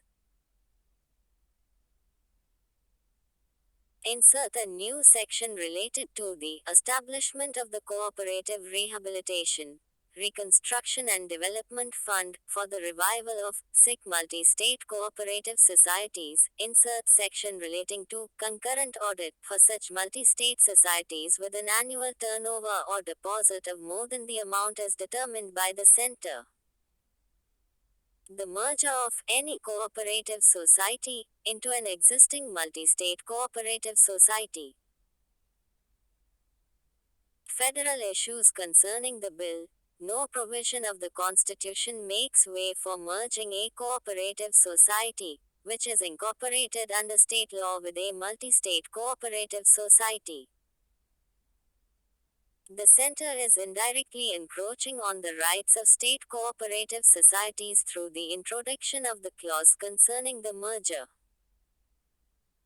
Beyond the legislative competence of the Union, as state cooperative societies are within the exclusive jurisdiction of states. 62 or Insights on India. Constitutional provisions regarding cooperative societies. 97th Constitutional Amendment Act 2011. The right to form cooperative societies as a fundamental right. Article 19. New Directive Principle of State Policy on the Promotion of Cooperative Societies. Article 43b. A new Part IXB to the Constitution is titled The Cooperative Societies. Articles 243Z to 243ZT. Creation of a new Ministry of Cooperation which gave more acknowledgement to cooperative societies. Related news. The government is planning to set up a National Cooperative Export Society to help boost India's exports. Interlink, urban, multi-state cooperative banks to come under RBI supervision. Mains link, Q. The concept of cooperatives builds on the idea of communities creating infrastructure by using local materials and family labor, which is a vital component of inclusive development. Elaborate. 15. Good governance practices. Direction. The article highlights the meaning of good governance. its key attributes, importance and efforts made to promote it. Context. Speaking as a part of Good Governance Week, 19th to the 25th of December, Cabinet Secretary Rajiv Gauba said that good governance is all about improving outcomes and ensuring deliverables while trusting citizens. About good governance, it relates to the political and institutional processes and outcomes that are necessary to achieve the goals of development. The true test of good governance is the degree to which it delivers on the promise of human rights, civil, cultural, economic, political, and social rights. The key question is, are the institutions of governance effectively guaranteeing the right to health, adequate housing, sufficient food, quality education, fair justice, and personal security? Key attributes of good governance. Importance for India. It is the key to achieve the vision of minimum government, maximum governance, and whole of government approach. Make a new India by 2047, 100 years of India's independence. Recent efforts made by Indian government in this direction. Jan Vishwas Amendment of Provisions Bill 2022, it promotes ease of living and doing business by decriminalizing minor offences in 42 acts administered by 19 ministries. Delivering Delegation of Power and Digitalization in Governance. Initiatives A of FI 7.0 enables users to create and manage electronic documents that can be viewed, searched, and shared. Swachhta Special Campaign 2.0 for Swachhta in government offices and disposal of pending matters from 2nd to the 31st of October 2022. Pareshan Gaon Ki Aur 2022. It is a nationwide campaign for redressal of public grievances and improving service delivery which is being held in all districts, states, and UTs of India. Insights on India. Com 63. Related news. Jan Vishwas Amendment of Provisions Bill 2022 context. The bill is put forward by the Department for Promotion of Industry and Internal Trade DPIIT Ministry of Commerce to amend 183 provisions across 42 acts administered by 19 ministries. Purpose: it proposes to decriminalize a large number of minor offences by replacing them with monetary penalties. It proposes amendments to the acts, including the Aadhaar Act 2016, Drugs and Cosmetics Act 1940, Cinematograph Act 1952, Copyright Act 1957, Patents Act 1970, Environment Protection Act 1986, and Motor Vehicles Act 1988. Etc. Significance: a web of outdated rules and regulations causes trust deficit. Hence, it will try to achieve the principle of minimum government, maximum governance. Redefine the regulatory landscape of the country under the ease of living and ease of doing business reforms. Insta links. Good governance. Mains links. Q. Hunger and poverty are the biggest challenges for good governance in India still today. Evaluate how far successive governments have progressed in dealing with these humongous problems. Suggest measures for improvement. UPSC 2017. Role of civil services in a democracy. District Collector, Magistrate, Development Commissioner. What to call an IAS officer. Context. Vidhi Center for Legal Policy recently released a book titled From Rule by Law to the Rule of Law 25 Reforms to Decolonize India's Legal System.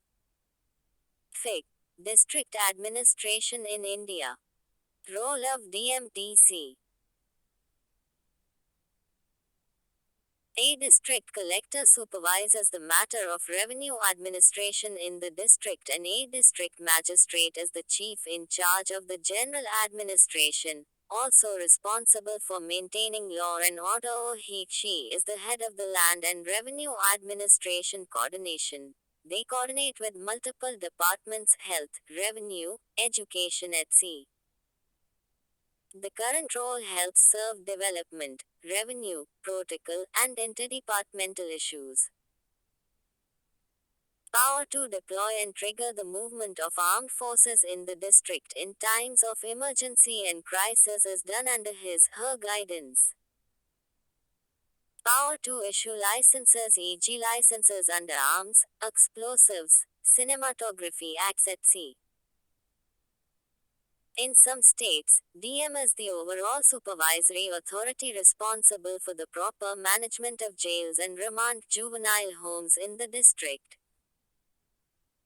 Success during COVID-19 management. COVID was managed well because, under the NDMA, it was the DM who had the powers.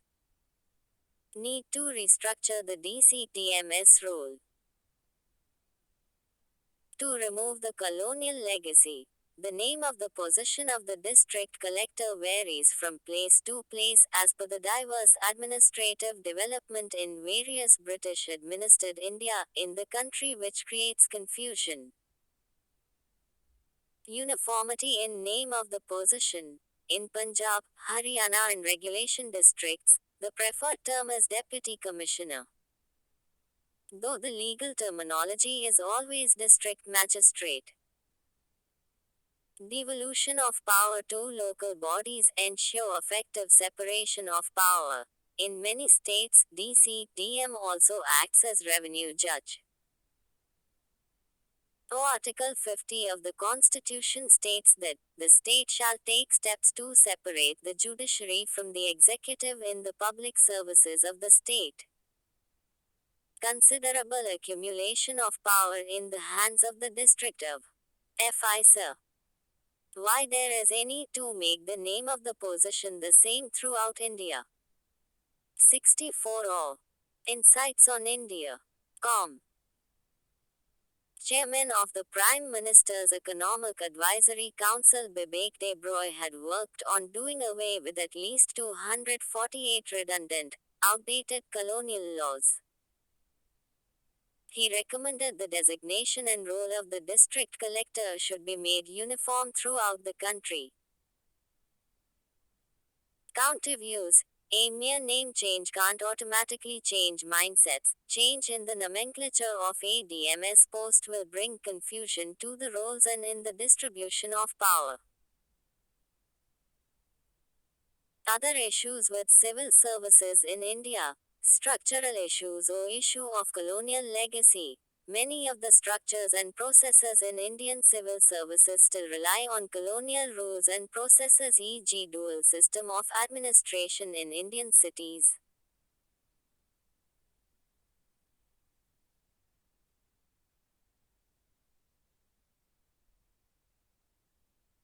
Outdated personal procedures. The issue with the mindset. Indian civil service is aimed at development rather than the outcome of the policy area, or committed to civil service rather than public service, or has a precedent of a follower rather than the creator, or is monopolistic rather than competitive. Status quoist. Civil service resist change since they are wedded to their privileges and prospects, e.g., lateral entry at the undersecretary level has long been fiercely opposed by civil servants who, despite 73rd and 74th Amendments, grassroots democracy has not given the desired result due to the reluctance of civil servants to accept changes in authority and control. Rulebook bureaucracy. This has led to issues of high-handed, bureaucratic behavior. EGDM in Tripura was suspended recently for raiding a marriage party and misbehaving with guests. All this has also led to red tapeism, complicated procedures, and poor responses to the needs of people. Political interference. This has led to issues of corruption, arbitrary transfer of honest civil servants, e.g., Haryana IAS officer Ashok Khemka, frequent transfer inefficiency, institutional decline, and lack of professionalism. Conclusion. As per the 15th report of the second ARC, it is now vital to reevaluate and redefine the district administration's function after the constitutionally mandated establishment of Panchayati Raj institutions and municipal bodies. Interlinks. Role of Civil Services Mains Links Q. Discuss the various administrative reforms brought by the government recently to encourage greater efficiency and transparency and create corruption-free governance. 15. India and its neighborhood relations. India Central Asia Security Meet. Context. India hosted a conclave of top security officials from Kazakhstan, Kyrgyzstan, Tajikistan, and Uzbekistan with a focus on the evolving security situation in Afghanistan. This year was the 30th anniversary of the establishment of diplomatic ties between India and Central Asian countries. About Central Asia, it is a diverse region with a mix of upper middle and low income countries with major strategic importance. Key highlights of the meeting: support for a peaceful, stable, and secure Afghanistan, emphasizing respect for its sovereignty, unity, and territorial integrity and urging non interference in its internal affairs. The participants supported India's proposal to include the Chabahar port within the framework of the International North-South Transport Corridor. The communiqué also called for the early adoption of the UN Comprehensive Convention on International Terrorism (CCIT), which India had first proposed in 1996. Why Central Asia is important for India? Historical reasons. Central Asia was a transit route, the Silk Route, for the continent. Insights on India. COM 65. By acting as a bridge between Asia and Europe. As a bulwark against fundamentalism, peace and stability in the Central Asian region and adjoining Afghanistan are important in the fight against religious fundamentalism and terrorism. Against non-state actors counterbalancing China's belligerent attitude, as a consumer market for energy security, Kazakhstan has so far supplied a total of 9,000 tons of uranium. The Turkmenistan, Afghanistan, Pakistan, India (TAPI), and Iran, Pakistan, India (EP) pipeline projects ensure energy security for India. For connectivity and trade. Development of the International North-South Transport Corridor (INSTC), becoming a member of the Ashgabat Agreement. War on drugs. Drug trafficking poses a great challenge to the region. Hence it is of utmost importance to check the drug menace by engaging with the stakeholders. Soft power sports, music, art, culture, and cinema to have a philosophical and moral high ground in the region. Conclusion. The vast scope for cooperation is evident from the fact that there is a huge level of unrealized potential that needs to be tapped. We need to revisit the Connect Central Asia policy, which is based on the 4Cs. International North-South Transport Corridor (INSTC) is a multi-mode network of ship, rail, and road routes for moving freight between India, Iran, Afghanistan, Armenia, Azerbaijan, Russia, Central Asia, and Europe. The Ashgabat Agreement is a multimodal transport agreement between India, Iran, Kazakhstan, Oman, Turkmenistan, and Uzbekistan for creating an international transport and transit corridor facilitating the transportation of goods between Central Asia and the Persian Gulf. Interlinks. India Central Asia. Prelims link. Central Asian countries. INSTC. TAPI. Mains link. Q. India's carefully calibrated strategy in the Central Asian region is guided by mutual reciprocal interests both in economic and strategic terms. However, recent events have brought up new challenges to India's interests. Analyze. 250 words. New in Nepal, concern in India. Context. Pushpa Kamal Dahal, Prachanda, was sworn in as Nepal's new prime minister after he switched sides to join hands with Abita 4, the former prime minister Kharka Prasad Oli. Delhi views Oli as pro-China, and the coming together of communist forces to form the government as a turning back of the clock from its point of view. After the bitterness in ties during Oli's terms in office from 2015-2016 and 2018-2021, India-Nepal relations improved after Deuba became PM in 2021. The issue's reasons for the bilateral relations slide apart between India and Nepal are territory claims issues at the Lipulekh Pass. The Treaty of Suguli signed by Nepal and the British East India Company in 1816 defined River Mahakali as the western border of Nepal. However, India claims that the river begins in Kalapani as this is where all its tributaries merge. But Nepal claims that it begins from Lipulekh Pass, the origin of most of its tributaries.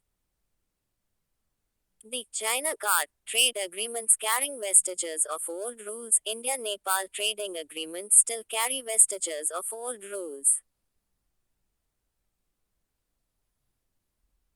For example, Nepali traders cannot import products from India that are not manufactured in India. Recalibration of ties. For better future India-Nepal relations, the boundary dispute should be resolved on affirmative lines. Sensitizing towards Nepal.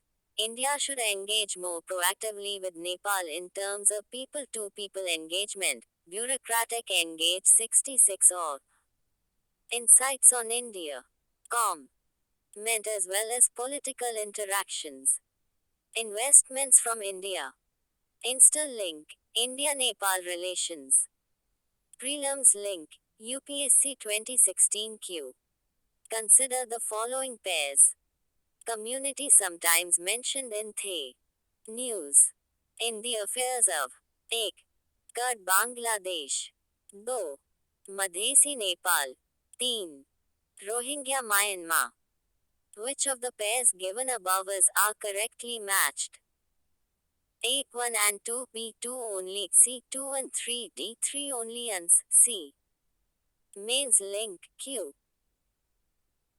The Nepal-India relationship has never been free of controversy as the perspectives of both sides are yet to change. In this context, discuss the need for recalibrating their ties. Bilateral, regional and global groupings and agreements. Relations. Direction. There were multiple articles on India-China relations. We have tried to club them all together.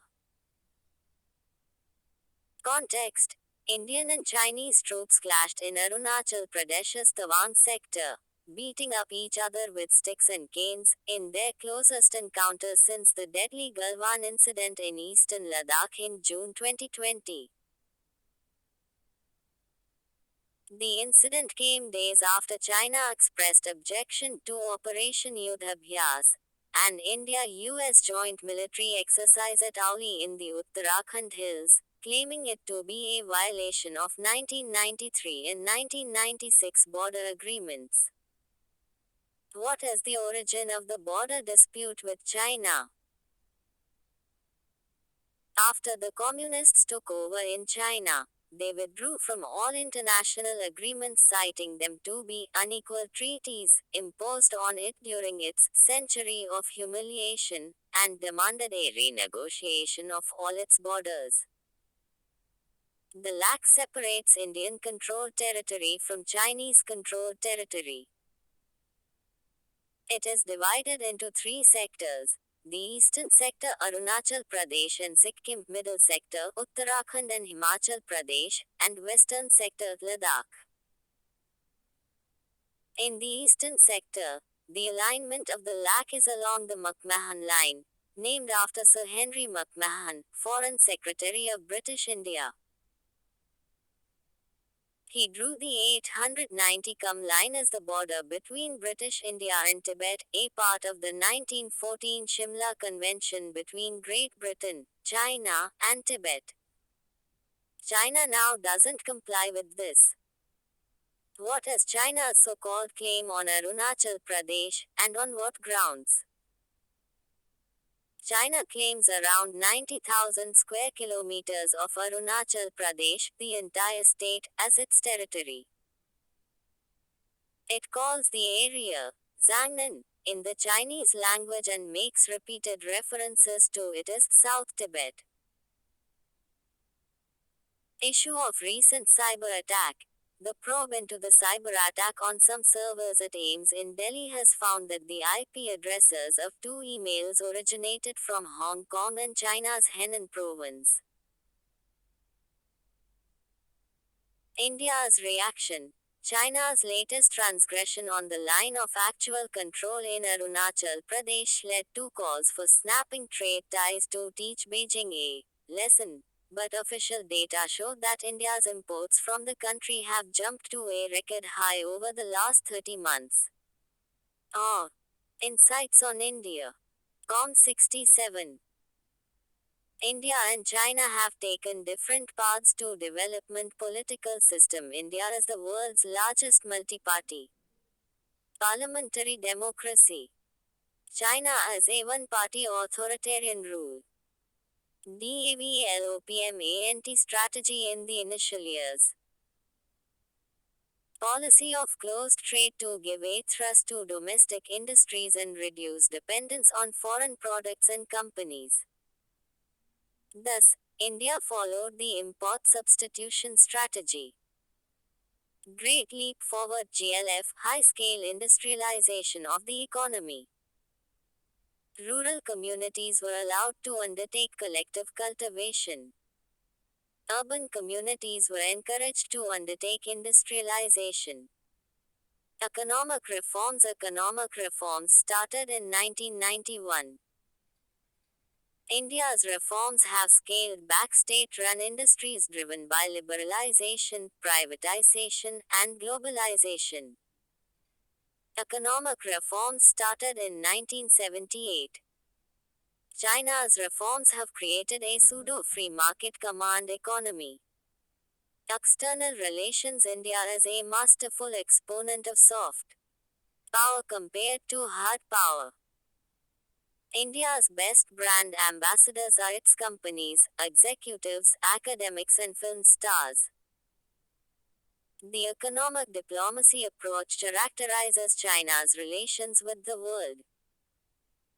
China is stronger than India in its common hinterland in Asia and is gaining prominence in Africa and Central Asia.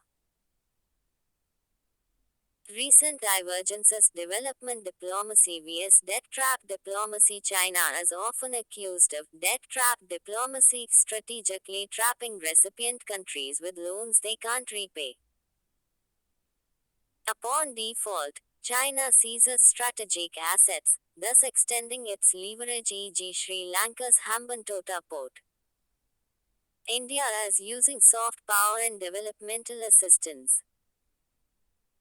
It is steering more than 500 development projects across 64 countries focusing on the empowerment of local communities through capacity building. China's 9 dash lines vs India's call for open and free navigation. Rising influence of China in the region. China has invested hugely across the AOR littoral states to secure its own interests through various projects like the Belt and Road Initiative, Maritime Silk Road, and String of Pearls.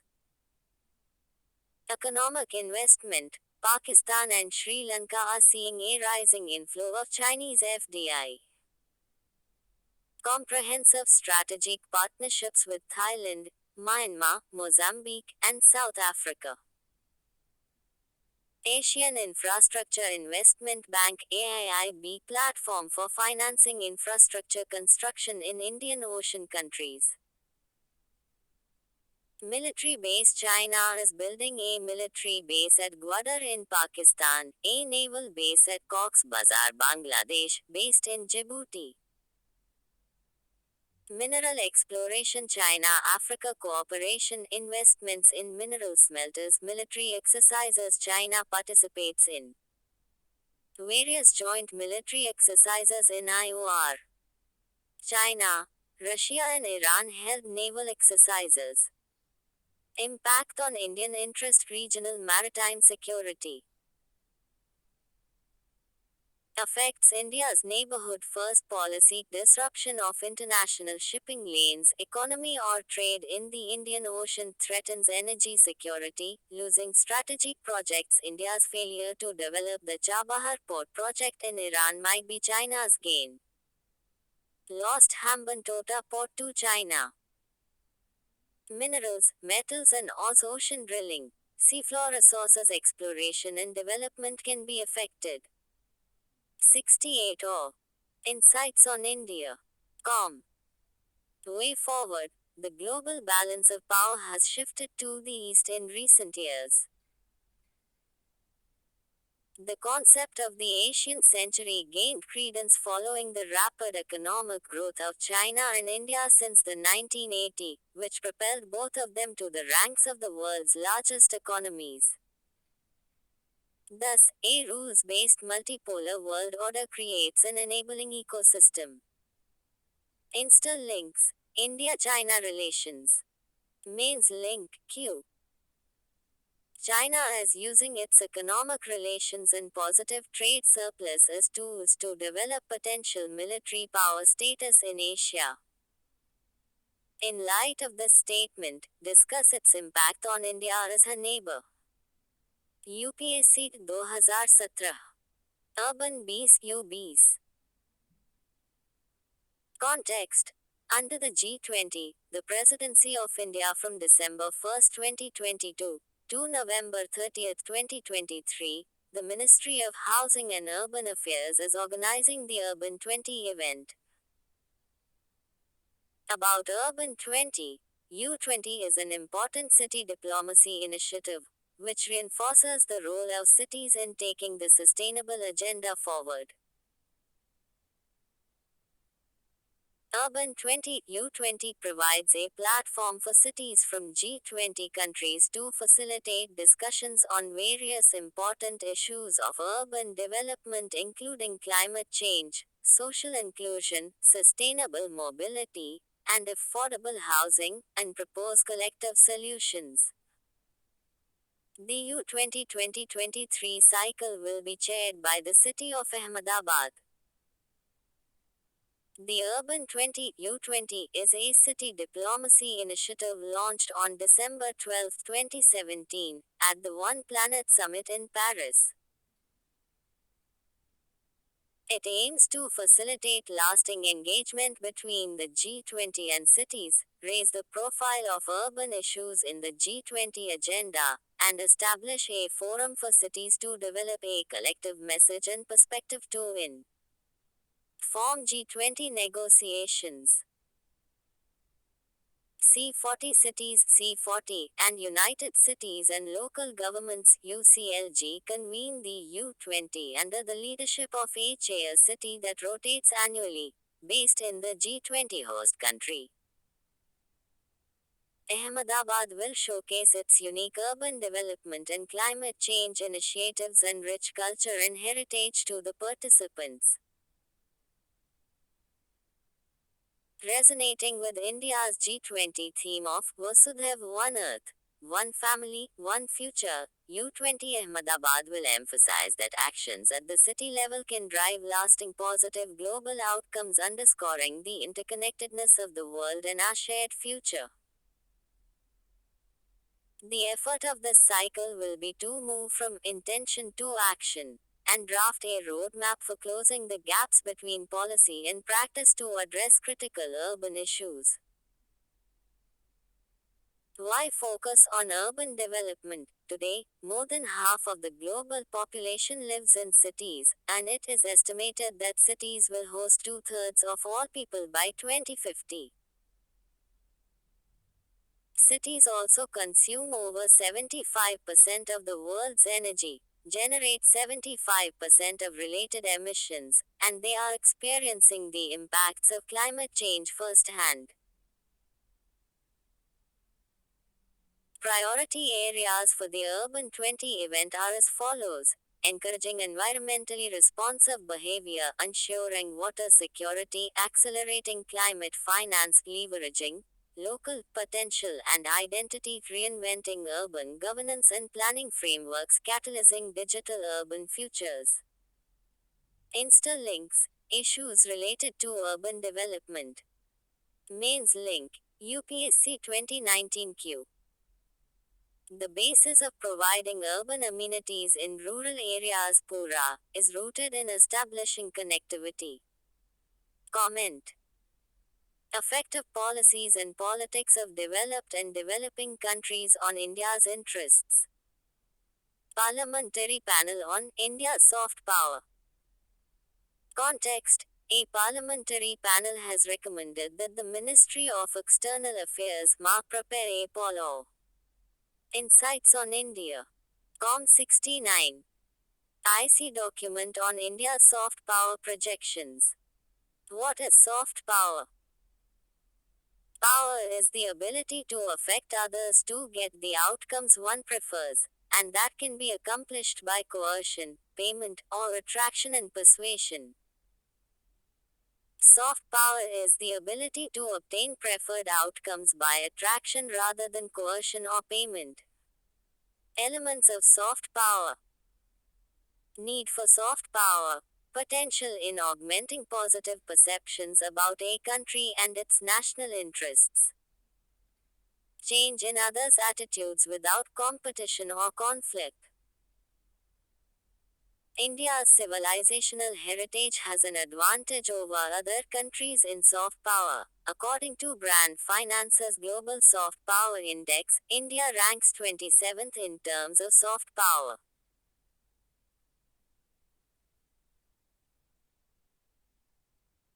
Recommendations of the committee: prepare a policy document on India's soft power projection, to delineate India's soft power toolbox and how it is being projected abroad, along with a vision statement for the future. Prepare a soft power matrix comparative analysis of India's soft power with other similar countries such as China, e.g., China spends around $10 billion a year just on its Confucius Institutes and soft power promotion, whereas ICCR, Indian Council of Cultural Relations, and other agencies put together spending around Rs.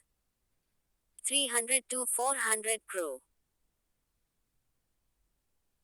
Most of India's expenditure goes into the establishment and administration, get recognition for Ayurveda by adopting the Pharmacopoeia of India, revamp the focus, structure and functioning of DD India for its global outreach. Proactive interaction with the Indian diaspora is an important part of India's soft diplomacy or diaspora diplomacy.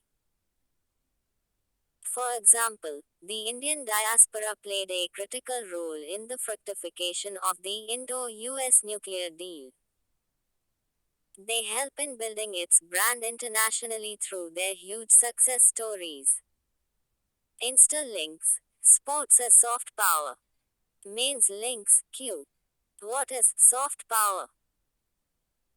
Evaluate the prospects or limitations of the Indian diaspora with respect to the role they can play in India's soft power and cultural diplomacy. 250 words. Important international institutions, agencies and for their structure, mandate. If not reformed, the UN will be overtaken. Direction. The article discusses why the process to reform the UNSC is complex and suggests a way ahead. Context. According to India's permanent representative to the United Nations (UN), Ruchira Kamboj, organizations such as the G20 may step up to play a more important role in internal 70 Insights on India. Com. National Affairs. If the UN fails to implement reforms in the UN Security Council (UNSC). Background. She stated during India's December UNSC presidency on the themes of reformed multilateralism and counterterrorism that the UN reformation is the most complex process of the UN system. The item of reform has remained on the agenda of the UNSC for nearly 3 decades without any substantive progress. Today, the UN has almost 200 member states. But their voices are not being heard and everything is being scripted for them. Need to reform UNSC. Ineffectiveness. Global issues have been increasingly complex and interconnected, yet UNSC remains ineffective to address these. Underrepresentation. The composition P5 permanent 5 members does not reflect contemporary geopolitical and economic realities and excludes globally important and emerging economies like G4. Power play and division among P5. The P5 with veto powers often act in self-interest rather than serving the global interests. Why is the process complex?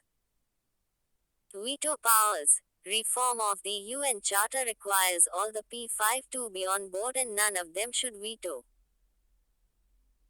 Conflict of interest. There are many who aspire to be in a reformed council, but there are many who would not like to see those in the council. For example, the tussle between G4 and the Coffee Club.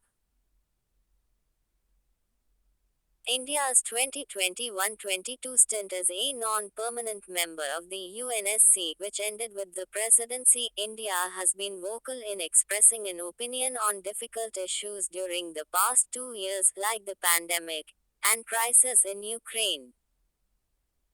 India's role in providing vaccines to the least developed countries had been applauded by all. Way ahead, the possibility of minilaterals, like G20, which are more democratic, taking center stage in global affairs if the UNSC refuses to make any progress. Conclusion. The reform requires not just the P5 but also smaller groupings within the UN structure to be engaged in the broader discussion on the reform. Insta links. UNSC Summit. A ground plan for India's reformed multilateralism or Insights on India. Com 71. Mains links Q.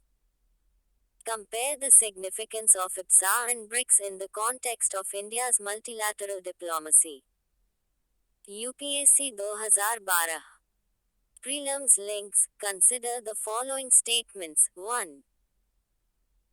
The United Nations Convention Against Corruption, UNCAC, has a protocol against the smuggling of migrants by land, sea and air. Though the UNCAC is the ever first legally binding global anti-corruption instrument. 3. A highlight of the United Nations Convention Against Transnational Organized Crime (UNTOC) is the inclusion of a specific chapter aimed at returning assets to their rightful owners from whom they had been taken illicitly. 4. The United Nations of FIs on Drugs and Crime (UNODC) is mandated by its member states to assist in the implementation of both UNCAC and UNTOC.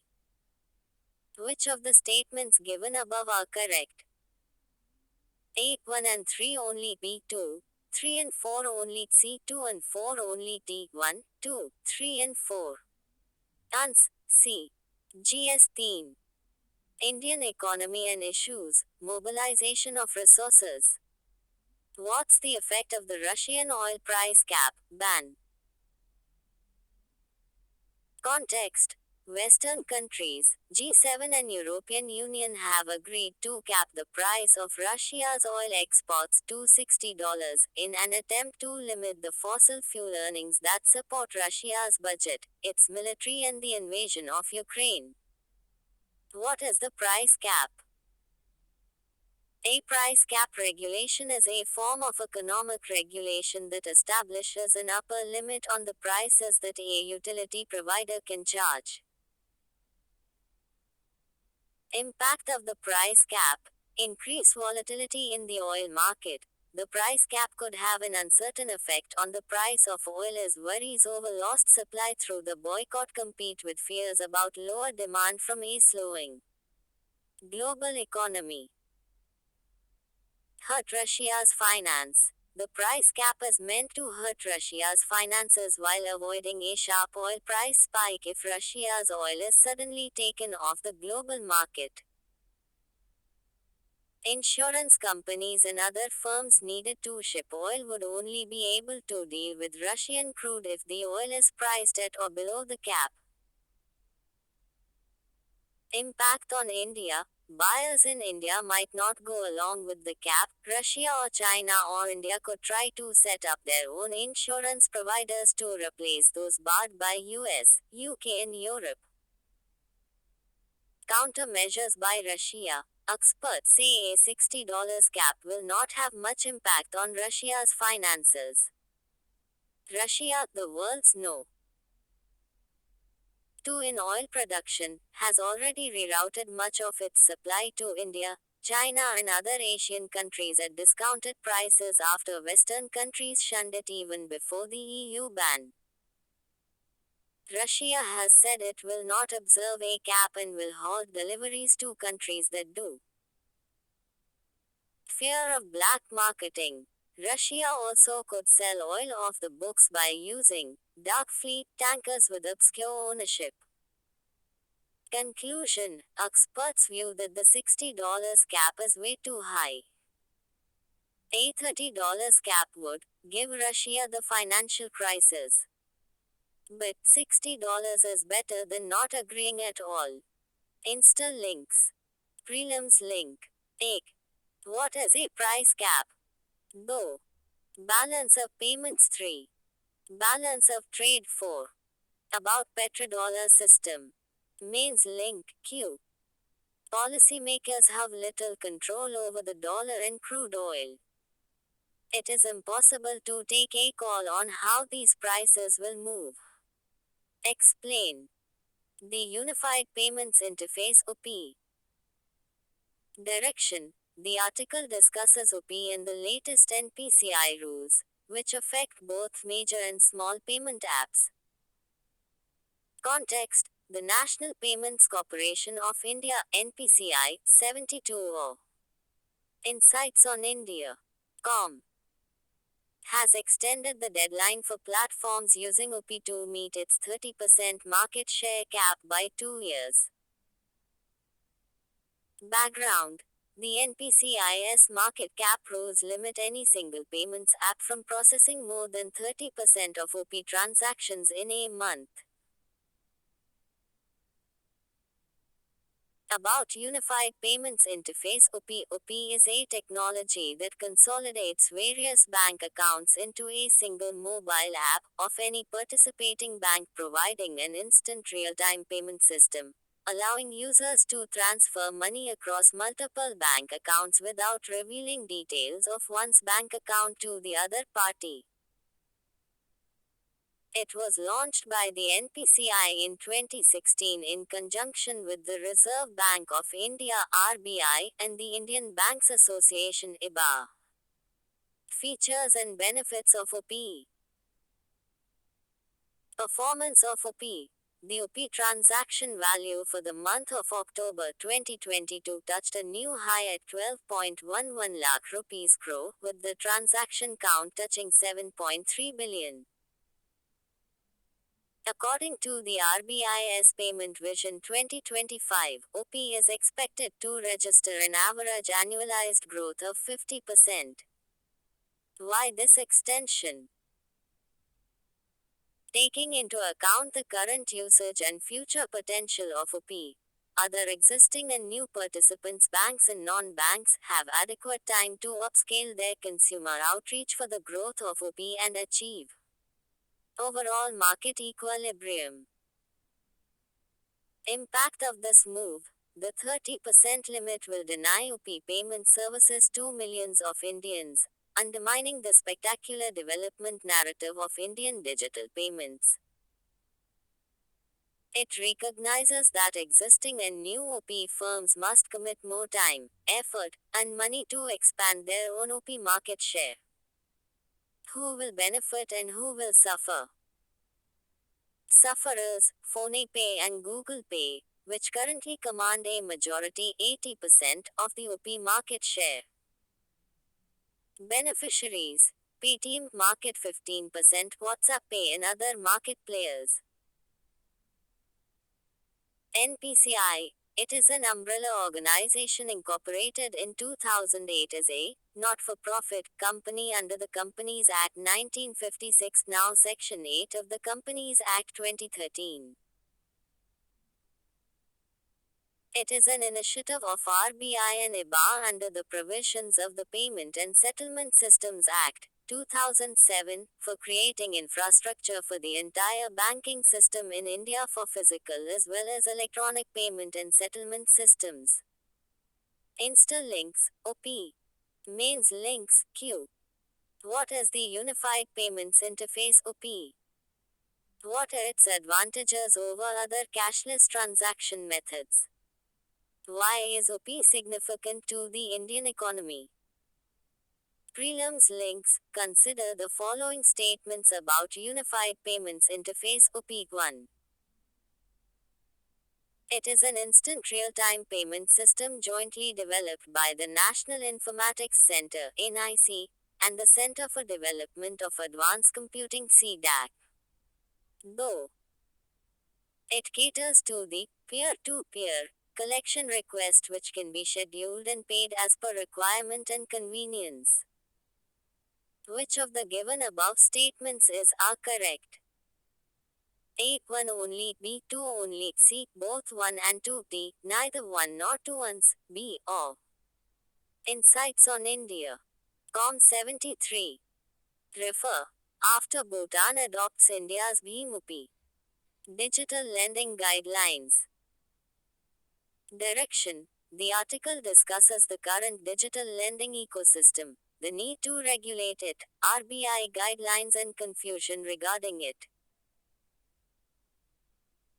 Context. 2 months after the RBI issued guidelines on digital lending, banks, non-banking financial companies (NBFCs), and fintech players are still awaiting clarity on many aspects, including the FLDG system.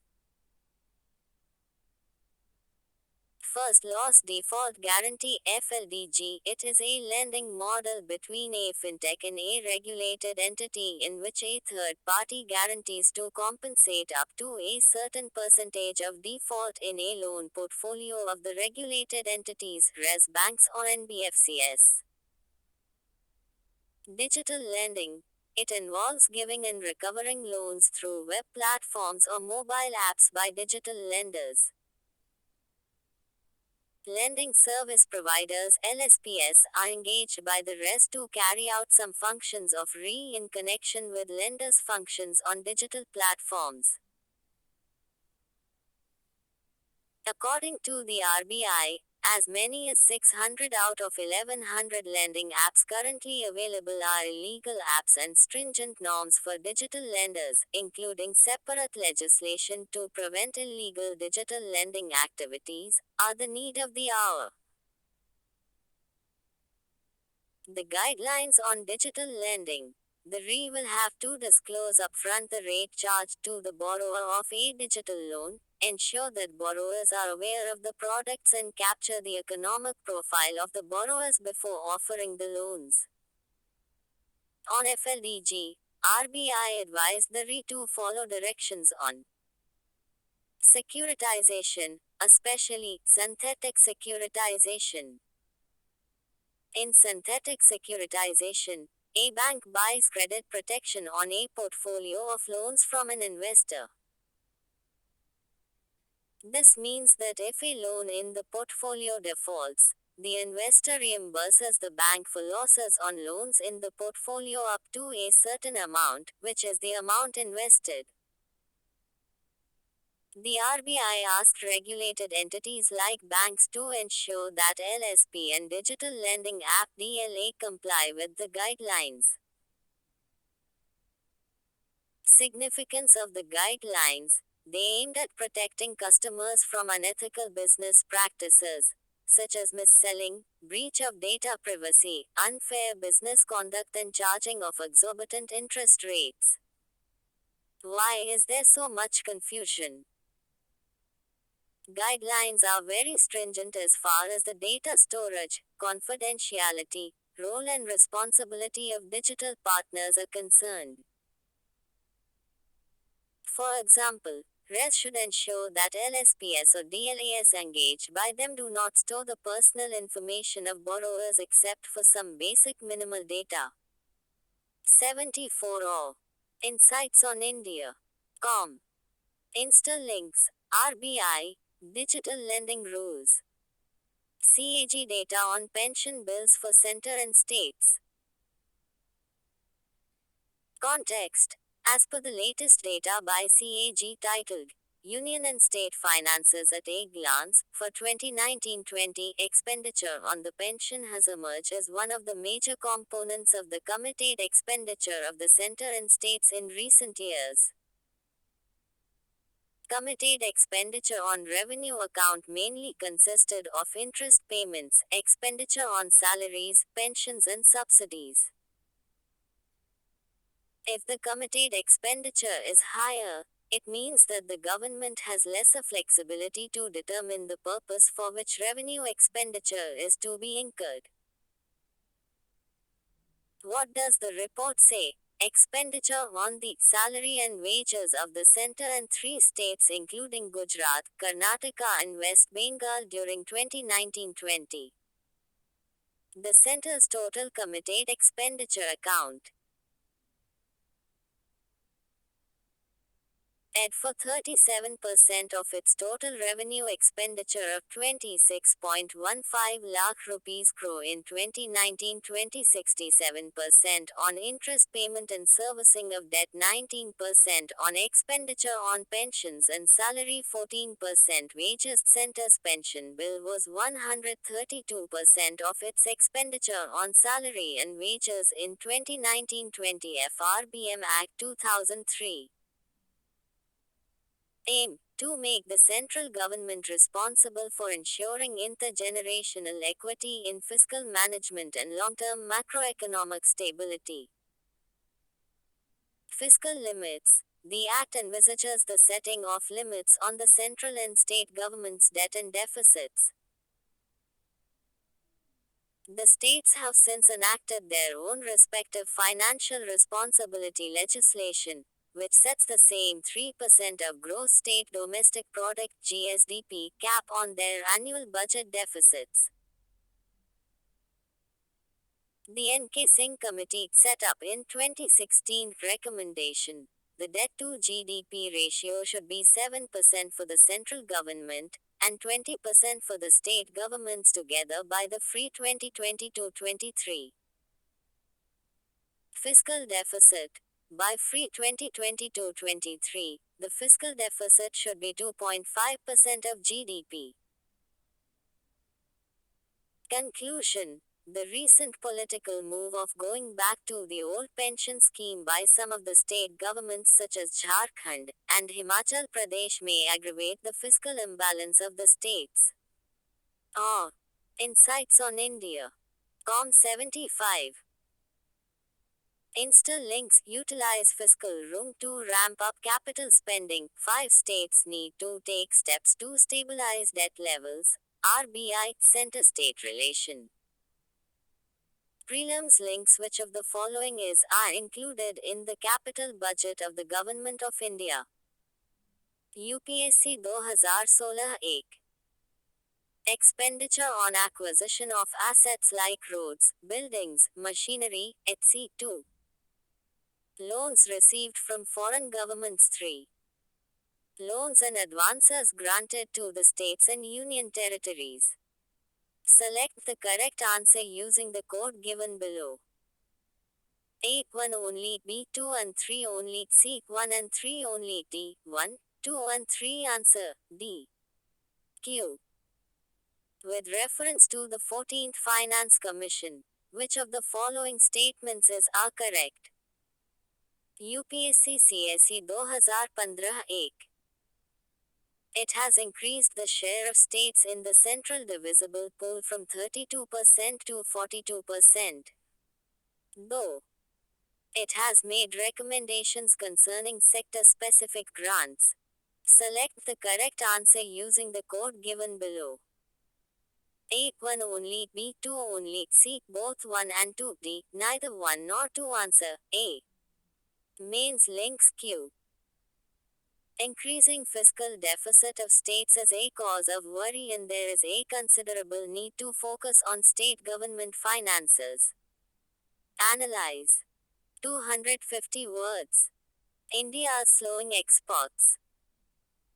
Direction. The article highlights the main reasons behind the declining exports in areas where the Indian economy is doing well. Context.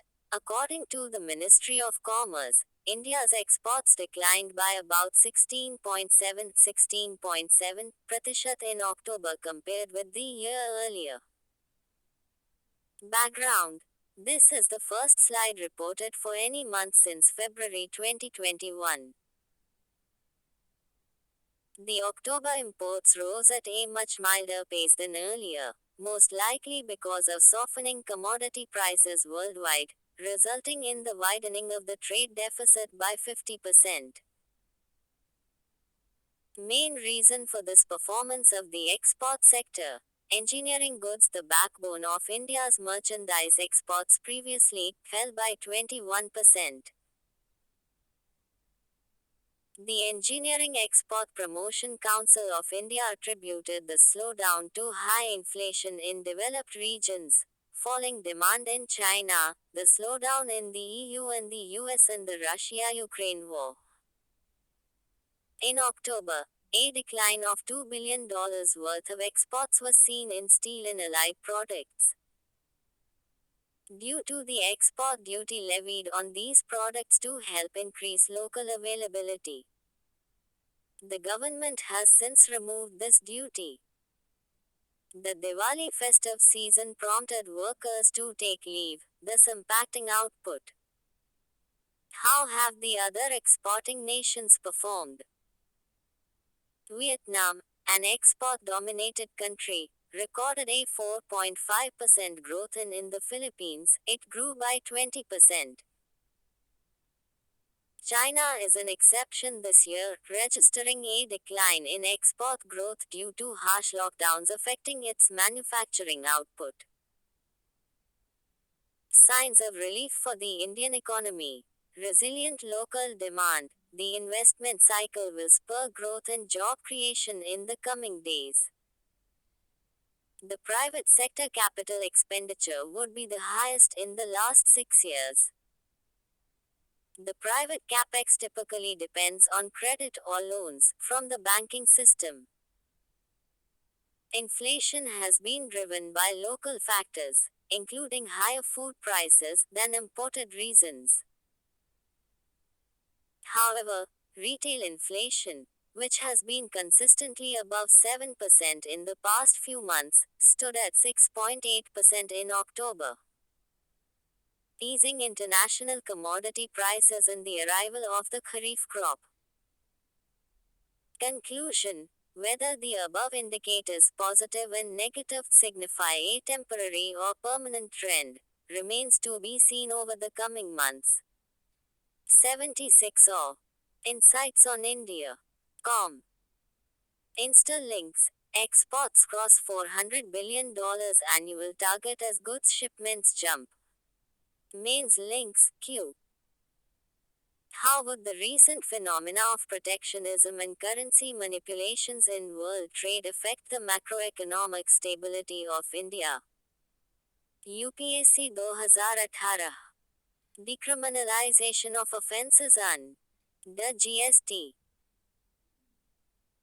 Context: the Finance Minister chaired the 48th GST Council, which recommended decriminalizing certain offences under Section 132 of the Central Goods and Services Tax (CGST) Act, 2017. Background: the GST law is still in its early stages of development. Hence, it is vital to recognize that imposing penal provisions in an uncertain ecosystem impacts an enterprise's ability to conduct business. About Goods and Services Tax (GST), it is an indirect tax, a tax which is not directly paid by customers to the government, that came into effect on July 1, 2017, as a result of the 101st Amendment to the Indian Constitution. It has replaced several indirect taxes in the country, including service taxes, VAT, excise, etc. It is imposed on both manufacturers and sellers of goods, as well as suppliers of services. For tax collection, it is divided into 5 tax slabs: 0%, 5%, 12%, 18%, and 28%. About GST Council. It is an apex committee to modify, reconcile or makes recommendations to the Union and the states on GST, like the goods and services that may be subjected to or exempted from GST, model GST laws, etc. Article 279A of the Indian Constitution empowers the President of India to constitute a joint forum of the centre and states called the GST Council. Offences under GST need, despite technology leverage, instances of tax evasion have surged due to culprits remaining undetected. The GST law imposes severe penalties and guidelines in order to combat corruption and maintain an efficient tax collection system. Penalties under GST law. The department authorities have the jurisdiction to impose monetary fines and the seizure of goods as penalties for violating statutory provisions. Criminal penalties include imprisonment and fines but can be awarded only in a criminal court following a prosecution. The amount of tax evaded. The amount of input tax credit (ITC) improperly claimed or used, etc., determines the length of the prison sentence. The Act also divides offences into cognizable and bailable and non-cognizable and bailable. Measures recommended at the 48th GST Council meeting: raising the minimum tax amount for commencing a GST prosecution from 1 to 2 crore. Reducing the compounding amount from 50 to 150% of the tax amount to 25 to 100% of the tax amount. Decriminalizing certain offences under Section 132 of the CGST Act, 2017, such as preventing an officer from doing his duties, deliberate tampering with material evidence and failure to supply information. Other suggestions include refunding unregistered individuals and facilitating e-commerce for small businesses. What impact will the aforementioned measures have? Prosecution, arrest, and imprisonment in GST cases would occur only in the most exceptional cases. Ease of doing business will be made more effective. Insta links, GST. Mains links, Q. Explain the rationale behind the Goods and Services Tax Compensation to States Act of 2017. How has COVID-19 impacted the GST compensation fund and created new federal tensions? UPSC 2020 Prelims links UPSC 2017 or Insights on India. Com 77. What are the most likely advantages of implementing Goods and Services Tax GST? 1. It will replace multiple taxes collected by multiple authorities and will thus create a single market in India.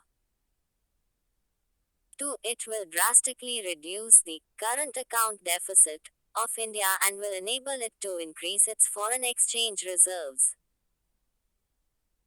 3. It will enormously increase the growth and size of the economy of India and will enable it to overtake China in the near future. Select the correct answer using the code given below. A. 1 only, B. 2 and 3 only, C. 1 and 3 only, D. 1, 2 and 3. Answer A. The dark pattern. How companies are tricking their users. Context. Some internet-based firms have been tricking users by deploying dark patterns, which are also known as deceptive patterns. What are dark patterns? Naming.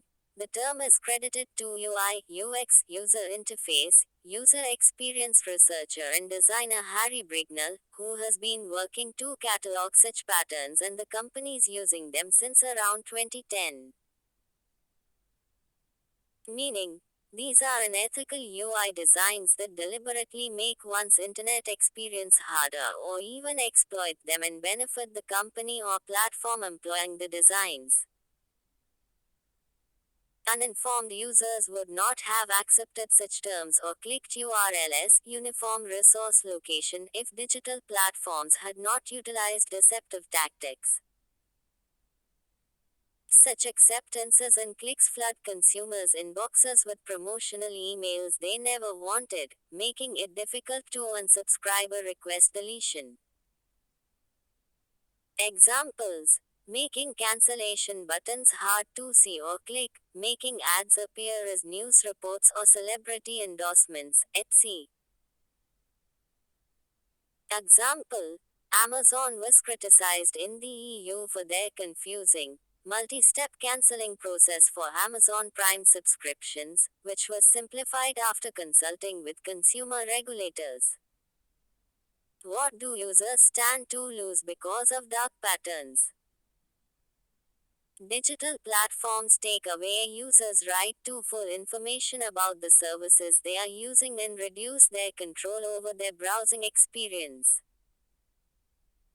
Endanger the experience of internet users and make them more vulnerable to financial and data exploitation by big tech firms. Confuse users, introduce online obstacles, and make simple tasks time consuming.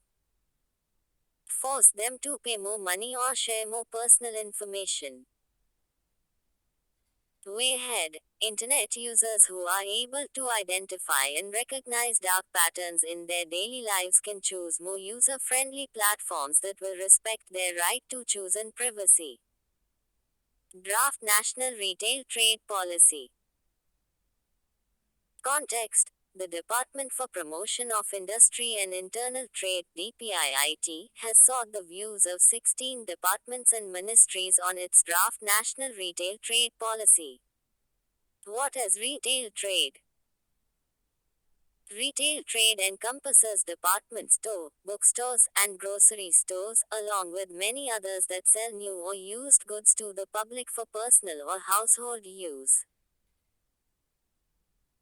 About the policy. Aim of the policy: to formulate strategies to provide a globally competitive and sustainable environment for the overall development of retail trade through targeted efforts. This can be done through ensuring easy and quick access to affordable credit, facilitating modernization and digitization of retail trade by promoting modern technology and superior infrastructural support, development of physical infrastructure across the 78 O. Insights on India. Com. Distribution chain promotion of skill development and improve labor productivity, providing an effective consultative and grievance redressal mechanism for the sector. Government schemes for promoting the retail sector. Finance, PM Mudra Yojana, PM Jan Dhan Yojana, infrastructure status to warehousing and logistics, multimodal logistics parks, smart cities mission at sea. Digital, ONDC, GEMS portal at sea. Other policies in the pipeline are DPIIT is also working on formulating a national e-commerce policy to promote the growth of the online retail sector in the country. A new industrial policy is also on the anvil. This will be the third industrial policy after the first in 1956 and the second in 1991. Insta-links, Committee Report Promotion or Regulation of E-Commerce. Mains links, Q. In the context of changing dynamics of commerce and trade, discuss the challenges in the formulation of a new retail trade policy for India. 15. India's startup ecosystem, opportunity for cloud services. Direction. The article tries to explain cloud computing, its significance for India and the way ahead to promote the cloud computing ecosystem in India. Context. AWS or Amazon Web Services, one of India's largest providers of cloud-based services, has provided startup credits that allow aspirant startups to use a suite of services from computing, storage and hosting for free. Background. India has the world's third largest startup ecosystem. Over the last 5 years, the number of registered startups in India has grown from 452 in 2016 to 84,012. While startups in India span a variety of industries from financial tech, gaming and health tech, several are based in the cloud, the servers and data storage accessible via the internet. Data storage companies are offering a slew of incentives to draw and retain these cloud-based startups on their platforms. What is cloud computing? It is the on-demand delivery of its resources, computing power, storage, and databases over the internet with pay-as-you-go, pay for a service before you use it pricing, from a cloud provider like AWS. Who is using cloud computing? Organizations of every type, size, and industry are using the cloud for a wide variety of use cases. For example, video game makers are using the cloud to deliver online games to millions of players around the world. Types of cloud computing. The three main types of cloud computing include infrastructure as a service (IaaS), platform as a service (PaaS), and software as a service (SaaS). Insights on India. Com 79. Benefits of cloud computing. Agility. The cloud gives one easy access to a broad range of technologies so that one can innovate faster and build nearly anything that one can imagine. Elasticity. With cloud computing, one doesn't have to over-provision resources upfront to handle peak levels of business activity in the future. Cost savings. Deploy globally in minutes. Cloud services and their importance in India. Potential. The cloud computing market in India is predicted to develop at a rate of 28.1% between now and 2027. Promoting e-governance. Cloud computing can further the motive of e-governance service delivery, transparency, citizen awareness and grievance redressal, by providing a faster, easier and cost-effective platform that can be used by multiple government agencies. G-Cloud, Meghraj, by the Government of India to harness the benefits of cloud computing. The focus of this initiative is to accelerate the delivery of ACE services in the country while optimizing ICT spending of the government. Promoting startup ecosystem. An increasing number of small and medium-sized businesses in India are rapidly shifting towards cloud computing, which is emerging as the major driving factor for the market.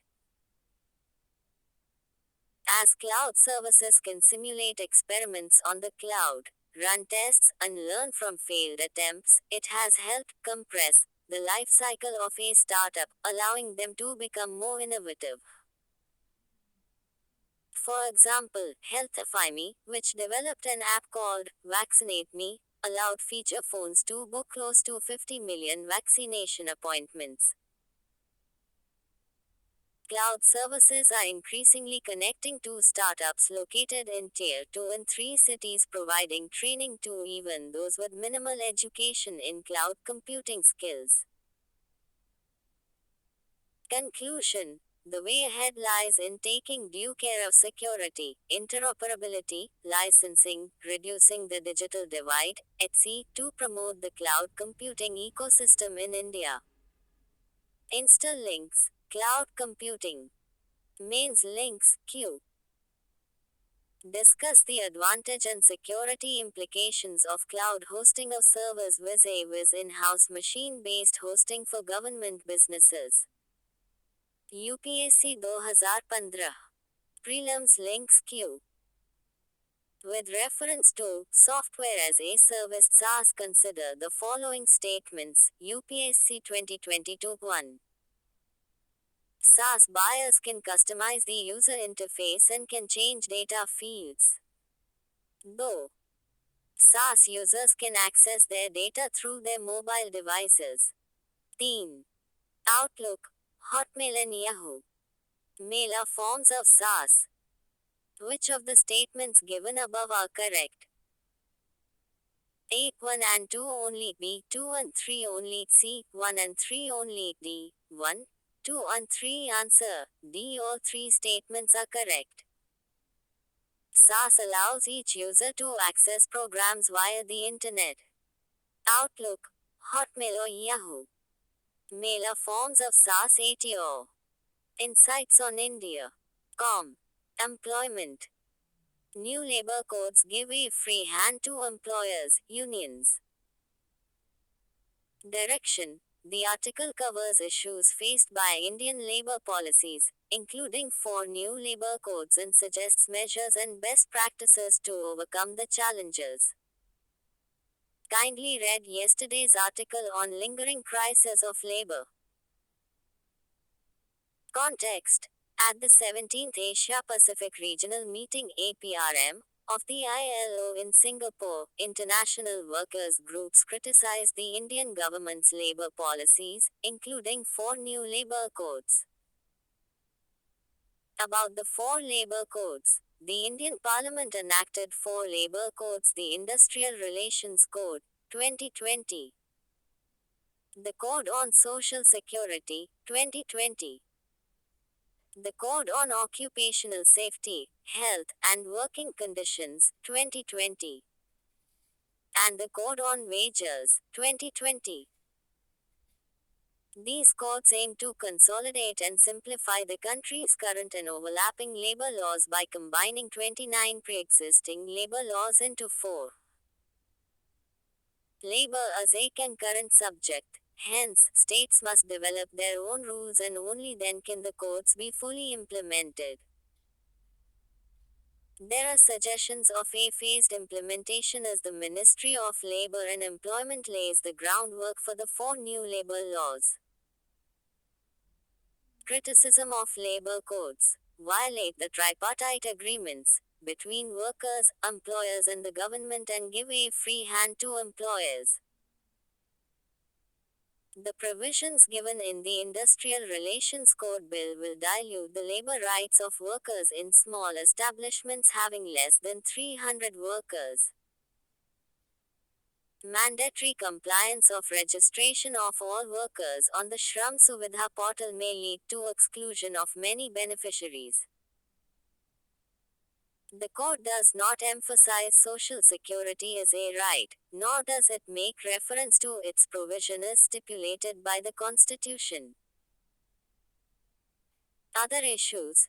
90% of India's workforce belongs to the unorganized sector, and there are persistent challenges of low paid jobs and poor working conditions.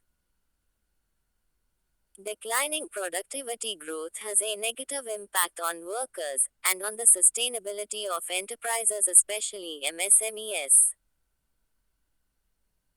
Measures of the Indian government to extend universal social security. E-Shram portal helps in identifying workers in the unorganized sector and prioritizing their needs. Extending health coverage through ESIC. Care for migrants, e.g. Government scheme of One Nation One Ration Card opportunities. India has the largest youth population in the world, and the country is observing a technological and entrepreneurial boom with startups mushrooming across the country. Way ahead. Need for a new social contract, which is based on the availability of decent jobs for all, fair wages, social protection, etc. Enhancing productivity will be critical to economic growth. For this, it is critical to harness digital, entrepreneurial skills. Recognizing invisible labor, a national policy for domestic workers needs to be brought in at the earliest to recognize their rights and promote better working conditions. Best practice Singapore's progressive wage model. This approach provides for raising wages in tandem with productivity growth achieved through upskilling workers and transforming businesses. Insta links, labor codes. Prelims links. Which of the following laws are subsumed by the Code on Social Security, 2020 Ratio 1? Employees Provident Fund Act, 1952 2. Maternity Benefit Act, 1961. Teen. Industrial Employment Standing Orders Act, 1946. Select the correct answer using the codes given below. A. 1 and 2 only, B. 1 only, C. 2 and 3 only, D. All of the above. Answer A or. Insights on India. Com 81. The lingering labor crisis. Direction. The article highlights crises in global and Indian employment scenarios, their impact and remedies. Context. The International Labour Organization (ILO) recently published tool that provided insight into the global employment scenario, including wages, following the pandemic. What does the report say? The Global Wage Report 2022-2023. The impact of twin crises, inflation and COVID-19, created a striking decline in real monthly wages and economic slowdown around the globe. The Asia Pacific Employment and Social Outlook 2022. The Asia Pacific region lost about 22 million jobs in 2022.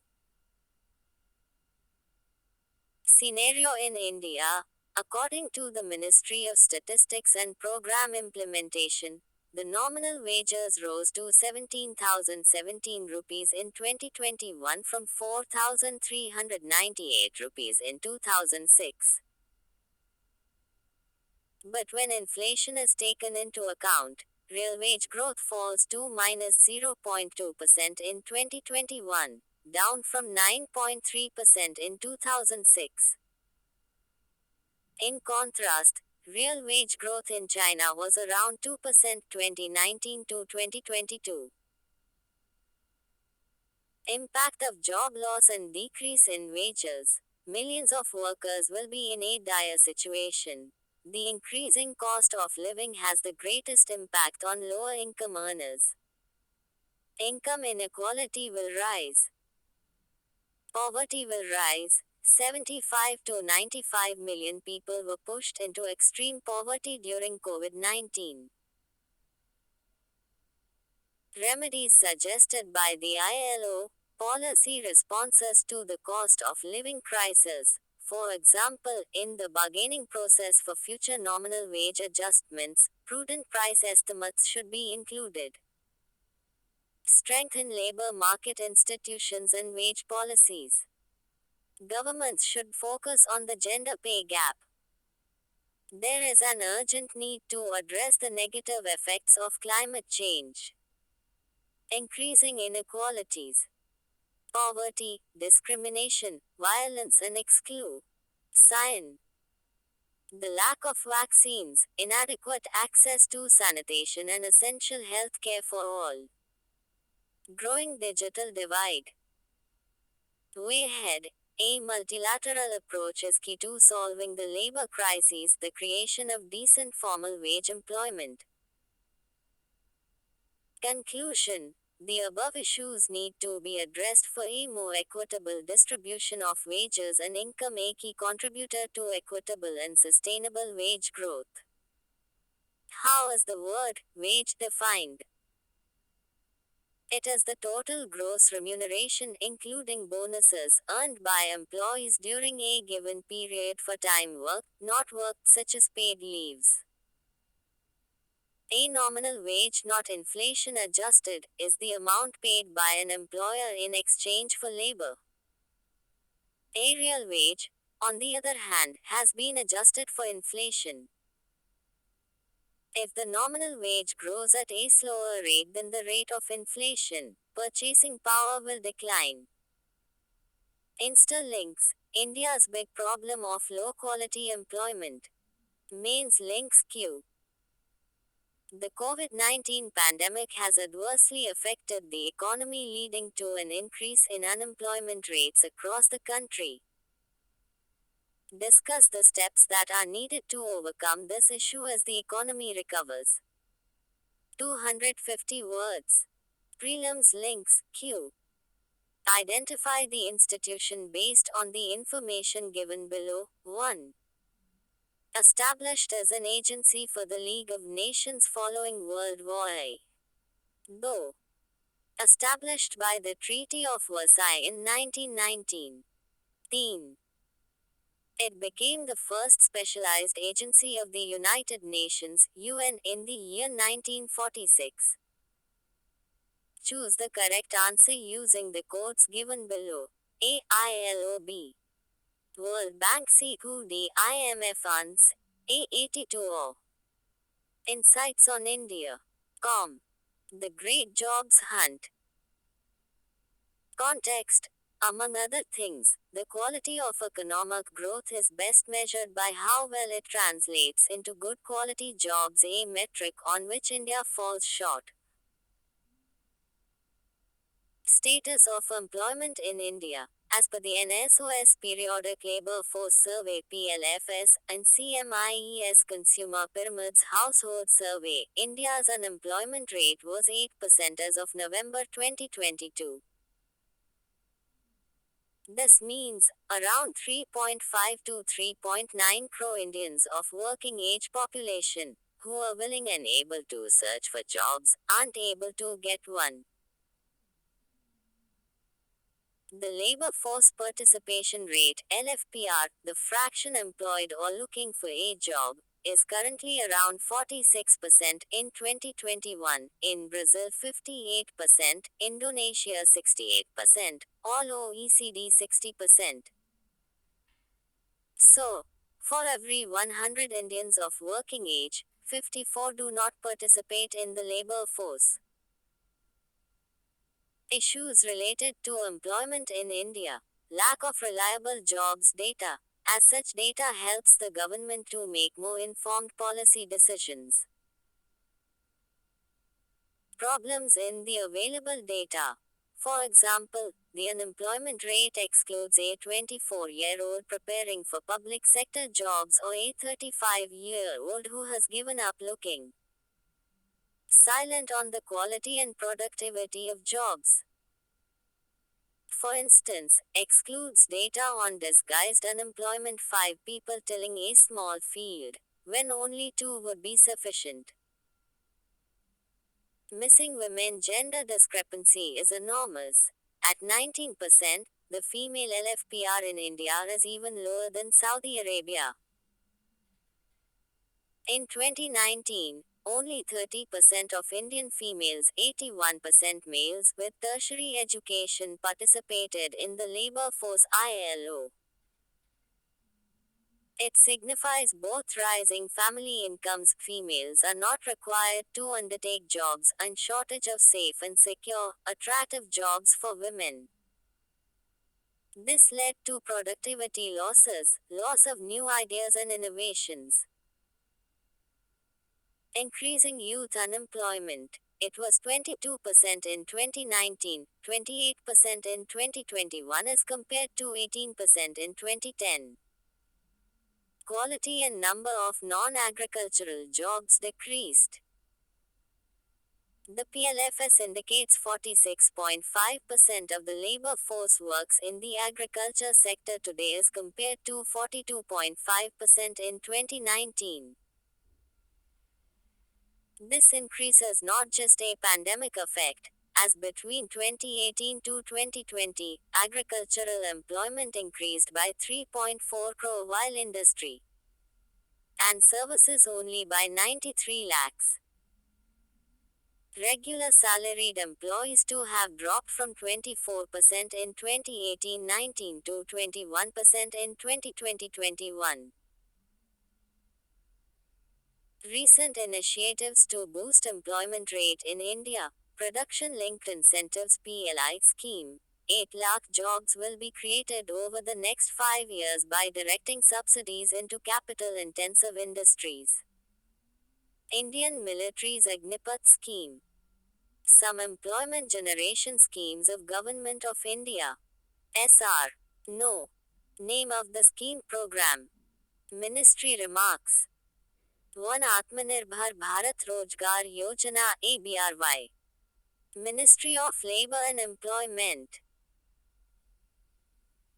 It was launched with effect in 2020 as part of Atmanirbhar Bharat Package 3.0 to incentivize employers for creation of new employment along with social security benefits and restoration of loss of employment during COVID-19 pandemic.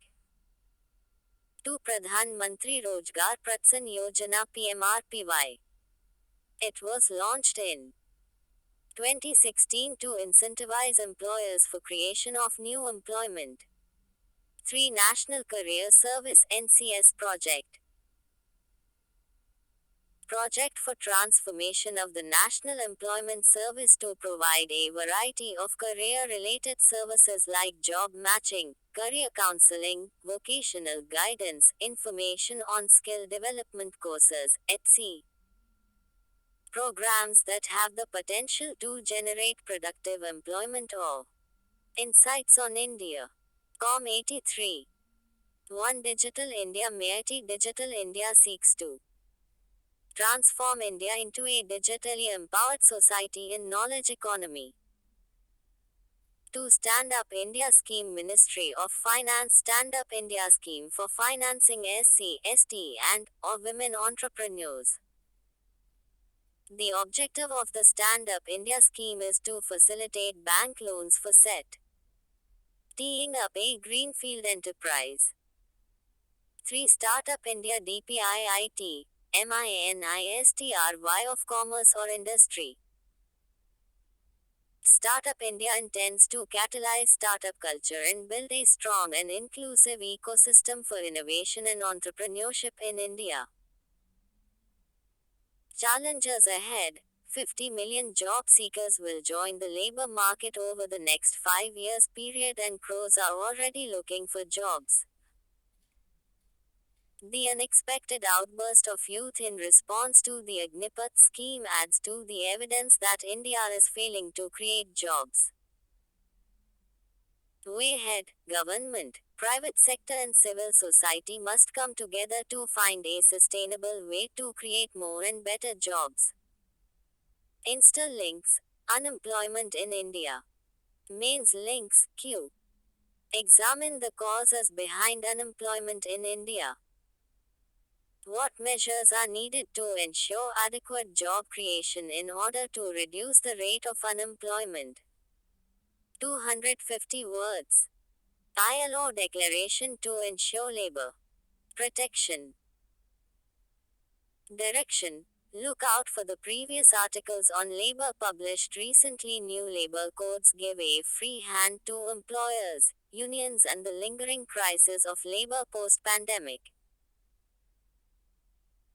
Context. The 17th Asia Pacific Regional Meeting APRM of the ILO set 10-point priorities of national action for the members to deal with the issue of dwindling wages, inflation, and unemployment. Background. The tripartite governments, employers and workers declaration, the Singapore Declaration, adopted by the delegates, agreed to address labor market challenges and find solutions to crises like the pandemic, natural disasters, and economic uncertainty. Highlights of the Singapore Declaration. The governments must strengthen governance frameworks and ensure labor protection through the promotion of freedom of association and the effective recognition of the right to collective bargaining. Rights of migrant workers, including improved accommodation, protection of wages, and extension of social protection, etc. It called for closing gender gaps through measures that increase women's labor force participation, promote equal pay for equal work and responsibilities, and promote women's leadership. Governments and social partners should urgently take effective measures to address allegations of serious violations of these rights. Measures suggested in the declaration. Governments must develop inclusive labor market programs and policies. Implement collective and determined efforts to accelerate a smooth transition from the informal to formal economy.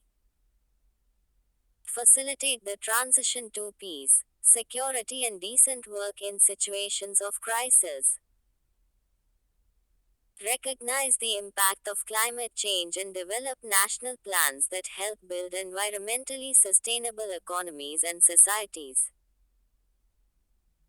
Frame policies to regulate labor migration to coordinate labor mobility and social protection and harness opportunities arising from labor migration. 84 or Insights on India. Com. Way ahead in the declaration.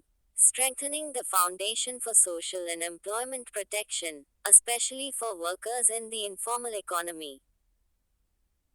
The capacities and skills of the employer, worker representatives, and governments must be strengthened. Recognizing that strong and representative organizations of workers and employers are key to achieving social justice and decent work. Conclusion. Social dialogue is key to building trust, and resilient labor market institutions are essential to sustained recovery and inclusive and sustainable growth. International Labour Organization (ILO) is the only tripartite UN agency since 1919. It brings together governments, employers, and workers of 187 member states to set labor standards, develop policies, and devise programs promoting decent work for all women and men. Insta links. New labor codes give a free hand to employers, unions. Mains links. Q. What are the issues with current labor laws in the country? Examine the need for carrying out labor reforms to progress the performance of India's manufacturing sector. 250 words. Inclusive growth and issues arising from it. India's century achieving sustainable, inclusive growth, INITIA. Dive. Context. FICCI, along with McKinsey, launched India's Century Achieving Sustainable, Inclusive Growth initiative that outlines a roadmap to achieve 10 lakh rupees per capita income by 2047. Aim. India's Century Initiative sets out an actionable roadmap for all stakeholders to unleash India's potential in becoming an economic superpower much before India turns 100. India is at an inflection point in its journey of becoming the third largest and upper middle income economy. Key highlights of the report. The roadmap identifies 11 priority sectors for growth over the next 25 years, with a set of over 50 actions for companies and industry bodies. See infographics. Recommendations. Long term, increasing India's innovation quotient. India has made progress in innovation and has jumped from 81 to 41 in World Intellectual Property Organization WIPO, Global Innovation Index rankings. Sector focused innovation clusters could enhance the environment for innovation, e.g., smart mobility and water adequacy clusters. Scaling up India's SMEs to grow 1,000 mid-sized and 10,000 small firms as global challengers. Currently, India has a missing middle, a dearth of mid-sized firms that typically grow into formidable competitors for large companies. Easier access to low-cost capital. Simpler one-stop processes to start and run their businesses. Support for resources they cannot always afford to hire, such as in-house lawyers and company secretaries. Or Insights on India. Com85. Empowering India's next generation of talent for a meaningful livelihood. By bolstering foundational skills to match the requirements of high potential sectors, such as banking, healthcare, it services large scale skilling and reskilling of the existing workforce. Creating the future workforce would require modernized teaching methods, with a greater focus on practical apprenticeship.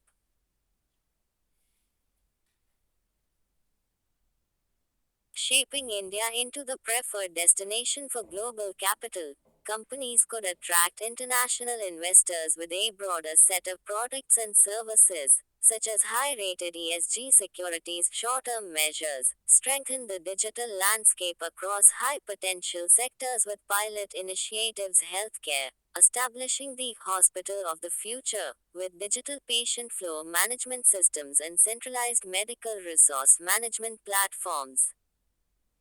Agriculture. Piloting agri-stack projects.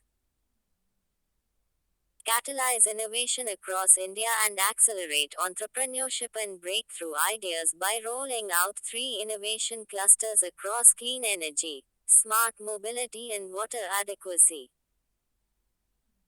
Accelerate the adoption of existing digital capabilities by encouraging a 90% adoption rate of the GEM portal.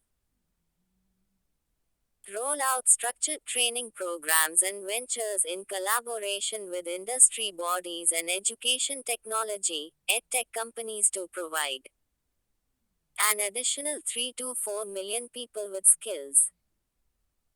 Drive water sustainability with industry campaigns for net zero consumption commitments and adoption of water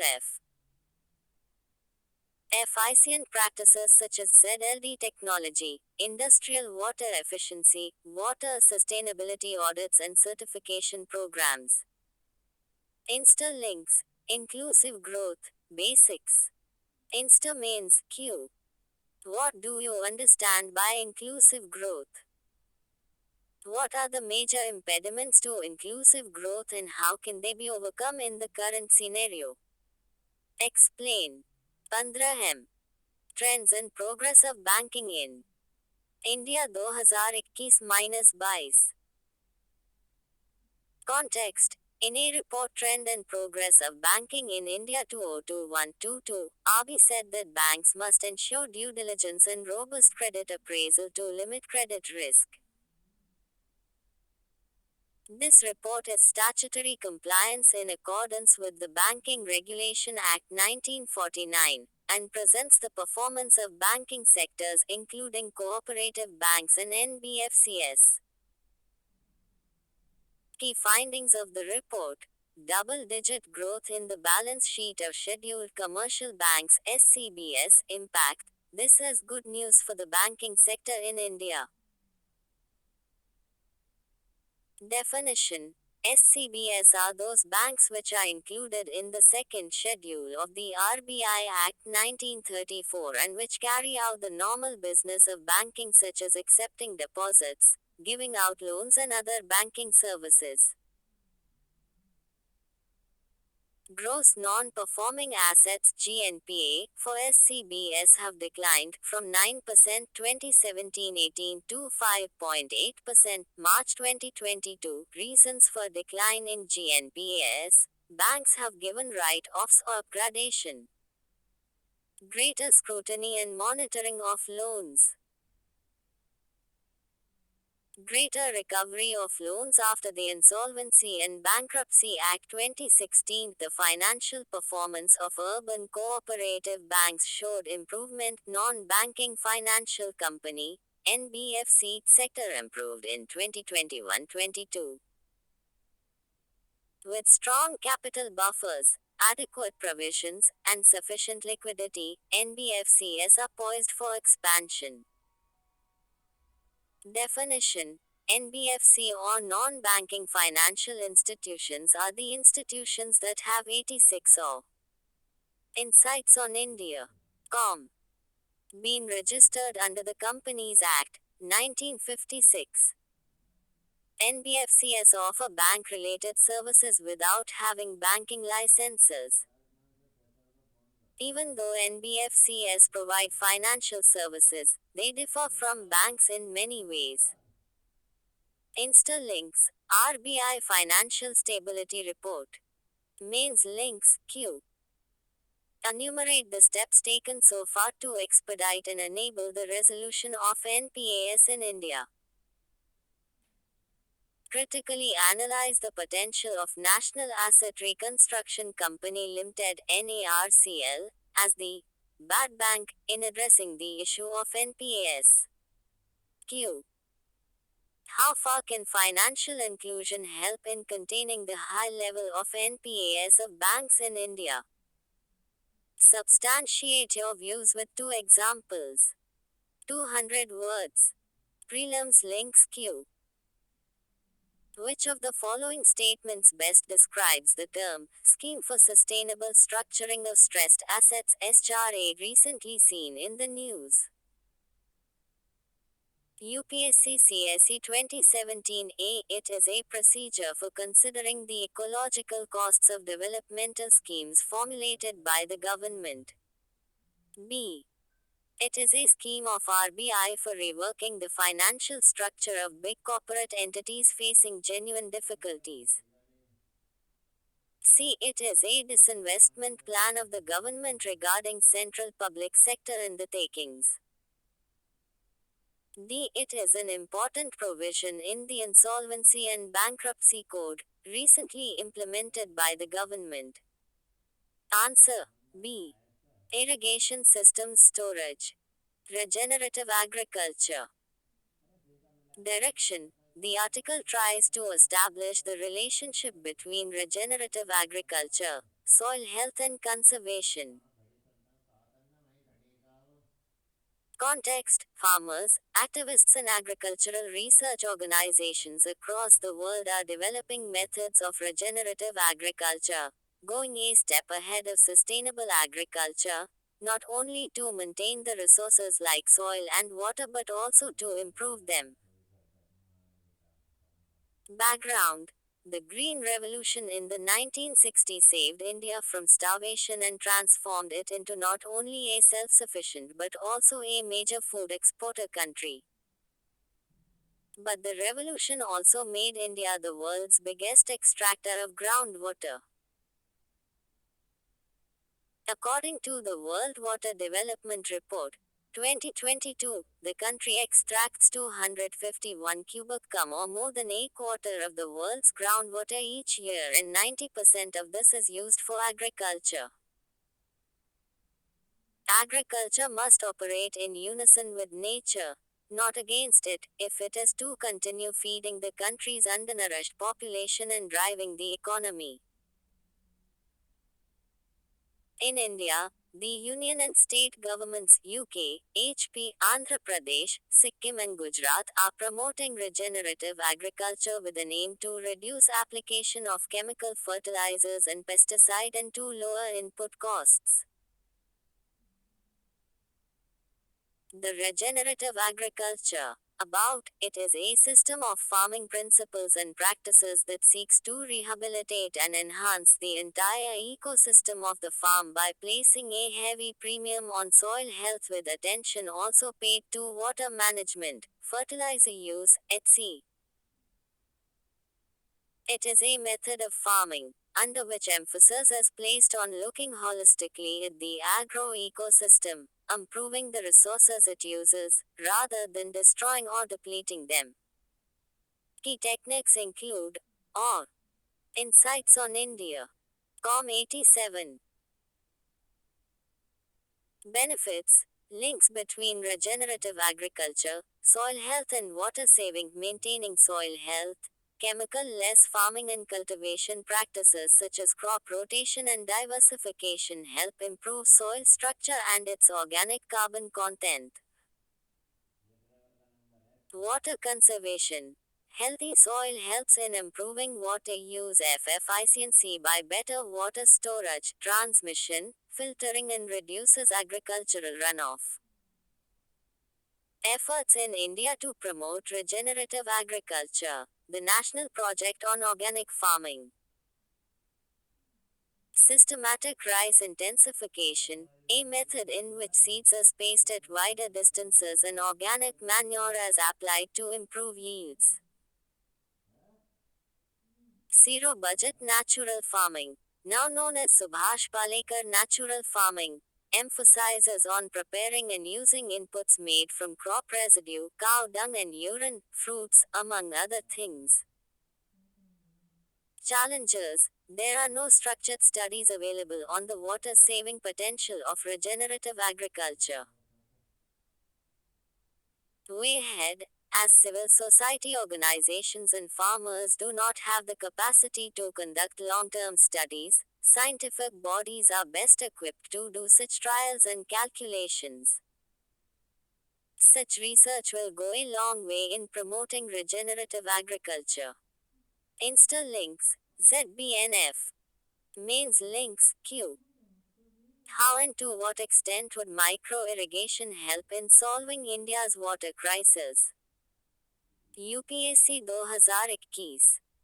Prelims links, UPSC 2018. With reference to organic farming in India, consider the following statements. 1. The National Program for Organic Production, NPOP, is operated under the guidelines and directions of the Union Ministry of Rural Development. Though the Agricultural and Processed Food Products Export Development Authority, APDA, functions as the secretariat for the implementation of NPOP. 3. Sikkim has become India's first fully organic state. Which of the statements given above are correct?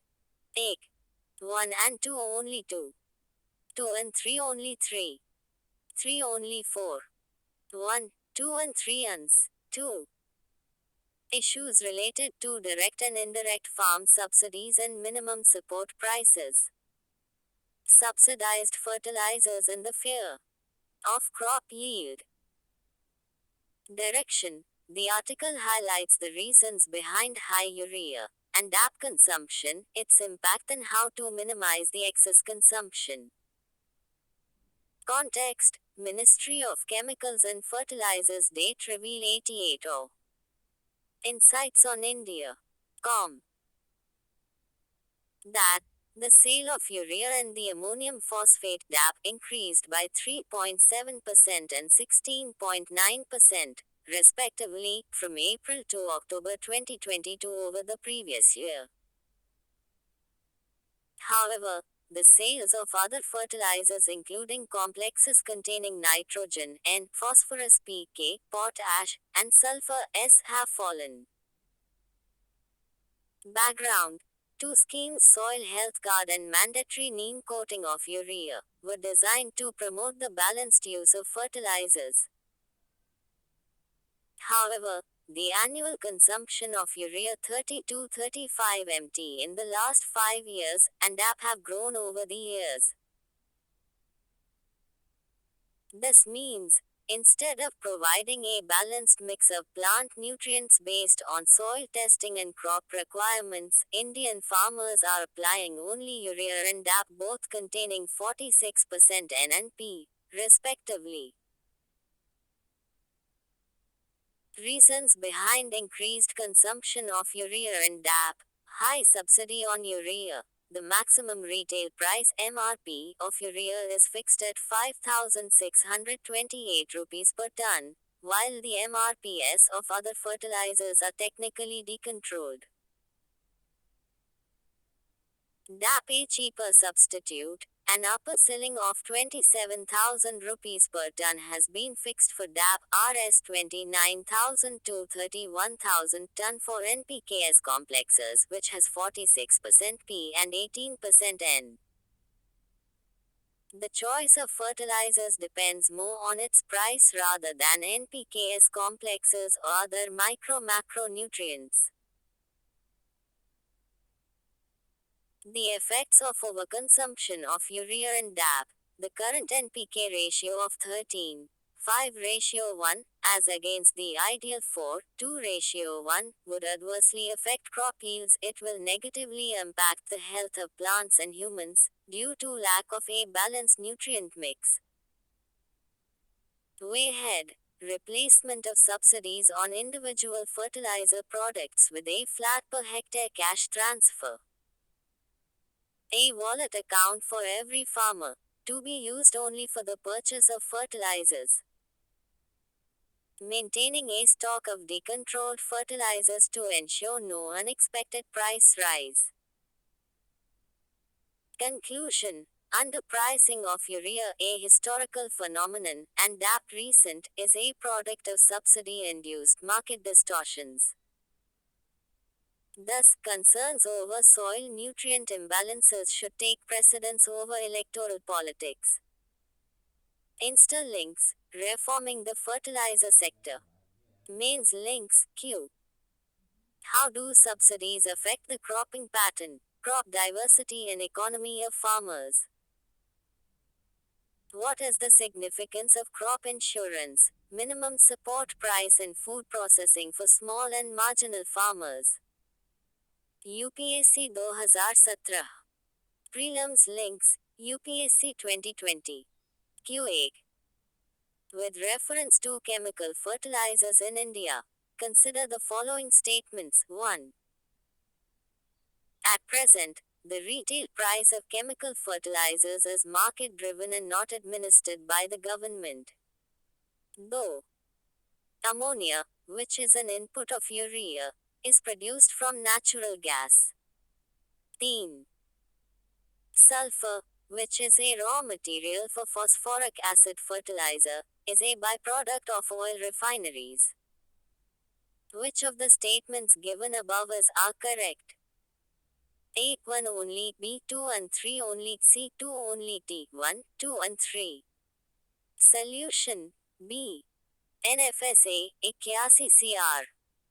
People to get free food grains for 1 year. Direction. The article tries to compare the government's two food security schemes, National Food Security Act 2013 and the PM Garib Kalyan Anna Yojana PMGKAY. Insights on India. Com 89. Context. The Union government announced free food grains to beneficiaries under the National Food Security Act 2013 for a year commencing in January 2023, combining economic prudence and the need of a safety net. It has, however, discontinued the PM Garib Kalyan Anna Yojana PMGKAY, merging it with NFSA. Comparing NFSA and PMGKAY. NFSA PMGKAY. Objectives. to provide for food and nutritional security. Key features: food grains at subsidized price: rice at Rs 3 per kilogram, wheat at Rs 2 per kilogram, and coarse grain at Rs 1 per kilogram. Two categories of beneficiary: Antyodaya Anna Yojana, 35 kilograms family, and the priority households, 5 kilograms person. Covers 67% of the total population, 75% of the rural and 50% of the urban population. Meals to pregnant women and lactating mothers. Maternity benefits of not less than Rs 6,000 to such women. Children up to 14 years of age will be entitled to nutritious meals. In case of non-supply of entitled food grains or meals, the beneficiaries will receive food security allowance. Grievance redressal mechanism at the district and state levels. Launched in April 2020 as part of Atmanirbhar Bharat to supply free food grains to migrants and poor amid COVID-19. More than 81.35 crore people will be provided 5 kilograms free wheat rice per person along with 1 kilogram free whole chana to each family. This is over and above the regular monthly entitlements under NFSA. Families belonging to the below poverty line I and PHH categories will be eligible for the scheme.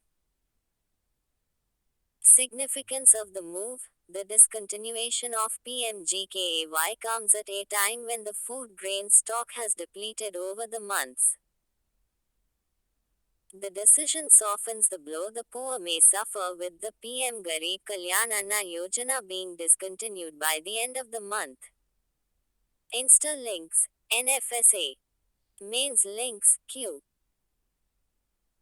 The National Food Security Act (NFSA), with the Pradhan Mantri Garib Kalyan Anna Yojana (PMGKAY) add-on during the pandemic is a star achievement of our 75 years of independence. Elaborate. 250 words. MSP for cotton to rise or not. Direction. The article highlights the concept of MSP, meaning, objectives, issues, etc. Context. While cotton farmers in several states have called for an increase in the crop's MSP, the center has stated that it is monitoring the cotton output condition and will make a decision accordingly. The concept of minimum support price (MSP) in India. 90O. Insights on India. Com. Meaning, it is a policy decision not enforceable by law, a sort of market intervention by the Government of India to protect agricultural producers from a dramatic drop in farm prices during abundant output years. Objectives. It is a price guarantee for farmers' output intended to prevent farmers from selling their crops in distress and to buy food grains for public distribution. For example, if the market price for a commodity falls below the designated minimum price due to excessive production and a market imbalance, government agencies will purchase the whole quantity produced by farmers at the declared minimum price. Announced by the Cabinet Committee on Economic Affairs, chaired by the PM, based on the recommendations of the Commission for Agricultural Costs and Prices (CACP), at the start of the sowing season for specific crops. Crops covered. The government has announced minimum support prices (MSPs) for 22 specified crops as well as a fair and remunerative price (FRP) for sugarcane, total 23. 14 kharif crops, 6 rabi crops and 2 other commercial crops are mandated. Issues. Lack of government machinery for procurement for all crops. Majority of farmers remain uncovered under the MSP regime. MS Swaminathan Commission recommendation of fixing MSP at 150% of production cost remains unimplemented. Case of cotton. The MSP for medium staple cotton for 2022-23 Kharif season is 6,080 rupees. Though farmers said they got prices much higher than MSP for their produce, it was inadequate given the rise in price of input items such as seeds, pesticide and fertilizers. Insta links. MSP means links Q. What do you mean by the minimum support price MSP? How will MSP rescue the farmers from the low income trap? UPSC 2018. Issues of buffer stocks and food security. Onion storage woes. Direction. The article covers the reasons behind the fluctuation in the prices of onions in India and steps taken by the government to reduce this fluctuation. Context. According to the Parliamentary Standing Committee on Food, Consumer Affairs and Public Distribution report, storage facilities for onions run by the centre are poor and need an immediate overhaul. Background. Onion prices skyrocketed beyond 150 rupees in the winter of 2019 before stabilizing. As a result, the center accorded utmost importance to the reduction of storage loss in onion buffer stocks. The percentage of loss on account of prolonged storage of onion in the buffer had been reduced to 26% in 2021-22 from about 28% in 2020-21. Onion in India facts and figures. India is the second largest onion growing country in the world, and the Indian onions are famous for their pungency, sharp smell, and taste, and are available round the year. There are three sowing seasons for the onion crop in India: Kharif 10%, late Kharif 20%, and Rabi 70%. The Rabi onion crop is the mainstay of India, and the price of the onion is normally lower during these months due to greater supply. In 2020-21, the major onion producing states are Maharashtra 39%, Karnataka, Madhya Pradesh 17%, Gujarat, Bihar, Andhra Pradesh, Rajasthan, Haryana and Telangana. The major export destinations are Bangladesh, Malaysia, Sri Lanka, UAE, Nepal and Indonesia. As India faces frequent onion demand-supply mismatches, resulting in price fluctuations, successfully storing Rabi onions and scientific management of onion output in all three seasons is crucial. Steps to arrest price rise and increase domestic supply. Besides production augmentation, there are several policy tools available to arrest the increasing prices, such as the withdrawal of merchandise export in SNO. Insights on India. COM91. TIE Scheme MEIS. Building of buffer stock with an aim to intervene in case prices start rising abnormally. Implementation of minimum export price. Opening the export window for a limited period or quantity. Imposition of stock limit on wholesale traders and retailers. Operation Greens from top to total. Objectives of Operation Greens: enhancing value realization of top farmers through price stabilization for producers and consumers, reducing post-harvest losses by creation of appropriate storage capacity, increasing food processing capacities and value addition in the top value chain. Findings of the Standing Panel: 51,583 million tons (MT) of onion had been damaged due to spoilage in the last 3 years.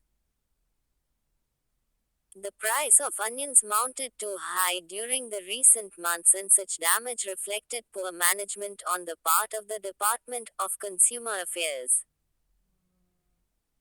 Onions were traditionally stored in open ventilated jars while the development of modern scientific technology was still in the experimental stage. It urged the department to take due care for proper storage of onions so as to refrain from price fluctuation and to prevent black marketing. This was also to be done keeping in view the vast procurement of onion 250,000 MT. Center's reply: onions from the buffer are being released in a targeted and calibrated manner to stabilize prices at local as well as national levels. To develop technologies for the primary processing, storage, and valorization of onion, the department has initiated a hackathon. The hackathon would cover comprehensive solutions like improvement in the design of kandha, jars, pre-harvest care, primary processing such as drying, etc. Insta links, Operation Greens, Mains links, Q. Elaborate on the policy taken by the Government of India to meet the challenges of the food processing sector. UPSC 2019. Economics of animal rearing. Socio-economic benefits of the fisheries sector. Direction: the article highlights the relevance of fish production for the economy and filling nutritional gaps. It also gives an overview of India's fisheries sector.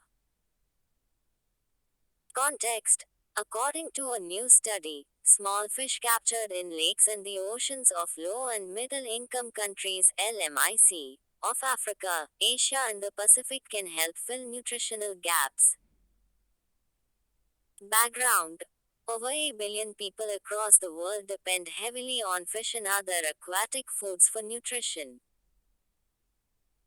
The majority of these people reside in the LMIC of Africa, Asia, and the Pacific, often near rivers, lakes, or the ocean. Highlights of the study: small pelagic fish supply abundant and affordable micronutrients to LMIC. Pelagic fish, herring, sardines, and anchovies, which live in the upper layers of open water, are the least expensive, most nutrient dense in selenium, omega 3 fatty acids, zinc, iron, and calcium, and readily available fish.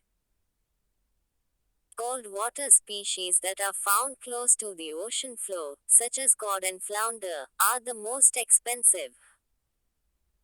Significance: these superfoods provide the micronutrients needed for human health and cognitive growth. Small fish could provide environmental, social, and economic benefits and help fill nutrient gaps in LMIC.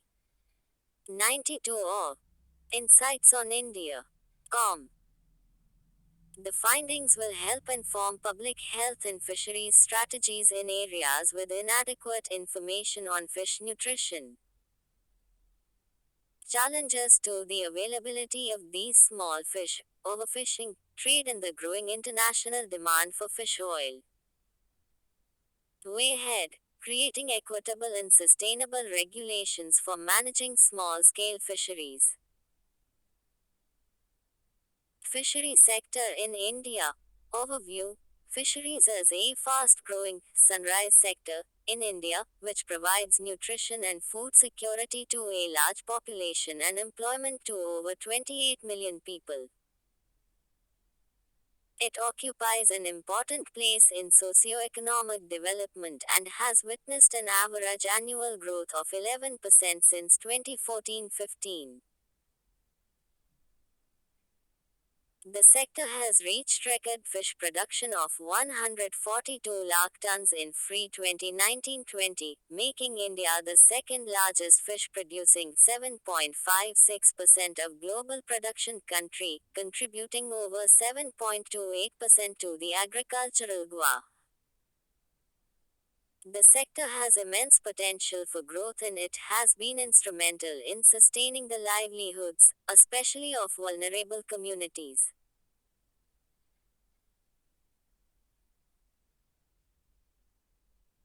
Schemes and programs. Pradhan Mantri Matsya Sampada Yojana PMMSY, implementation of the Fisheries and Aquaculture Infrastructure Development Fund FIDF, Kisan Credit Card KCC, Budget 2021-22, announcements Seaweed Park in Tamil Nadu, development of 5 major fishing harbors as the hub of economic activities Kochi, Chennai, Vishakhapatnam, Paradip, and Pitwaghat. Recognizing the sector's enormous potential, the Indian government established a dedicated Ministry of Fisheries, Animal Husbandry and Dairy in 2019. Insta links. Fishing industry in India means links, Q. Examine the potential often problems faced by India's fisheries sector and measures taken to address these problems. 250 words or Insights on India. Com 93. Land reforms in India. New land rules bring on par with the rest of India. Context. The abrogation of special status under Articles 35A and 370 for Jammu and Kashmir was followed by various initiatives to initiate land reforms and modernization in the erstwhile state. Toughening the stand on newly introduced land rules that have ended leaseholders' rights for extension in the Union Territory, UT, has brought Jammu and Kashmir to par with India. Initiatives taken for land reforms. In 2020, the centre notified the Union Territory of Jammu and Kashmir Reorganization Adaptation of Central Laws, order which resulted in the repeal of 11 land laws including the Big Landed Estates Abolition Act of 1950. Domicile requirements to purchase non-agricultural land have been removed, equalizing with other states. Wife and children of an agriculturist would also fall in the agriculturist category for the purposes of the Jammu or Kashmir Land Revenue Act, 1996. Implementation of the Real Estate Regulation and Development Act, 2016 or RERA to regulate the real estate sector. Aapki Zameen Aapki Nigrani. Under the Digital India Land Records Modernization Program, DILRMP, for modernizing the management of land records has been launched in the UT.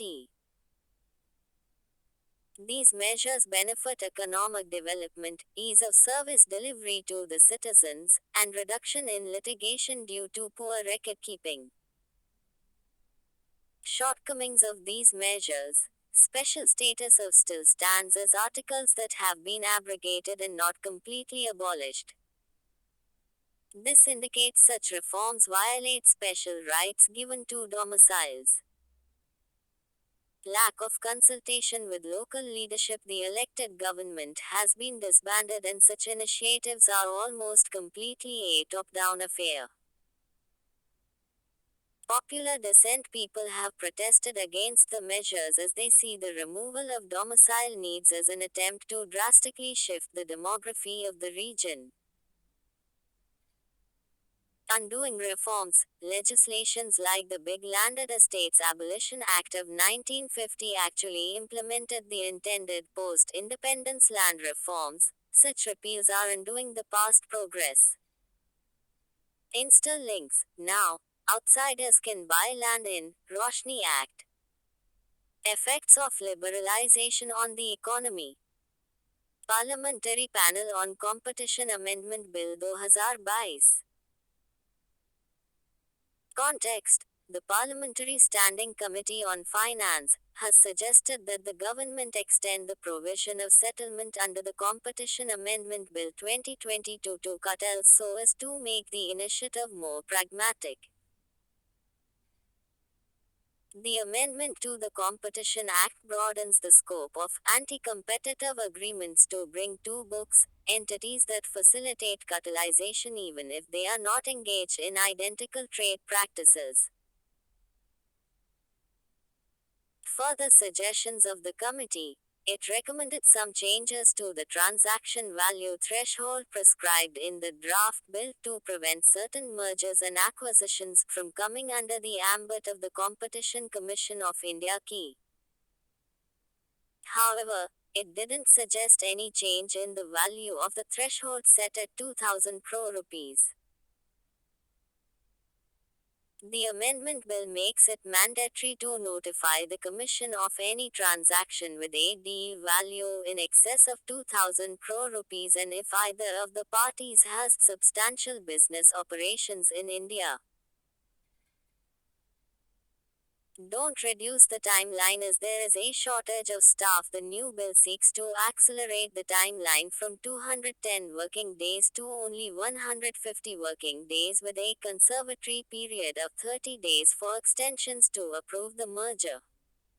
94 or Insights on India. Com. The Commission should have at least one judicial member. What are antitrust laws? They are regulations that encourage competition by limiting the market power of any particular firm. Note, further information about the bill and related questions have already been dealt with here. Please go through it once. Changes in industrial policy and their effects on industrial growth. The green in our weaves. Sustainable cotton textiles. Direction. The article tries to present the scenario of India's cotton textiles since colonial times and suggests a way ahead and a best practice that makes it sustainable. Context. The article discusses the past, colonial times, present and future of cotton textiles in India. Past scenario. Since the 1st century of the Common Era, Indian weavers have supplied cotton cloth to the world's markets. The many forms of Indian cotton cloth bafta, Malmul, Mashru, Jamdani, Mo, Pakil, Nansuk, Chintz, etc. were the source of India's famed wealth in pre-industrial times, before 1750. Until the Industrial Revolution in Britain 1750, all yarn for handloom weaving in India was spun by hand. But this occupation vanished with the invention of spinning machines in Britain and the import of machine-spun cotton yarn. Since India was a British colony, the latter dictated its economic policies. Raw cotton was shipped to supply British industry and machine-woven cotton fabrics began to be imported. Situation by 1947. Mass production was well established, and India's own spinning and weaving mills took over the role of Lancashire in Britain. American cotton varieties and their hybrids gradually replaced native ones, and native varieties grew only in a few pockets. Impact. Cotton in India is grown largely by small farmers. Farm practices shifted from sustainable, family-based agriculture to intense commercial farming. Input costs rose because seeds supplied by large multinational corporations are costly. Use of fertilizer, pesticide and fungicide. American varieties irrigation increases humidity, encourages pests and fungi, adds to the cost of cultivation, but does not guarantee a good harvest. Farmer indebtedness, impoverishment and suicides. Diversity compromised. The machines needed a uniform kind of cotton, so the hundreds of varieties of Indian cotton, like the finest fabrics Dhaka muslins, lost importance. Current scenario. India is the largest producer of 34.1 million bales of 170 kilograms each in 2021-22 of cotton globally. It is a crop that holds significant importance for the Indian economy, grows over 11.7 million hectares in India compared to 31.2 million hectares globally, and the livelihood of about 60 million Indian farmers.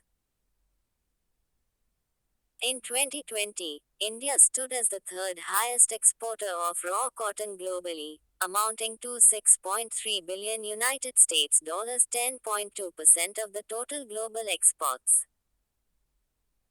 The government has been implementing various policy initiatives and schemes to encourage cotton spinning mills in the country. For example, Amended Technology Upgradation Fund Scheme (ATUFS), Market Access Initiative (MAI), Scheme Samarth Scheme for Capacity Building in the Textile Sector, Mega Investment Textiles Parks Mitra, etc. However, the introduction of genetically modified seeds (BT) cotton is causing worry because its long-term impact on productivity and biodiversity is unknown. Way ahead, the world is looking for green industries.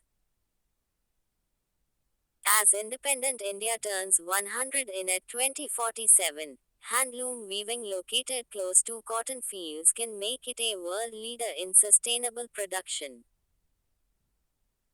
Best practice: the Malkha process. The process has pioneered yarn spinning suited to the small scale of handloom production, using the ore. Insights on India. COM95. Different cotton varieties grown in various regions of India to provide an alternative to the mass production of cotton yarn. Malkha has also added natural dyeing of yarn to make its fabrics even more sustainable. The textile sector in India. India is one of the largest consumers and producers of cotton and jute in the world. 95% of the world's hand-woven fabric comes from India. The Indian technical textile segment is estimated at $16 billion, approximately 6% of the global market. It is the second largest employment provider after agriculture. India is second largest manufacturer of pay and producer of polyester, silk and fiber in the world. The government has launched the Production Linked Incentive (PLI) scheme to promote the production of MMF apparel, MMF fabrics and products of technical textiles in the country to enable textiles industry to achieve size and scale and to become competitive. Insta-links. Textile industry seeks govt support to stay competitive. Mains links, Q. Analyze the factors for the highly decentralized cotton textile industry in India. UPSC 2013. Infrastructure, Energy. Energy Conservation Bill 2022. Context. The Union Minister of Power introduced the Energy Conservation Amendment Bill 2022 in Rajya Sabha. Background. The bill seeks to amend the Electricity Conservation Act 2001 to include changes such as incentivizing the use of clean energy through the issuance of carbon-saving certificates. The Electricity Conservation Act 2001 specify norms and standards of energy efficiency for appliances, industrial equipment and buildings. Prohibit the manufacture, sale, purchase of equipment unless it conforms to specified norms. Established the Bureau of Energy Efficiency (B). Empowers the center to issue energy savings certificates, providing for a framework for energy trading given to industries that consume less and can be sold to industries that consume more. Violators attract a penalty of 10 lakh rupees and consumers will be penalized as per their excess consumption. Appeals will be heard by the appellate tribunal established under the Electricity Act, 2003. 96 or Insights on India. Need to amend the above Act. To consolidate on the current act's success. According to B, measures for efficient energy use saved approx.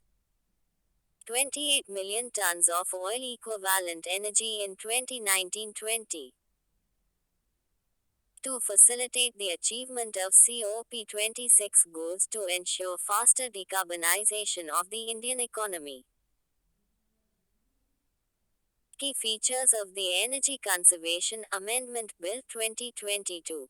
Carbon Credit Trading Scheme. Carbon credit implies a tradable permit to produce a specified amount of CO2 or other GHG emissions. The central government authorized agency may issue tradable carbon credit certificates to entities compliant with the scheme. Obligation to use non-fossil sources of energy. Designated consumers, such as industries, may be asked to meet a minimum share of energy consumption from non-fossil sources. New Energy Conservation and Sustainable Building Code. Unlike the old code, this will also apply to the FIs in residential buildings with consumption above a threshold. Standards for vehicles and vessels. The bill expands the scope to include vehicles and vessels, ships, boats. Strengthening B. By changing the composition of its governing council, including representatives of industries and consumers.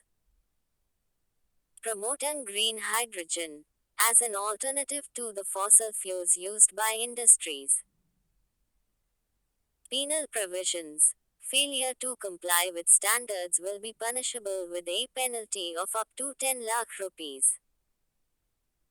Main objectives of the bill. Its goal is to reduce GHG emissions and combat climate change. To expand India's carbon market and promote the use of clean technology. To achieve its nationally determined contributions (NDCs), as outlined in the Paris Climate Agreement, by 2030. Key issues that need to be addressed. Appropriate ministry to regulate the carbon credit trading scheme, the Ministry of Power, the Ministry of Environment. There is no clarity on whether renewable energy savings and carbon credit trading schemes involve the same or different activities. Meeting non-fossil energy use obligations may adversely impact the competitiveness of the industry. Insta links. And inside the Energy Conservation Amendment Bill, 2022. Mains links, Q. Evaluate the role that the Energy Conservation Amendment Bill, 2022 can play in ensuring greater use of renewable energy and enforcing penalties on industrial polluters for carbon emissions. 250 words. India renewable power capacity in the next 5 years. Context. According to International Energy Agency, IEA, renewable energy will comprise 90% of global electricity capacity expansion in the next 5 years, and much of it will be in India. Reasons for such a spike. The first truly global energy crisis, triggered by Russia's invasion of Ukraine, has sparked unprecedented momentum for renewables. The favorable policies and market reforms the world over. Key highlights of the report. China. The United States and India ought to double their renewable capacity expansion in the next 5 years, accounting for 2/3 of global growth. The global solar photovoltaic (PV) supply chain is diversifying, but China will continue to dominate manufacturing. Waste and residues are a key growth area for biofuels but require action to prevent a supply crunch. Renewables become the largest source of global electricity generation by early 2025, surpassing coal. Solar PV's installed power capacity is poised to surpass that of coal by 2027, becoming the largest in the world. Global wind capacity has almost doubled, with offshore projects accounting for one-fifth of the growth. Initiatives taken by India to transition to renewables. The creation of a separate Ministry of New and Renewable Energy. At India committed 50% of its total power generation from renewable energy. The Production Linked Incentive Scheme or Insights on India. COM97. PLI scheme is to enhance the manufacturing sector for the production of raw materials for renewable energy. India's decision to achieve net zero by 2070 has made reasonable progress by reaching nearly 110 gigawatts of RE by the end of March 2022. Challenges associated with renewable energy, shortage of skilled personnel, high installation cost. Interlinks, renewable energy. Mains link, Q. Examine the various obstacles to an energy secure India. How can the government ensure energy security while honoring its net zero commitments? Thus M.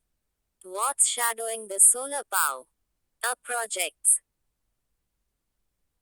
Context. According to the figures revealed by the Minister for New and Renewable Energy, only a fourth of the total sanctioned solar projects with a capacity of nearly 39,000 megawatts have been commissioned so far. Factors ailing the solar energy sector: policy constraints, restrictions, and/or ambiguity on provisions. Varying and ineffective regulations on net metering, infrastructural constraints, land constraints, e.g., high land prices, land ceiling limits, and complex land acquisition processes. Insufficient transmission facility.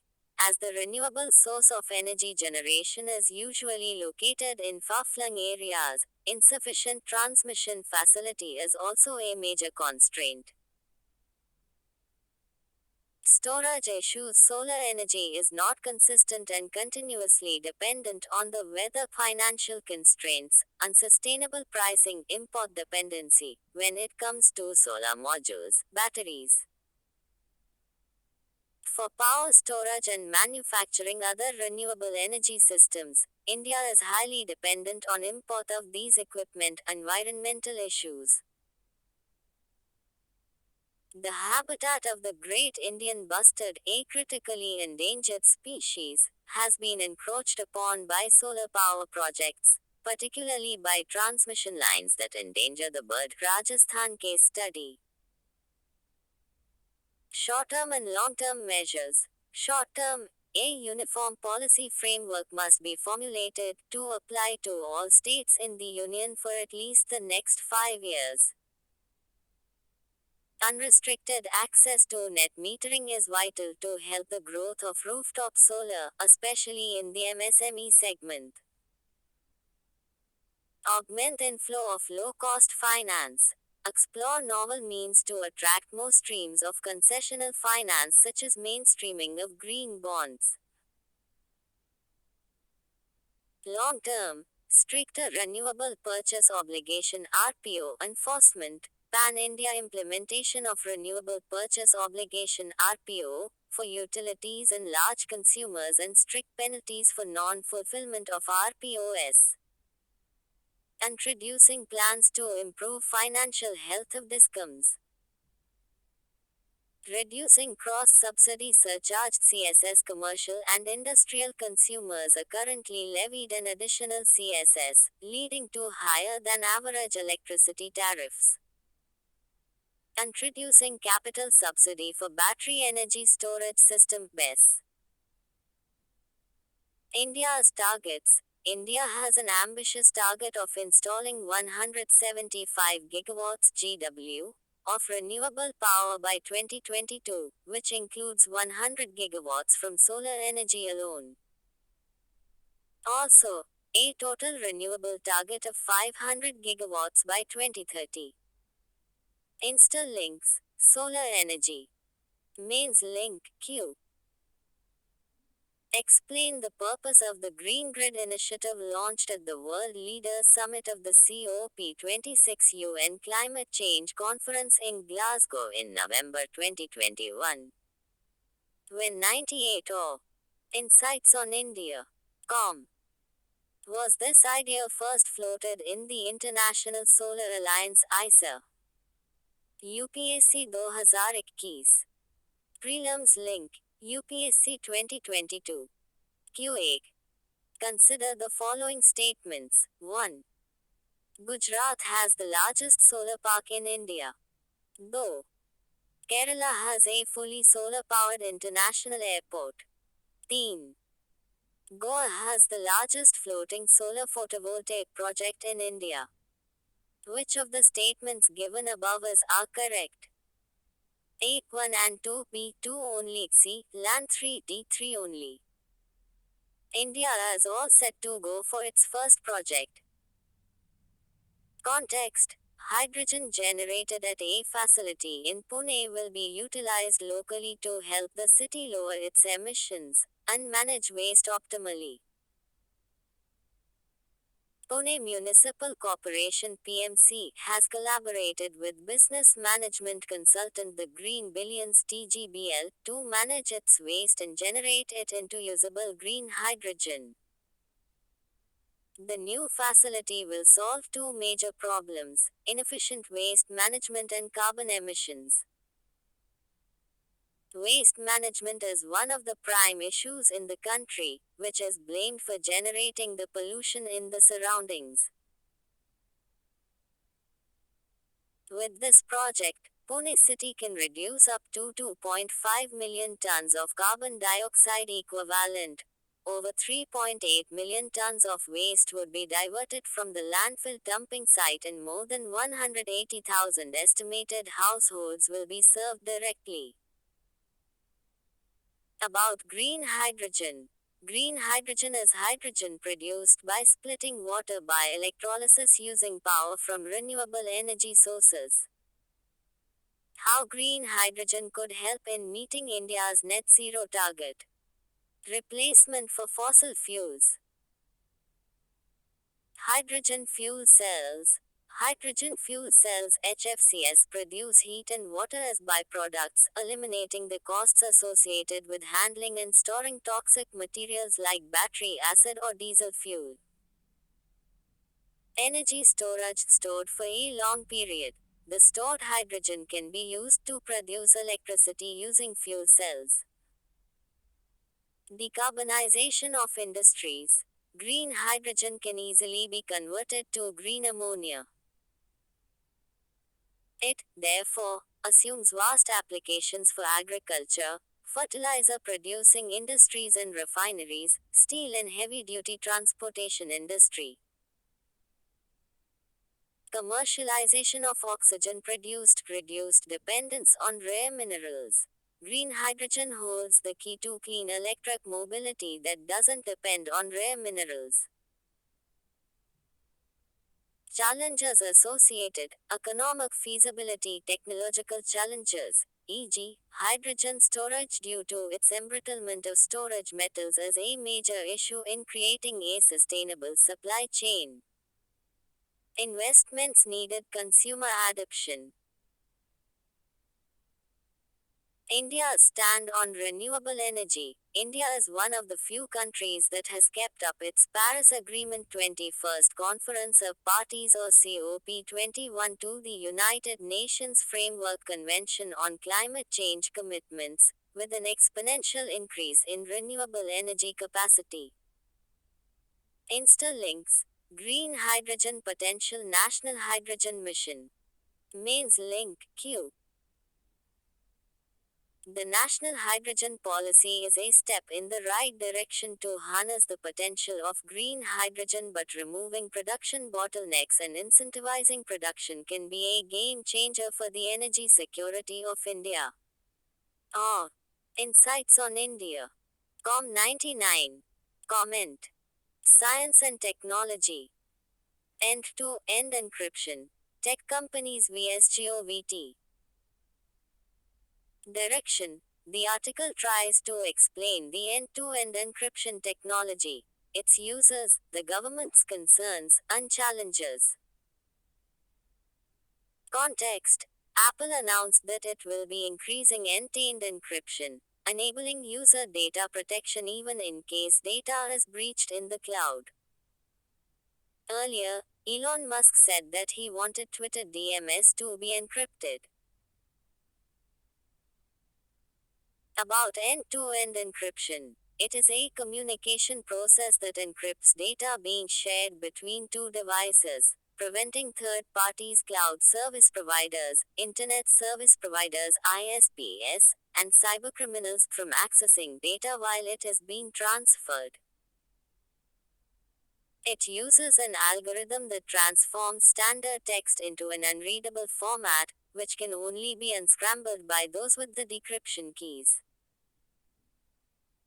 It has long been used to secure communications and can also be used to secure passwords, protect stored data, and safeguard data on cloud storage. Need. According to data breach research, the cases of data breach more than tripled between 2013 and 2021, exposing data of 1.1 billion personal records. End-to-end encryption is a technology that secures users' data from hacking and snooping by government agencies, making it a popular feature among activists, journalists, and political opponents. Why are government agencies unhappy with it? They are deeply concerned with the threat that end-to-end encryption and user-only access pose. For example, US FBI insisted that end-to-end encryption hinders its ability to protect Americans from cyber attacks, violence against children, and terrorism. Challenges ahead. The technology does not protect metadata, which includes information like when a file was created, the date when a message is sent, and the endpoints between which data was shared. Conflict of interest between governments, national security, and tech companies' privacy of users. For example, in 2019, the US, the UK, and Australia planned to pressurize Facebook to create a backdoor into its encrypted messaging apps. Conclusion: While attempts by law enforcement to weaken encryption with backdoors could compromise the reliability of the Internet, the end-to-end encryption to secure more user data seems to be getting stronger. Instalinks: India joins UK-led fight against encrypted online messages. Mains links, Q. What do you understand about encryption? Do you think governments should be given the authority to break into encryption and store the information? Comment. 250 words. Prelims links, UPSC 2022 Q2. With reference to Web 3.0, consider the following statements. 1. Web 3.0 technology enables people to control their own data. 100 Insights on India. Though, in the Web 3.0 world, there can be blockchain-based social networks. Teen. Web 3.0 is operated by users collectively rather than by a corporation. Which of the following given above is correct? A. 1 and 2 only. B. 2 and 3 only. C. 1 and 3 only. D. 1, 2 and 3. Solution 2.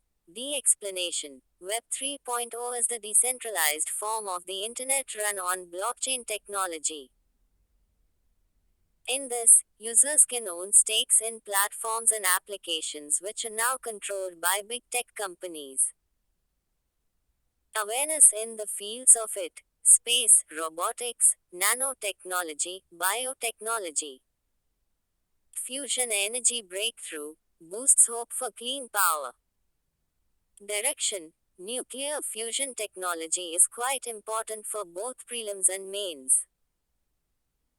Go through the article to understand the difference between fission and fusion technology. Context: US government scientists have made a breakthrough in the pursuit of limitless, zero carbon power by achieving a net energy gain in a fusion reaction for the first time. About nuclear fusion. It is the process by which two light atomic nuclei combine to form a single heavier one while releasing massive amounts of energy. It is the opposite of nuclear fission, where heavy atoms are split apart. Nuclear fusion is described as the holy grail of energy production. It is the process that powers the sun and other stars.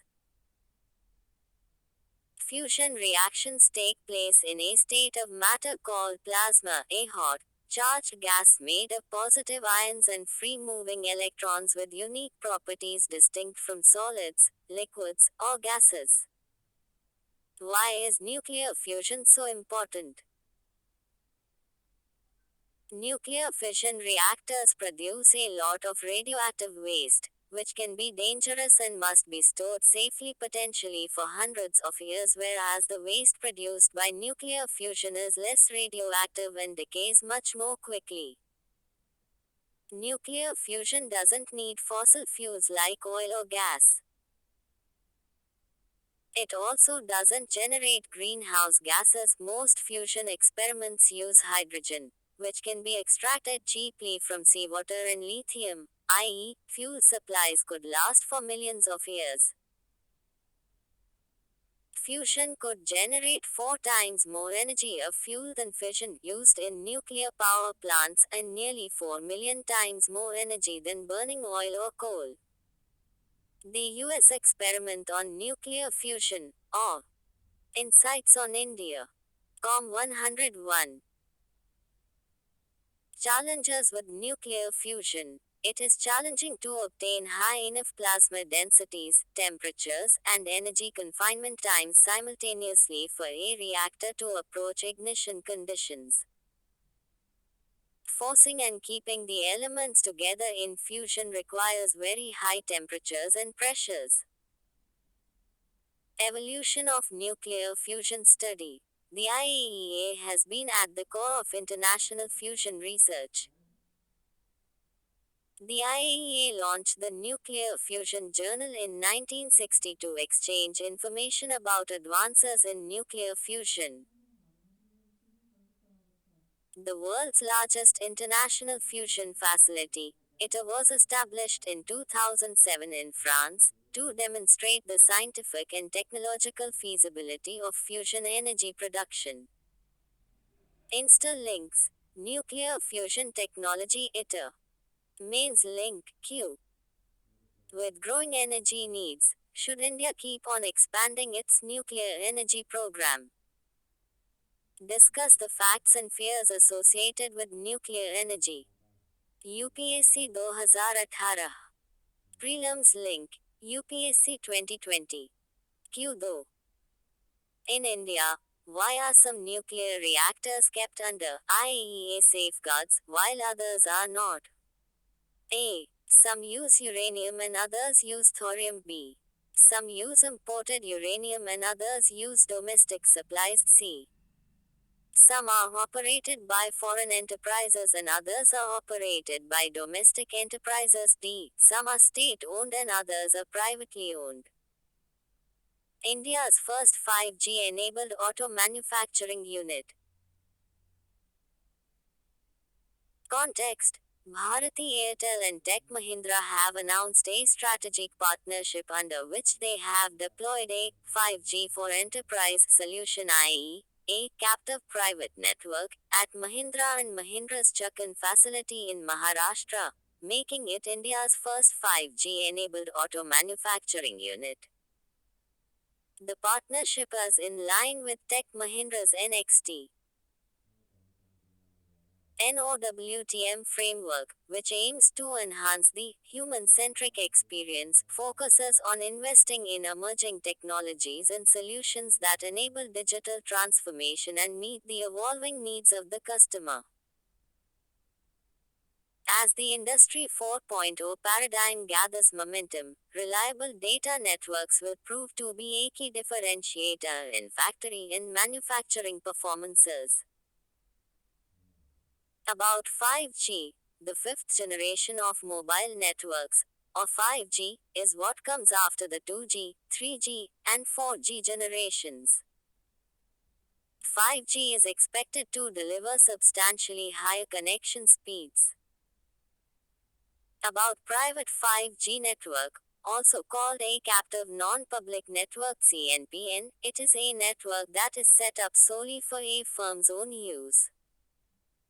Unlike a public network, it is closed to external communication. The network relies on high frequency, low wavelength airwaves and is therefore ideal for institutions like factories, manufacturing plants, hospitals, universities, etc. Significance of the move: Airtel and Tech Mahindra's partnership shows the opportunity for collaboration between telcos and private enterprises. How will the private 5G network work at the Chakan plant? Improved speeds for software flashing, a critical operation for all vehicular dispatchers, and allow managers to undertake multiple software flashing sessions in parallel, thereby reducing the turnaround time for an operation. 102 or Insights on India. Com. Difference between 4G and 5G. 5G 4G. Frequency: users utilize much higher radio frequencies of 28 GHz. Users lower reading frequencies of 700 MHz to 2500 MHz. Speed: transfer more data over the air at faster speeds. Speed is lesser with less data transfer. Data transfer speed is up to 1 gigabit per second, supports data bandwidth in MUB. Latency has ultra-reliable low latency ranging between 10 milliseconds and 1 millisecond, i.e., the delay before a transfer of data begins following an instruction. Has higher latency, 20 to 30 milliseconds. Spectrum or connectivity. Uses a millimeter wave spectrum which enables more devices to be used within the same geographic area, supporting around 1 million per square kilometer. Support a lesser number of devices of about 4,000 devices per square kilometer. Coverage: uses a new digital technology that improves coverage, speed and capacity. Has led to more congestion and lesser coverage as compared to 5G. Other advantages: has added advantages for machine learning, robotics, IoT and other programming modules. It can provide faster processing of data. Limited opportunities of using 5G. High speed and digital India. Better governance. Better speed and connectivity would reduce red tapeism, employment generation. 5G will open greater opportunities for new device manufacturers and application developers. Enhanced coverage. Device to device communication techniques will further enhance network performance. Reduced digital gap. Small cell concept used in 5G will have multiple advantages of better cell coverage, maximum data transfer, low power consumption and cloud access network etc. Entertainment and multimedia industry. Analysts found that 55% of mobile internet traffic has been used for video downloads globally in 2015. Enhanced security. 5G wireless technology is one the best solution for security surveillance due to higher bandwidth and unlicensed spectrum.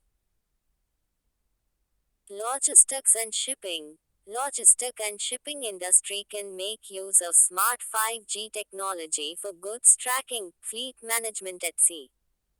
Boost smart cities. Industrial growth, agricultural applications. 5 grams technology can be used for agriculture and smart farming in future. Using smart RFID sensors and GPS technology. Healthcare and mission critical applications, education. Challenges for India. Indian operators have far less spectrum in comparison to international operators. Indian spectrum is also rather expensive. The high investment cost makes telecom companies unsure about return on investment. The switch from 4G to 5G will be infrastructure intensive and the development of infrastructure for 5G is very expensive. The transition experience from one technology generation to another is not very good as one has to buy a whole new phone to start using the latest cellular technology, thereby creating financial liability. Insights on India. Com 103. Insta-Links. 5G technology. Mains link Q. Discuss the benefits of 5G technology, its potential and challenges for implementation on a large scale in India. The challenges of quantum com. PUTING.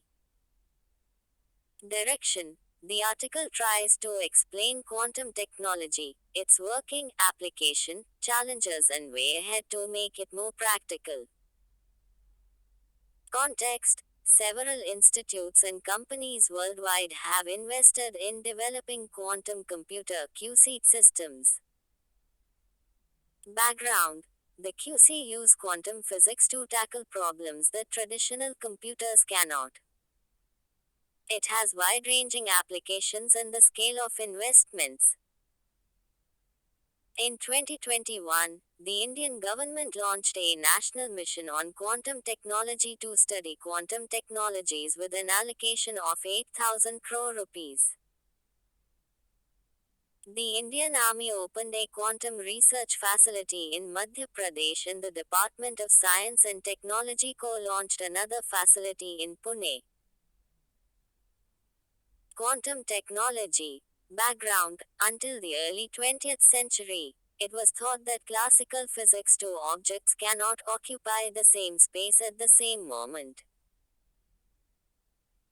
Upon scientific investigation, microscopic subatomic particles such as atoms, electrons, and photons, the subject of quantum mechanics physics of subatomic particles, were founded. About. Quantum technology works by using the principles of quantum mechanics and is based on the phenomena exhibited by microscopic particles, photons, electrons, atoms, etc., which are quite distinct from the way normal macroscopic objects behave. The principles behind quantum technology. Working. A bit is the fundamental computational unit of a conventional computer, whose value is 1 if a corresponding transistor is on and 0 if the transistor is off. This means a bit can have one of two values at a time, either 0 or 1. The qubit is the fundamental unit of a QC and instead of being either 1 or 0, the information is encoded in the third kind of state, i.e., superimposition of 0 or 1. Thus, a qubit-based computer can access more computational pathways and offer solutions to more complex problems. Applications. Quantum supremacy, a situation where quantum computers can do things that classical computers cannot. Quantum computers provide more powerful computing, help in a wide range of applications like more reliable navigation, timing systems and secure communications. Quantum sensing, using quantum phenomenon to perform a measurement of a physical quantity. Disaster management through better prediction, etc. To understand biological phenomena such as the spread of pandemics like COVID-19, etc. Challenges: a practical QC needs at least 1000 qubits and the current biggest quantum processor has 433 qubits. Qubits exist in superposition in specific conditions, including very low temperatures 0.01 K, with radiation shielding and protection against physical shock. Material or electromagnetic defects in the circuitry between qubits could also corrupt their states. Researchers are yet to build QCS that completely eliminate these disturbances in systems. 104 O. Insights on India. Com. Way ahead. To untangle each qubit with a group of physical qubits, a system that mimics a qubit that correct errors. Install links. Quantum computing. Mains links. Q. What is quantum computing? Explain its applications and steps taken by India to promote quantum technologies in the country. 250 words. India pitch for biofuels. Direction. The article discusses biofuels, its classification and Indian efforts to promote biofuels and way ahead. Context: India, during its presidency of G20, is emphasizing on international collaboration for energy security and enhanced development of emerging fuels like biofuel and hydrogen. Background: Government notified the use of hydrogen as automotive fuel for fuel cell vehicles on the 16th of September 2016. Oil CPS-ESR set. Teeing up 2G ethanol biorefineries in the country at Panipat, Haryana, Bathinda, Punjab, Numaligarh, Assam, Bargarh, Orissa, and one demonstration project at Panipat. About biofuels. Biofuels are liquid or gaseous fuels primarily produced from biomass, and can be used to replace or can be used in addition to diesel, petrol or other fossil fuels for transport and other applications. Crops used to make biofuels are generally either high in sugar, such as sugarcane, sugar beet starch, such as maize and tapioca, or oils, such as soybean, rapeseed, coconut, sunflower. Categories of biofuels. First generation biofuels are made from sugar, starch, vegetable oil, or animal fats using conventional technology. Second generation biofuels are produced from non-food crops, such as cellulosic biofuels and waste biomass stalks of wheat and corn, and wood. Third generation biofuels are produced from microorganisms like algae. Indian efforts to promote biofuels. National Policy on Biofuels 2018, it aims to have countrywide blending rates of 20% ethanol and 5% biodiesel by 2030. It also focused on using 2G technologies with agricultural industrial waste products. However, through amendments to this policy, government now aims to achieve a blending target of 20% ethanol by 2025 rather than 2030. Ethanol Blended Petrol (EBP) program. It aims to achieve ethanol blending in order to reduce pollution, conserve foreign exchange, and so on. प्रधान मंत्री जीवन जैव ईंधन वातावरण अनुकूल फसल अवशेष निवारण योजना, launched in 2019 to create an ecosystem for commercial project development and in the 2G ethanol sector. GOBAR, Galvanizing Organic Bioagro Resources Dhan Scheme. It focuses on managing and converting farm animal dung and solid waste into useful compost, biogas, and bio-CNG, thereby keeping willow. Insights on India. Com 105. Lutchers clean and increasing rural household income. Rapaport used cooking oil RUCO. It aims to create an ecosystem that allows for the collection and conversion of used cooking oil to biodiesel. Way ahead, the proposed expansions in 1G biofuel production need to think about broader land use strategies, identifying land suitable for energy crops.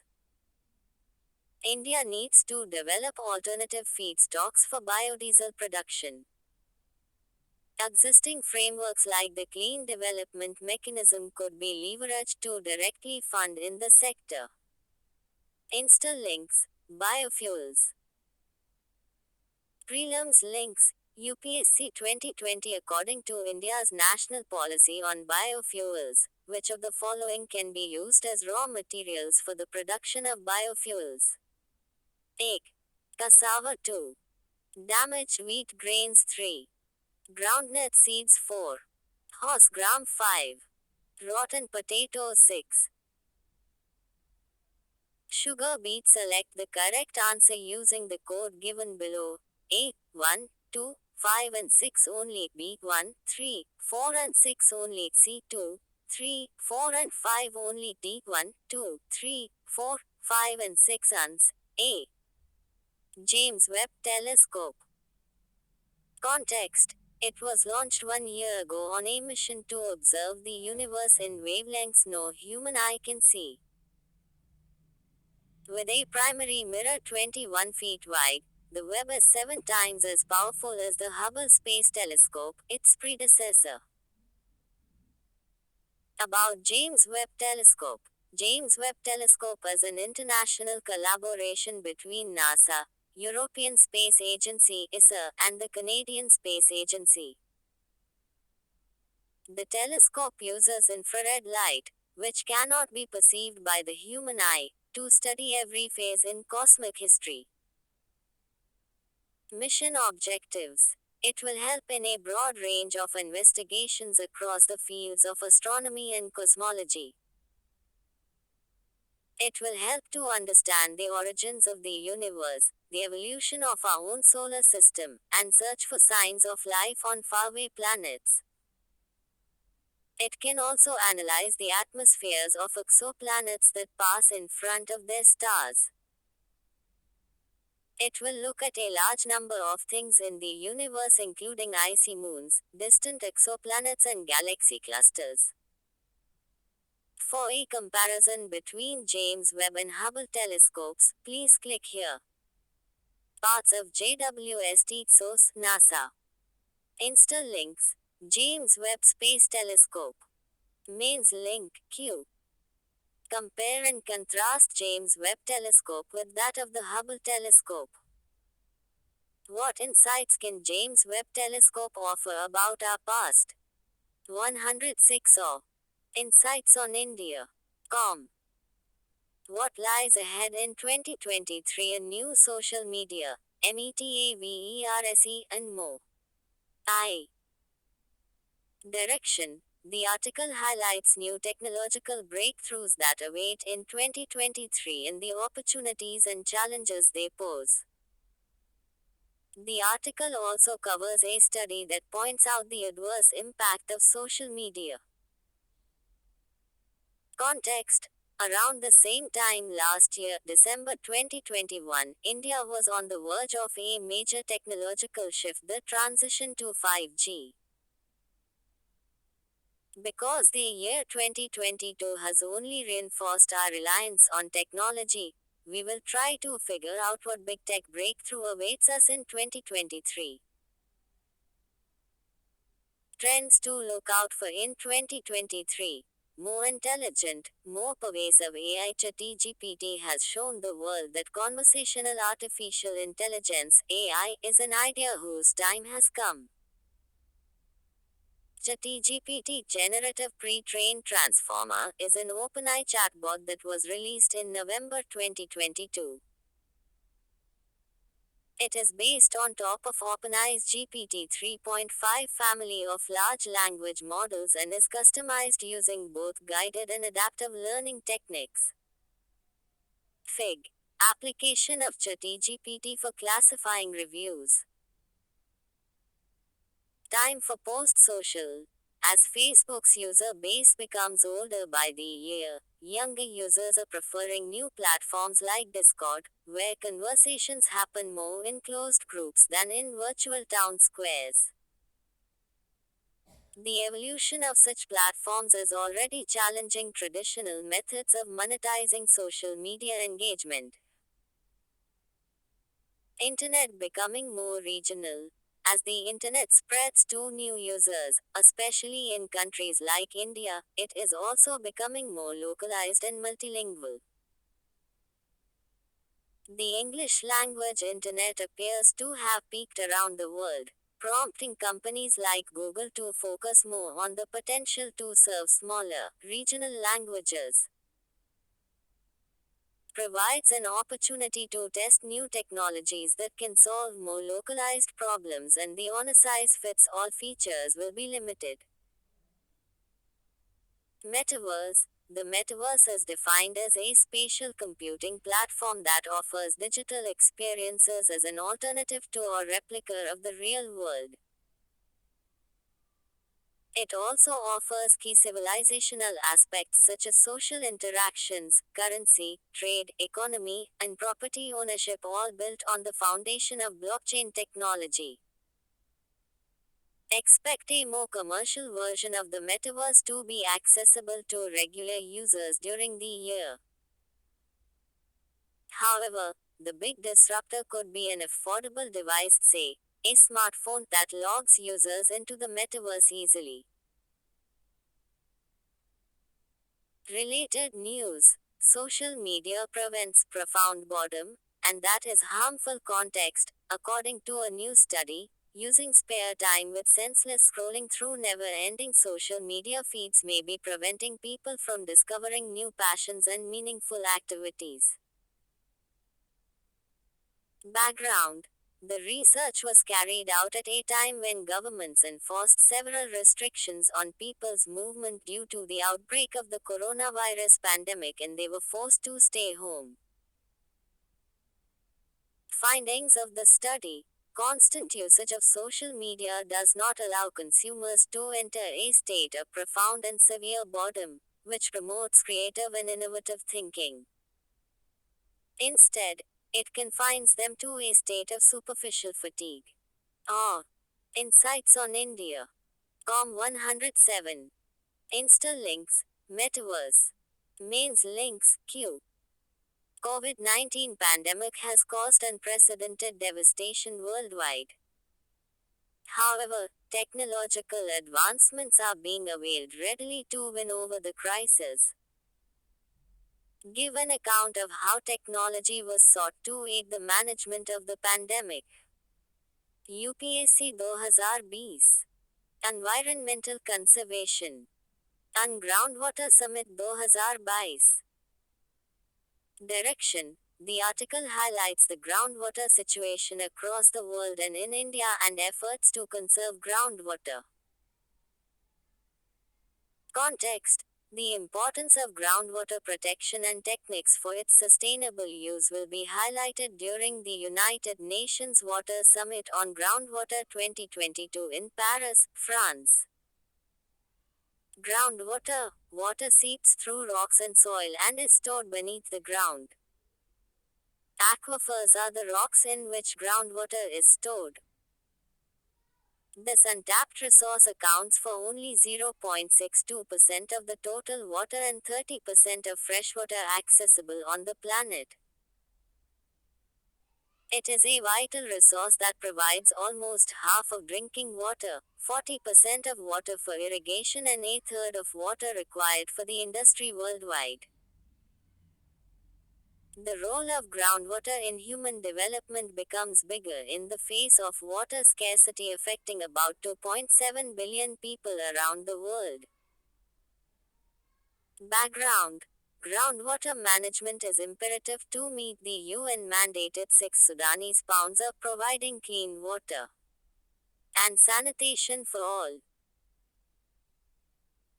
The UN World Water Development Report, UNWWDR 2022, titled Groundwater, Making the Invisible Visible, describes the challenges and opportunities associated with the development, management and governance of groundwater across the world. About the United Nations Water Summit on Groundwater 2022. Organized by UN Water, UNESCO and the International Groundwater Resources Assessment Center. Objective: to raise awareness on groundwater conservation and to highlight the opportunities and challenges of groundwater management. To mark the completion of the Groundwater, Making the Invisible Visible campaign run by UN Water throughout 2022. Main themes of the discussions: the 5 pillars of the 6 Sudanese pounds Global Acceleration Framework: data and information, capacity development, innovation, finance and governance. About the Groundwater, Making the Invisible Visible campaign, it highlighted the role of groundwater in alleviating poverty, food and water insecurity and other socio-economic development hurdles. Groundwater situation in India. Groundwater is India's most used water resource, accounting for a quarter of total global groundwater extraction. According to the 2021 CAG report, groundwater extraction in India has exceeded the recharge rate, threatening 80% of potable water over the next 2 decades. Legal constitutional framework in India. The Archaic Indian Easement Act, 1882, does not establish groundwater ownership and rights clearly. The fundamental right to water is recognized under Article 21, Right to Life, of the Indian Constitution. Central Groundwater Authority (CGWA) is empowered by the Environment Protection Act, 1986, to frame groundwater policies and programs. Supreme Court, Public Trust Doctrine, making groundwater a matter of private ownership would be unfair. Challenges ahead. Climate change impacts pose a significant danger to equitable, healthy, and pollution-free groundwater access. 108 O. Insights on India. Com. Steps taken by the Indian government. Atal Bhujal Yojana is a groundwater management scheme launched in 2019. Jal Shakti Abhiyan JSA 2019, it was launched in 256 water-stressed districts in the country to improve water availability including groundwater conditions in these areas. Aquifer Mapping and Management Program. Insta links, making groundwater visible. Mains links, Q. Discuss the status of groundwater depletion in the country and account for the associated problems and suggest measures on the lines of groundwater extraction norms that have been notified recently. 250 words. Intergovernmental meeting to end plastic pollution. Direction. The article highlights some of the effective ways to limit plastic pollution and India's efforts in this direction. Context. The first session of the Intergovernmental Negotiating Committee, INC1, concluded in Uruguay. Background. The INC1 was convened and managed by the United Nations Environment Programme, UNEP. The INC1 came after a landmark resolution was endorsed at the United Nations Environment Assembly, UNEA, calling for the international legally binding instrument to promote sustainable production and consumption of plastics. According to the OECD, global plastic production was 460 million tons (MUT) in 2019, 234 MUT in 2000, and during the same period, plastic waste doubled to 353 MUT from 156 MUT. Extracts from the outcome document titled Summary of Plastic Pollution Science recognize the links between plastic, human health, and environmental health. Endorsed the Center for Science and Environment CSE's position that plastic pollution is rooted in the material's life cycle and offshoot of the linear take make dispose economy. Current trends need to be replaced by a circular economy (CE), a model of production and consumption, which involves reusing, repairing, refurbishing, and recycling existing materials and products for as long as possible. Four strategic goals that can guide the transition to a circular economy. Reduce the size of the problem by eliminating and substituting plastic items. Ensure that plastic products are designed to be circular.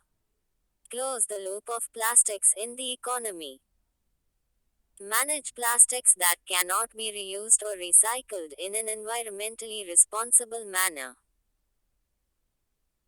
Plastic waste in India. The majority of plastic used in India today is for packaging and its production, the majority of which is single use, is increasing each year. According to the Union Minister of Environment, over 34 lakh tons of plastic waste were generated in India in 2019-20, which has doubled in the last 5 years. As a result, the government has notified the Plastic Waste Management Rules 2016, which for the first time provided for extended producer responsibility (EPR). Under this, producers, importers, and brand owners have been made responsible for collecting waste generated by their products. What more needs to be done to tackle plastic pollution in the country? Strengthening India's plastic waste production, consumption, and recycling inventory. Making brands disclose the number of plastics produced, collected, recycled, and burnt each year. Insights on India. Com 109. Integrating the informal sector into the formal value chain for plastic management. Designing product packaging with the end of life stage in mind. Interlinks. Beating plastic pollution effects of plastics on the environment. Mains links Q. We need to slow the flow of plastic at its source, but we also need to improve the way we manage our plastic waste. Examine access and ABS mechanisms. Context, access and benefit sharing. One of the three objectives of the United Nations Convention for Biological Diversity (CBD) is set to be discussed at its upcoming 15th Conference of the Parties COP15. What is ABS? Access and benefit sharing refers to the way in which genetic resources may be accessed, and how users and providers reach an agreement on the fair and equitable sharing of the benefits that might result from their use. Article 15 of the Convention on Biological Diversity (CBD) sets out rules which govern access and benefit sharing. Under these rules, the governments of countries have two key responsibilities. 1. To put in place systems that facilitate access to genetic resources for environmentally sound purposes. 2. To ensure that the benefits resulting from their use are shared fairly and equitably between users and providers via access and benefit sharing. Important. Access to genetic resources can lead to benefits for both users and providers. Access and benefit sharing ensures that the way in which genetic resources are accessed and used maximizes the benefits for users, providers, and the ecology health communities where they are found. To deliver a range of benefits.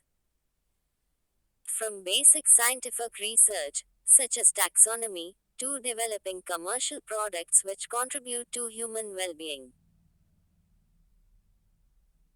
Key agreements: prior informed consent, PIC permission given from the CNAS competent national authority of a provider country to a user prior to accessing genetic resources, in line with an appropriate legal and institutional framework. Mutually agreed terms (MAT), an agreement reached between the providers of genetic resources and users on the conditions of access and use of the resources, and the benefits to be shared between both parties. About CBD. The CBD is a multilateral treaty aimed at conserving biodiversity, its sustainable use, and ensuring fair and equitable sharing of the benefits obtained through bioresources. 110 O. Insights on India. Com. India's participation. India became a signatory to the Convention on Biological Diversity, CBD, in 1994. In 2002, India became one of the first countries to enact a law, the Biological Diversity Act, to implement the treaty within its borders. This act is decentralized for implementation. Recent issues. Only 25 countries have provided 4,344 internationally recognized certificates of compliance (IRCC) to access resources in accordance with CBD guidelines as of November 15, 2022. Insta-link. Convention on Biological Diversity (CBD). Mains link Q. Critically evaluate the implementation of the Biological Diversity Act, 2002, which is meant to fulfill the objectives of the Convention on Biological Diversity. 15M. Prelims link. Convention on Biological Diversity, Access and Benefit Sharing, Nagoya Protocol, Biological Diversity Act, 2022.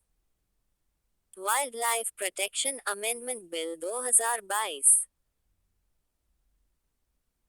Context. Rajya Sabha passed the Wildlife Protection Amendment Bill, 2022, which seeks to conserve and protect wildlife through better management of protected areas and rationalize schedules which list out species under the Wildlife Protection Act, 1972. Features of the bill. Implement the provisions of the CITES as an international agreement between governments to ensure that international trade in specimens of wild animals and plants does not threaten the survival of the species. Provides much more power at the hands of the central government. The central government can designate a management authority, which grants export or import permits for the trade of specimens.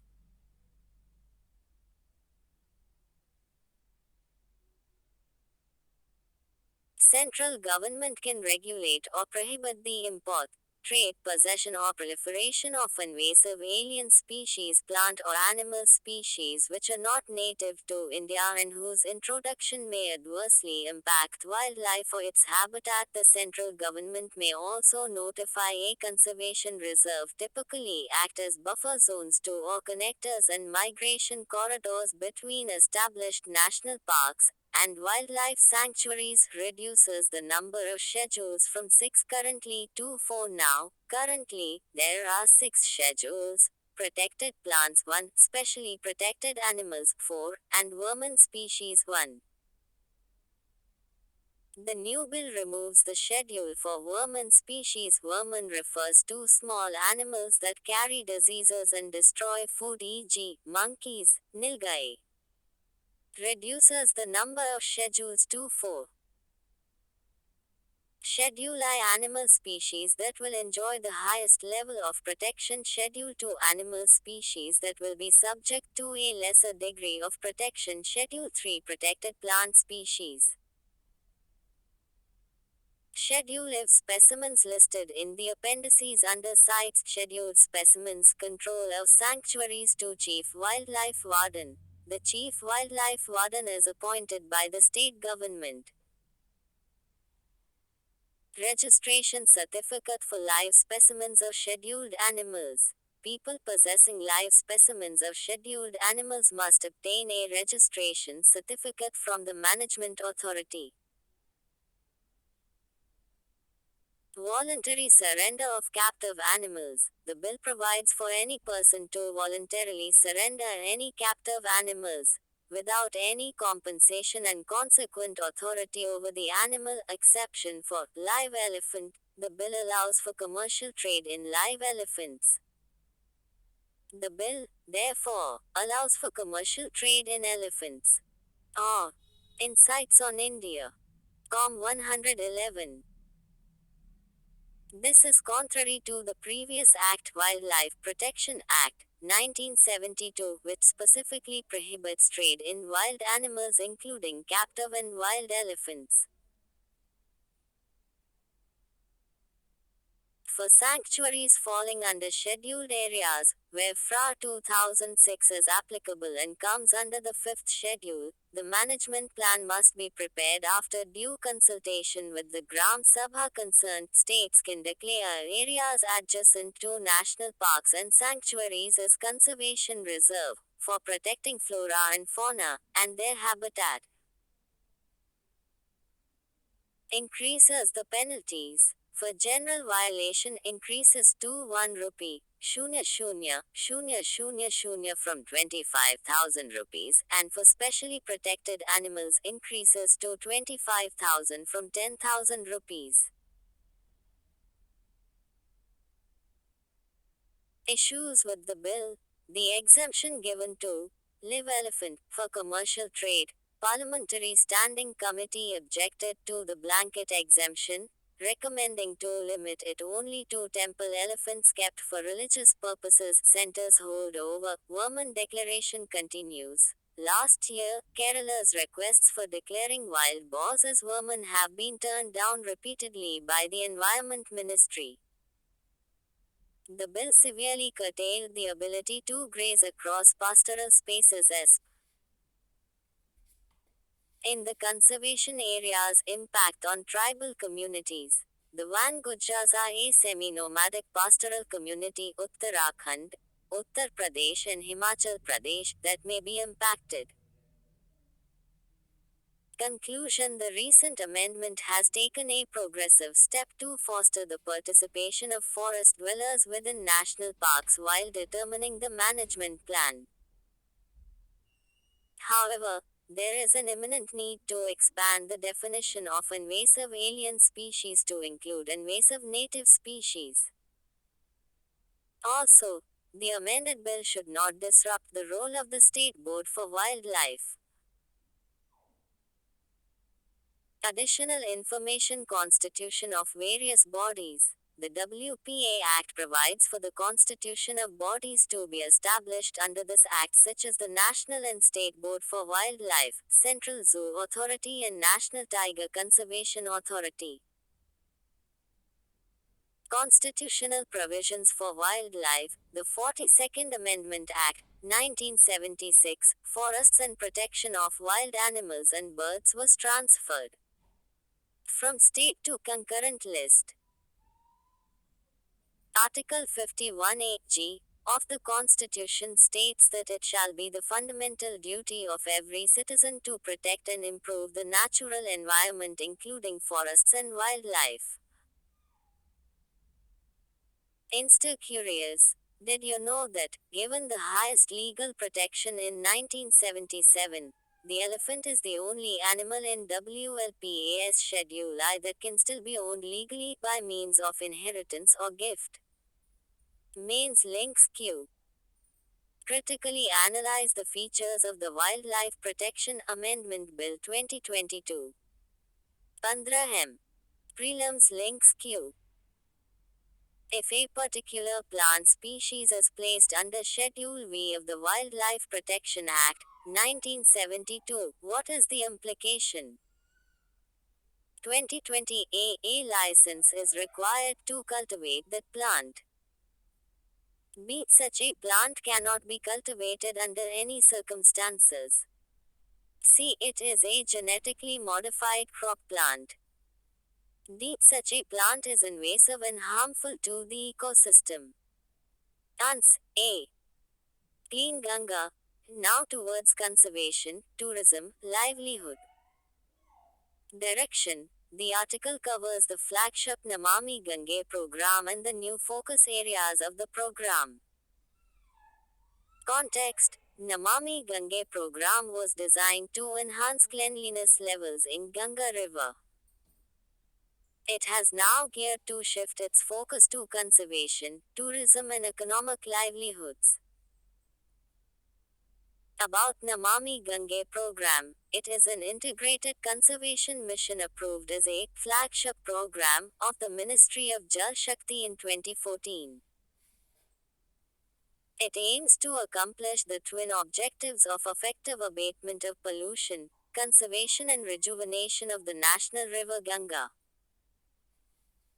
It is being implemented by the National Mission for Clean Ganga (NMCG) and State Program Management Groups (SPMGS). Its implementation has been divided into entry-level activities for immediate visible impact, medium-term activities to be implemented within 5112 or Insights on India. Years of time frame and long-term activities to be implemented within 10 years. Key achievements under the Namami Gange program. Since 2014, close to 30,000 crore rupees have been sanctioned for various projects, including building and improving sewers and river rejuvenation activities. New focus areas to include Tourism Ministry tourist circuits, exhibitions, fairs along the towns, Agriculture Ministry organic and natural farm, ink corridors, Urban Affairs Ministry drains and solid waste management, Environment Ministry afforestation, conservation efforts hiked, Earth Ganga harnessing economic potential from Ganga, Power Ministry wastewater treatment for thermal power, Rural Development Ministry rejuvenates small rivers and protect traditional water bodies. Way ahead, in states, the focus would be expeditiously completing projects. Every Ganga district is expected to develop health cards for wetlands and adopt policies for the reuse of treated water and other byproducts. Insta links, Namami Gange program. Mains links, Q. The Namami Gange program's holistic approach brings together public policy, technology intervention and community participation. Elaborate. 250 words. Prelims links, Q3. Consider the following statements about Namami Gange program. 1. It is an integrated conservation mission, approved as a flagship program in 2014. Though it is being operated under the Ministry of Jal Shakti. 3. National Mission for Clean Ganga (NMCG) is the implementation wing of the National Ganga Council and it is headed by Prime Minister. Which of the given above statements are correct? A. 1 and 2, B. 2 and 3, C. 1 and 3, D. 1, 2 and 3. Solution 3. A. Explanations. About Namami Gange program. It is an integrated conservation mission, approved as a flagship program in 2014 and being operated under the Ministry of Jal Shakti. Implementation. The program is being implemented by the National Mission for Clean Ganga (NMCG) and its state counterpart organizations, i.e., State Program Management Groups (SPMGS). NMCG is the implementation wing of the National Ganga Council, set in 2016, which replaced the National Ganga River Basin Authority (NRGBA). National Ganga Council (NGC) was created in October 2016 under the River Ganga Rejuvenation, Protection and Management Authority's Order, 2016. It is headed by the Prime Minister. UN Nature Summit's Directive 2. Industries. Direction. Also read related links. NITI Aayog proposes decarbonizing industrial emissions. Context. Sectors such as mining, agriculture, oil, and fashion are under scrutiny at the COP15 talks, due to their heavy impact on nature with activities that can contaminate soil, foul waterways, or pollute the air. Status of biodiversity lost. See infographic or Insights on India. COM 113. How key sectors could be affected by the COP15 talks. Fashion and retail facing pressure from consumers and governments to reduce waste and emissions throughout their operations. More than 330 companies came out in support of a COP15 deal that includes mandatory disclosure of companies' environmental impacts by 2030. Smaller companies with limited resources for monitoring and accounting could find the disclosure requirement more challenging. Mining. For companies mining metals and coal, an environmental disclosure requirement could force them to reveal the impacts from the logging and deforestation carried out in creating access roads, in addition to cooperations. Setting aside 30% of Earth's land and ocean areas for conservation by 2030 is fearing the mining barons. Agriculture. With new disclosure rules, the farming sector would face an increased burden of reporting on activities like land clearing and pesticide use. Oil exploration. Oil companies are expected to ramp up their internal resources for reporting on and disclosing how oil drilling and exploration activities impact nature. Interlink. Economic growth and its impact on the environment. Mains link Q. Coastal sand mining, whether legal or illegal, poses one of the biggest threats to our environment. Analyze the impact of sand mining along the Indian coasts, citing specific examples. UPSC 2019. WB report on curbing air pollution in India. Direction. The article attempts to demonstrate that air pollution is a regional problem that requires regional efforts to control. Context. According to a World Bank report, India has 6 large airsheds, some of them shared with Pakistan, between which air pollutants move. Background. Persistently hazardous levels of air pollution have caused public health crises in South Asia demanding urgent action. Using a modeling approach over South Asia as a whole, the WB report lays out multiple scenarios and costs involved in reducing the region's exposure to particulate matter PM.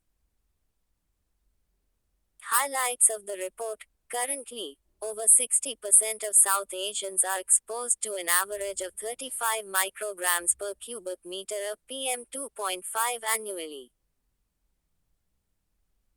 In some parts of the Indo-Gangetic Plain (IGP), it spiked to as much as 100 micrograms per cubic meter, nearly 20 times the upper limit of 5 micrograms per cubic meter recommended by the WHO.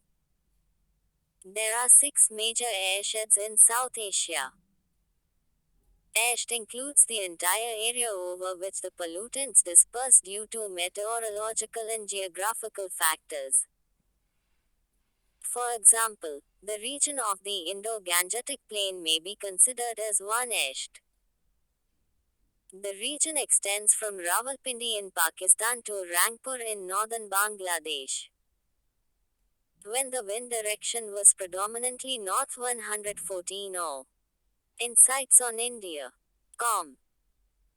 West to southeast, 30% of the air pollution in Indian Punjab came from the Punjab province in Pakistan.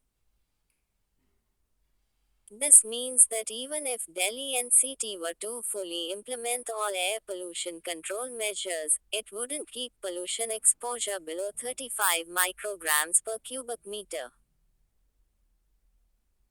Impact. According to the ICIMOD, International Center for Integrated Mountain Development, PM pollution in the mountains will come down when the glaciers melt and then go into the oceans. Significance of the report. It highlights the interdependence in air quality within airsheds in South Asia, which is necessary for pollution control. Policy measures and cooperation among countries to reduce air pollution. AISHT approach, coordination between airsheds, would cut the average exposure of PM 2.5 and save more than 750,000 lives annually. Best practice. In ASEAN, Nordic regions and across China, air pollution is tackled in this way. Indian efforts to curb air pollution. The National Clean Air Campaign (NCAP) 2019 aims to reduce 40% over 2017 levels by 2025-26 air pollution in 131 of India's most polluted cities. The Government of India has set aside $1.7 billion to fight air pollution over the next 5 years, as per the recommendation of the 15th Finance Commission. Parliament has approved to the establishment of the Commission of Air Quality Management in the National Capital Region and adjoining areas. The Clean Air Action Plan is implemented across the states with guidelines from WB. Way ahead. Curbing air pollution requires not only tackling its specific sources, but also close coordination across local and national jurisdictional boundaries. Conclusion. Regional cooperation can help implement cost-effective joint strategies that leverage the interdependent nature of air quality.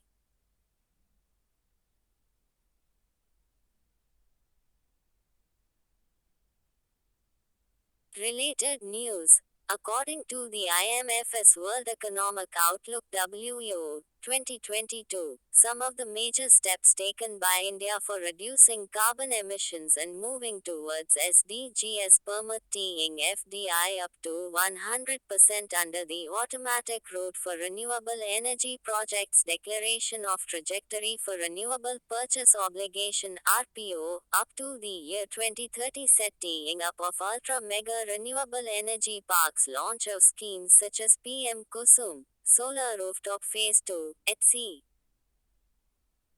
Adding capacity under the Green Energy Corridor scheme for evacuation of renewable power. The net zero target by 2030 by Indian Railways alone will lead to a reduction of emissions by 60 million tons annually. Similarly, India's massive lead bulb campaign is reducing emissions by 40 million tons annually. Interlinks. Health is the focus of air pollution policy. Mains links, Q. What are the key features of the National Clean Air Program (NCAP) initiated by the Government of India?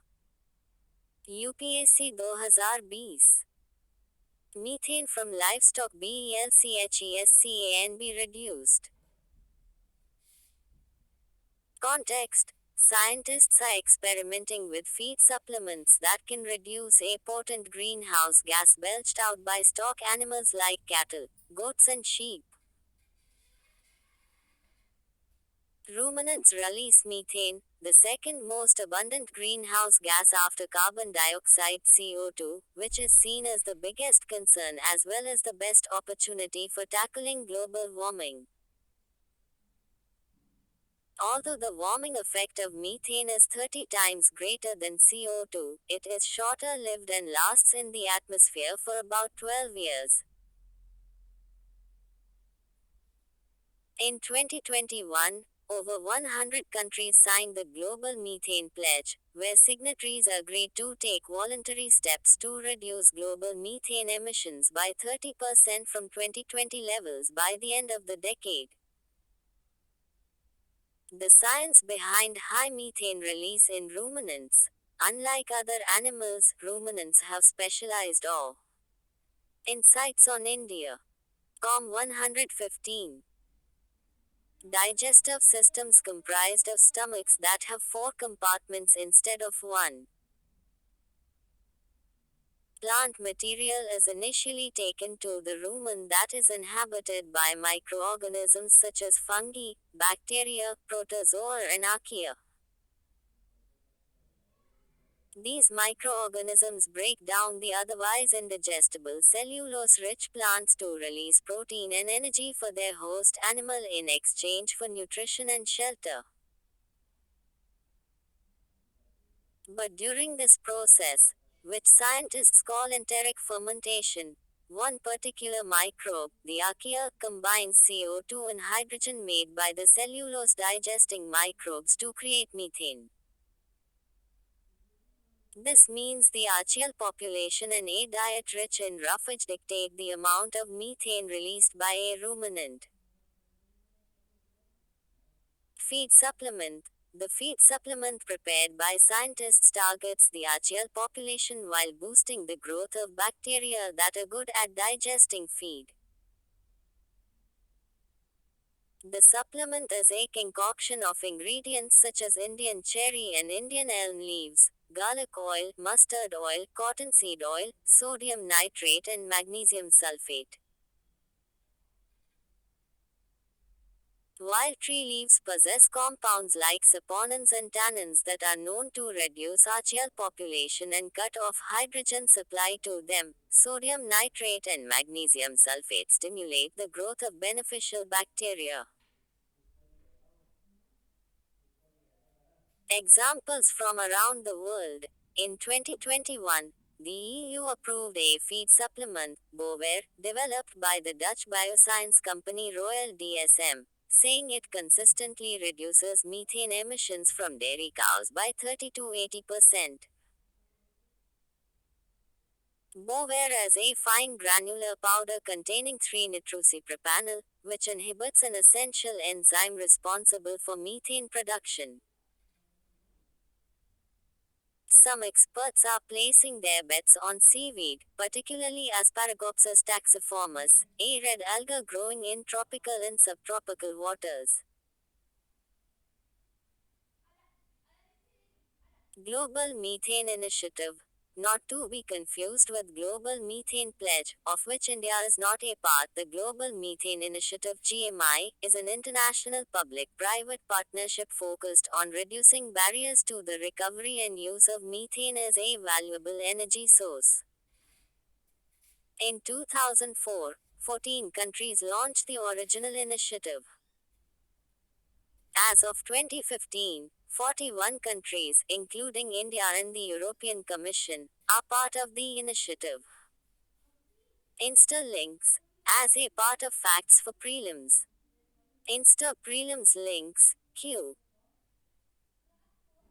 With reference to two non-conventional energy sources called coal, methane, and shale gas, consider the following statements. UPSC 2014-1. Coal methane is the pure methane gas extracted from coal seams, while shale gas is a mixture of propane and butane only that can be extracted from fine-grained sedimentary rocks. Though in India, abundant coal methane sources exist, but so far, no shale gas sources have been found. Which of the statement S given above is are correct? A. 1 only, B. 2 only, C. Both 1 and 2, D. Neither 1 nor 2. Answer, D. What are carbon markets and how do they operate? Context. the Parliament passed the Energy Conservation Amendment Bill 2022, declining the opposition's demands to send it for scrutiny to a parliamentary committee amid concerns expressed by members over carbon markets. Background: the bill amends the Energy Conservation Act 2001 to empower the government to establish carbon markets in India and specify a carbon credit trading scheme. In order to keep global warming within 2 degrees Celsius, global greenhouse gas GHG emissions need to be reduced by 25 to 50% by 2030. Nearly 170 countries have submitted their nationally determined contributions. NDCs are targeting to achieve net zero emissions under the 2015 Paris Agreement, which have to be updated every 5 years. 116 or Insights on India. Com. The Paris Agreement provides for the use of international carbon markets, yet to kick off, by countries to fulfill their NDCs.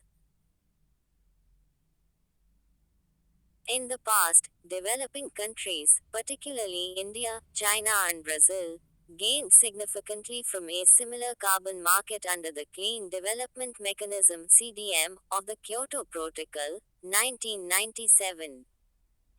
What are carbon markets? They are a tool for putting a price on carbon emissions and establishing trading systems where carbon credits or allowances can be bought and sold. A carbon credit is a kind of tradable permit that equals, as per the UN, 1 ton of carbon dioxide removed, reduced, or sequestered from the atmosphere. Carbon allowances or caps are determined by countries or governments according to their emission reduction targets. Types of carbon markets. Voluntary markets. These markets are those in which emitters corporations, private individuals, etc., buy carbon credits to offset the emission of 1 ton of CO2 or equivalent GHGs. Such carbon credits are created by activities which reduce CO2 from the air, such as afforestation. Compliance markets cap and trade. These are set up by policies at the national, regional, and/or international levels. Entities are issued annual allowances or permits by governments equal to the emissions they can generate. If companies produce emissions beyond the capped amount, they have to purchase additional permits, either through official auctions or from companies which emit below the limit. Through this kind of carbon trading, companies can decide if it is more cost efficient to employ clean energy technologies or to purchase additional allowances. Today, compliance markets are most popular in the EU, and China launched the world's largest emission trading system, ITS, in 2021. Significance of these markets. They may promote the reduction of energy use, encourage the shift to cleaner fuels, reduce the cost of implementing NDCs WB by $250 billion by 2030.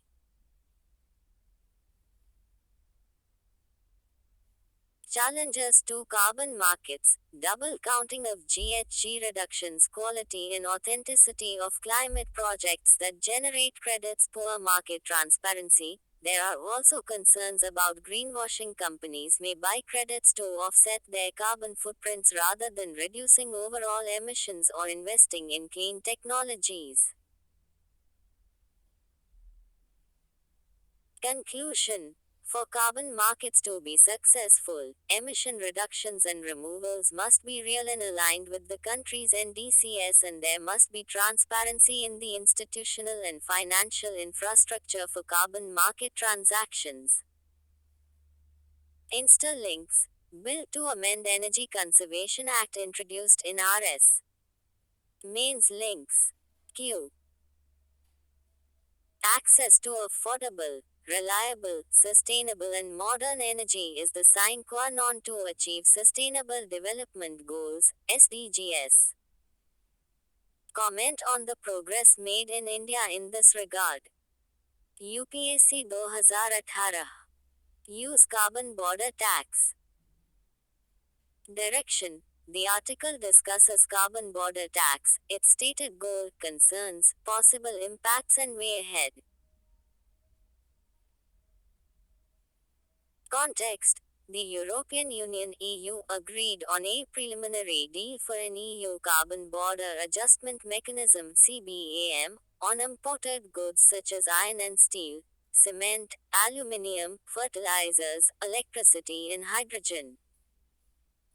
The CBAM, a carbon border tax, carbon leakage and all. Insights on India. Com 117.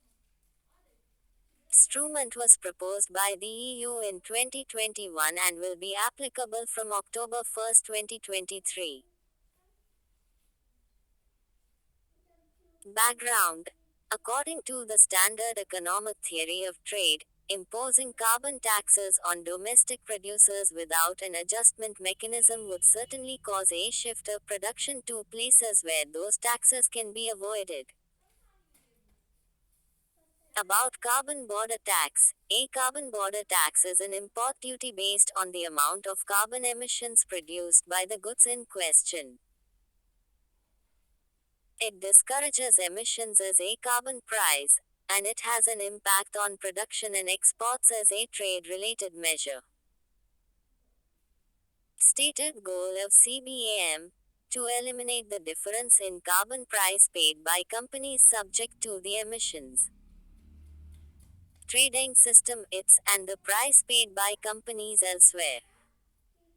Leveling the playing field for EU firms. To implement stronger emission reduction efforts.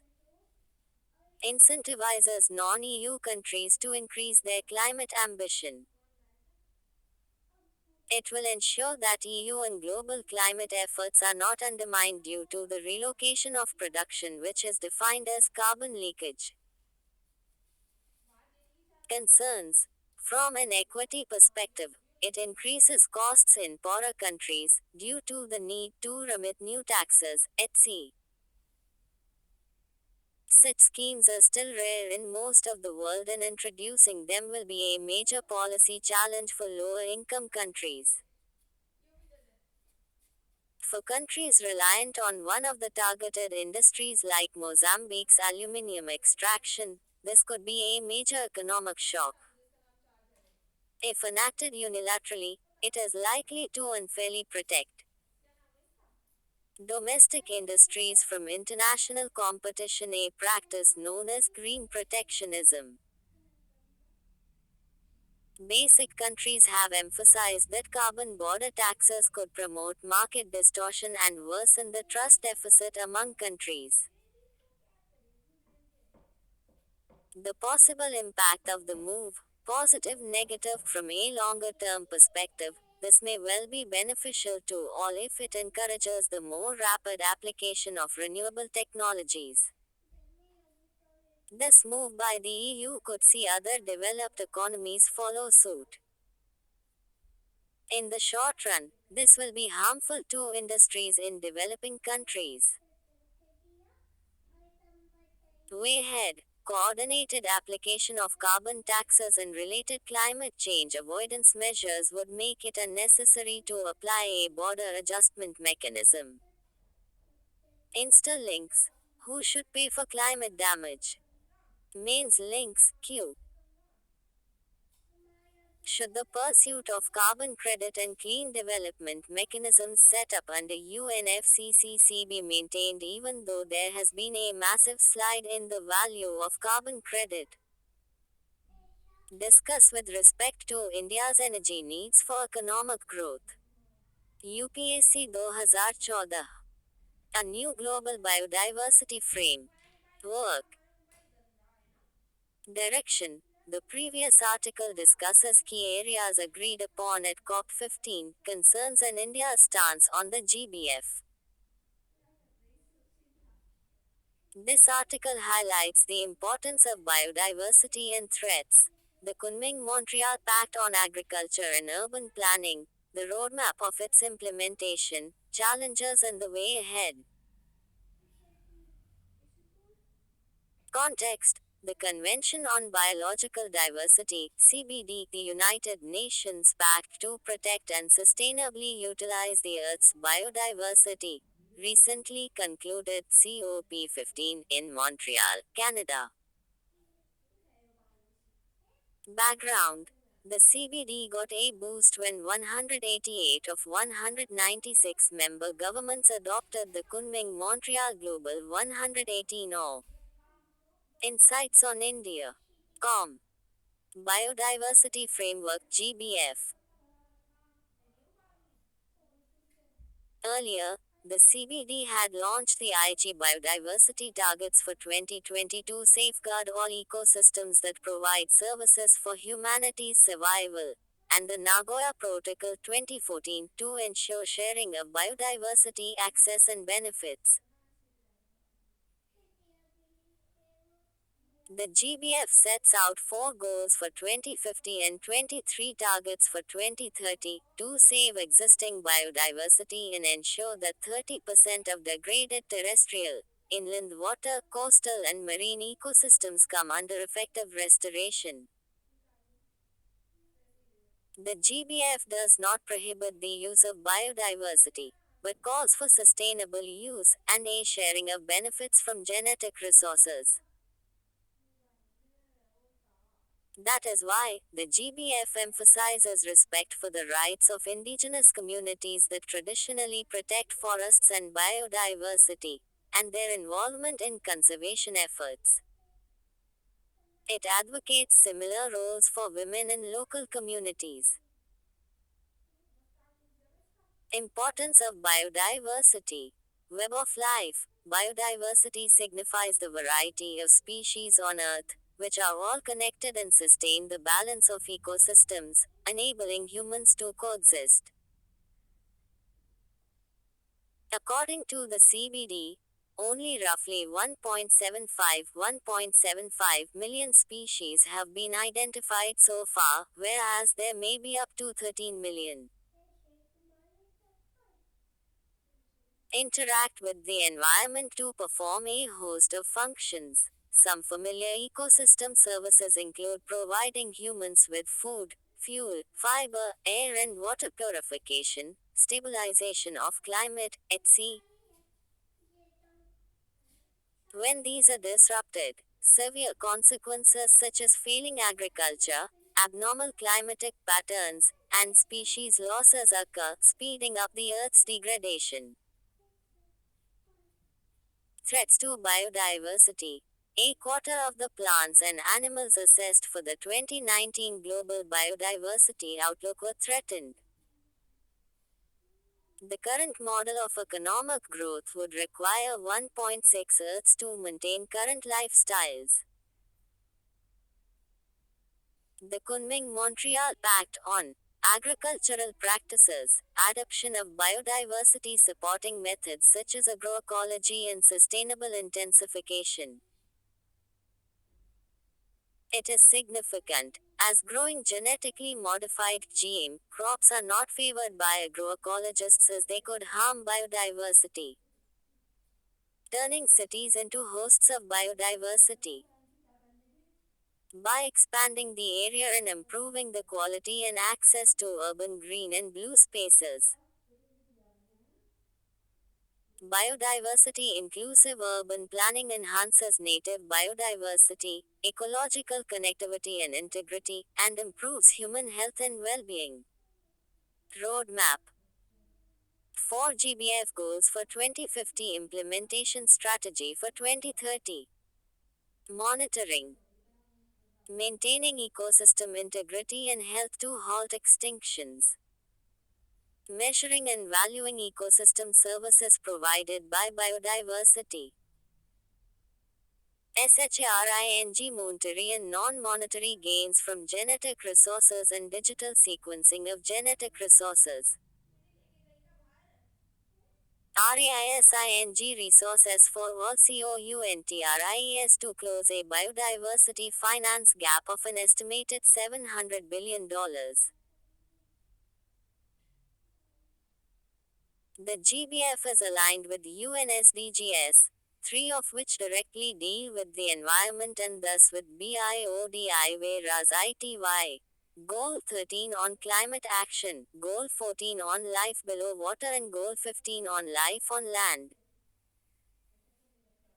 Member nations need to submit a revised and updated National Biodiversity Strategy and Action Plan in 2024. Countries would have to review existing laws relating to not just the environment, but areas such as industry, agriculture, and land use. There are specific indicators for countries to report their progress, as part of a transparency and reporting arrangement. The challenges to protecting biodiversity. Use of GDP as the chief determinant of development. GDP calculations exclude the depreciation of assets like nature, degraded by the relentless extraction of resources. According to the Inclusive Wealth IW Rio Insights on India. Com 119. Quote, although 135 countries did better on inclusive wealth in 2014 compared to 1990, the global GDP growth rate considerably outpaced IW. Way ahead, there is a need for environmental appreciation and the measurement of inclusive wealth, which considers not only financial and produced capital but also human, social, and natural capital. PYQ 2015. Which one of the following is the best description of the term ecosystem? A community of organisms interacting with one another. B. That part of the earth which is inhabited by living organisms. C. A community of organisms together with the environment in which they live. D. The flora and fauna of a geographical area. And C. Interlinks, COP15 Montreal. 3 days of ministerial talks on post-2020 GBF end with limited success. Biodiversity Amendment Bill, 2021. Pollution and degradation. To handle plastic waste. Find CAG. Context. As per the recent audit by CAG of MOF or CC, it was found that the ministry has a mechanism to assess the generation of plastic waste, but none for its collection and safe disposal. Key findings of the CAG report. MOF or CC has no action plan leading to ineffective implementation of plastic waste management PWM rules, 2016.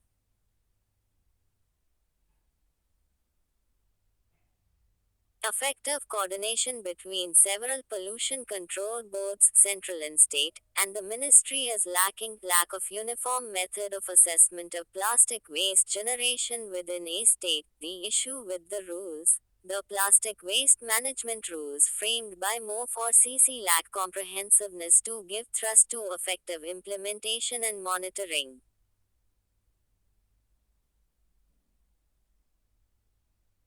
Actions taken for plastic waste strategy by MOF or CC for plastic waste control. Behavioral change, strengthening of the institutional system for the collection, segregation, and recycling of plastic waste, engagement with producers, importers, and brand owners through extended producer responsibility, banning of SUP from July 1st this year, 2022. How are other countries dealing with single use plastic? Consensus on SUP in UN this year. 124 countries, parties to the United Nations Environment Assembly, including India, signed a resolution to draw up an agreement which will in the future make it legally binding for the signatories to address the full life of plastics from production to disposal, to end plastic pollution. 68 countries have plastic bag bans with varying degrees of enforcement. 120 Insights on India. Com. Bangladesh. Bangladesh became the first country to ban thin plastic bags in 2002. China. China issued a ban on plastic bags in 2020 with a phased implementation. EU.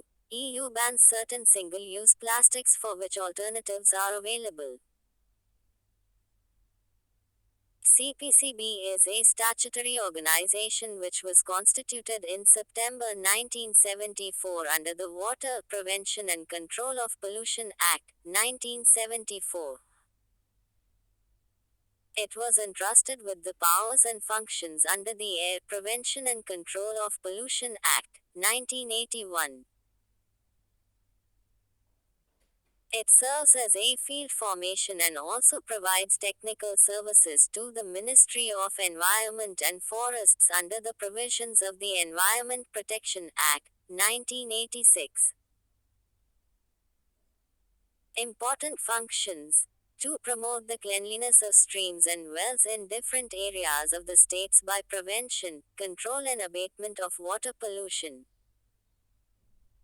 To improve the quality of air and to prevent, control or abate air pollution in the country. Insta links. For more about single-use plastics visit this link. For issues with pollution control boards, visit this link. For more about CAG, visit this link. Mains link, Q. What is single-use plastic and what are the concerns associated with it? How can it be successfully phased out in the country? 15. Prelims link. Link it with how a plastic produced. Acts governing its use. Q. Bisphenol A BPA, a cause of concern, is a structural key component in the manufacture of which of the following kinds of plastics? UPSC 2021 A. Low density polyethylene. B. Polycarbonate. C. Polyethylene terephthalate. D. Polyvinyl chloride. Answer B. Q. Triclosan, considered harmful when exposed to high levels for a long time, is most likely present in which of the following? UPSC 2021 A. Food preservatives. B. Fruit ripening substances. C. Reused plastic containers. D. Toiletries. Answer D. Data on polluted rivers. Context. The number of polluted stretches in India's rivers have fallen from 351 in 2018 to 311 in 2022, though the number of most polluted stretches is practically unchanged, according to a report from the Central Pollution Control Board (CPCB).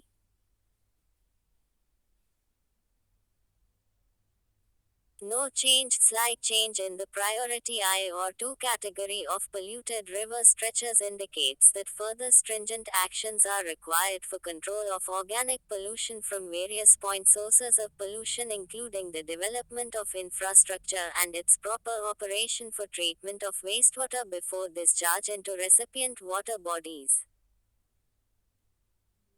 Reason for the high pollution level in India's rivers: point source pollution. Pollution entering the river through pipes, channels, etc.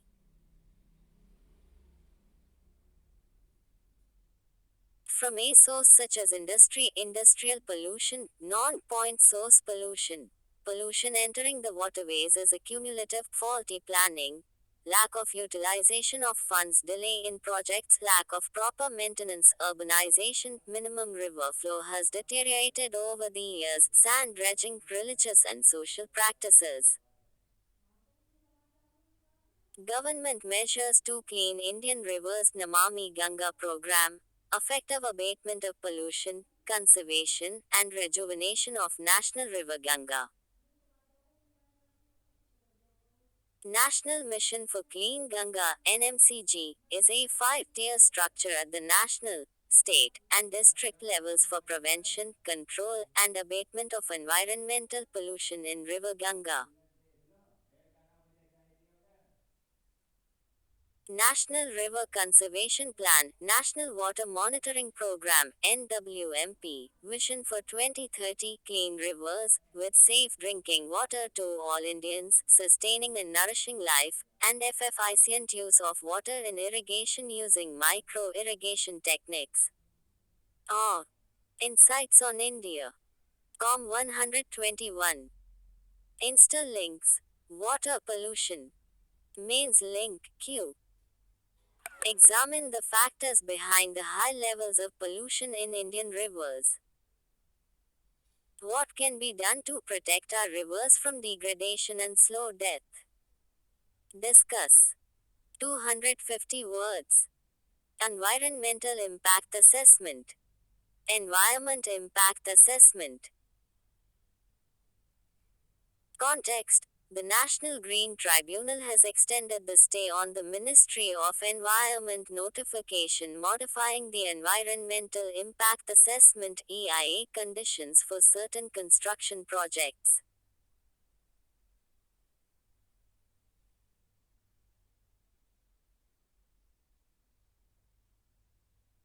Previously, in the 2018 notification, the ministry had given the powers to local bodies instead of state environment impact assessment authorities (SEIAAS) to do EIA of construction projects built up areas between 20,000 scum to 50,000 scum industrial sheds, educational institutions, hospitals and hostels for educational institutions built up areas between 20,000 scum and 150,000 scum issues. NGT has now given the decision that such changes will result in diluting the mechanism of EIA by SEIAA and thus cannot be sustained. About EIA. Significance of EIA for developmental projects in India. Make all the stakeholders aware of the environmental and socio-economic impact of the project facilitates a basis for policy decisions. EIA provides the impact assessment well before the project is implemented. Helps to eliminate or minimize the adverse impact of developmental projects. EIA encourages the adaptation of mitigation strategies in the developmental plan, protects the biodiversity of the environment by suggesting alternative safe project designs and methods, simplifies the technical issues. EIA produces an environmental management plan and summary for the non-tech general public. EIA is backed by the Environment Protection Act, 1986. EIA notification of 2006 made it mandatory to take EIA for various projects such as mining, thermal power plants, river valley, infrastructure and industries. EIA was drastically changed in the ministry's 2020 notification. EIA Notification 2020 and its impact. Public consultation, reduced to max 40 days and only 20 days, from 30 days, for submitting a response. This will help speed up the process of EIA. However, it may give very little time for tribal and forest dwellers who are not aware of technical details or have the means to access them. 122 or Insights on India. Com. More discretionary power for government. Power to declare economically sensitive areas without a public hearing as well as give any project a strategic tag, so no EIA obligation. This is important for the clearance of strategic projects related to defense and national security as well as projects deemed too important for the nation. However, there is fear of misuse of this clause for political or economic reasons to circumvent EIA post facto project clearance. This will enable ease of doing business and reduce bureaucratic delays. But it is a violation of the fundamental principles of environmental jurisprudence and is contrary to both the precautionary principle as well as the need for sustainable development. An extended period of environmental clearance, from 30 years to 50 years, however, it raises the risk of irreversible environmental, health, and social consequence. Common assessment for all the seasons by replacing seasonal assessment. No need to cover all the seasons in a year.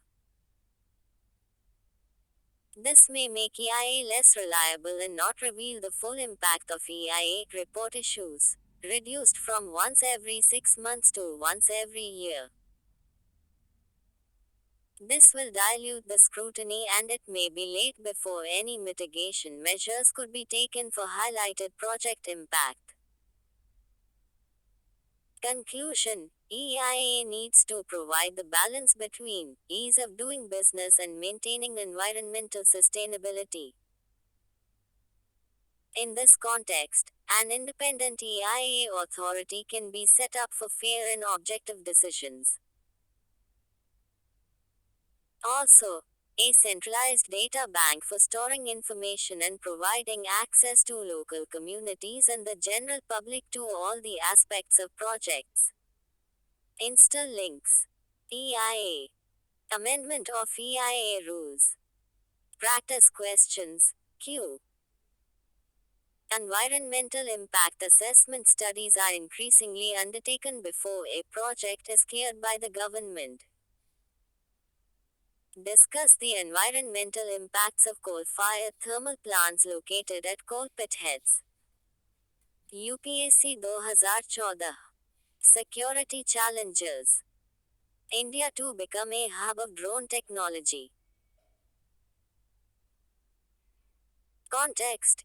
Union Information and Broadcasting Minister said that India will become a hub of drone technology and will require at least 1 lakh drone pilots by next year while addressing the gathering after flagging of the Drone Yatra 2.0.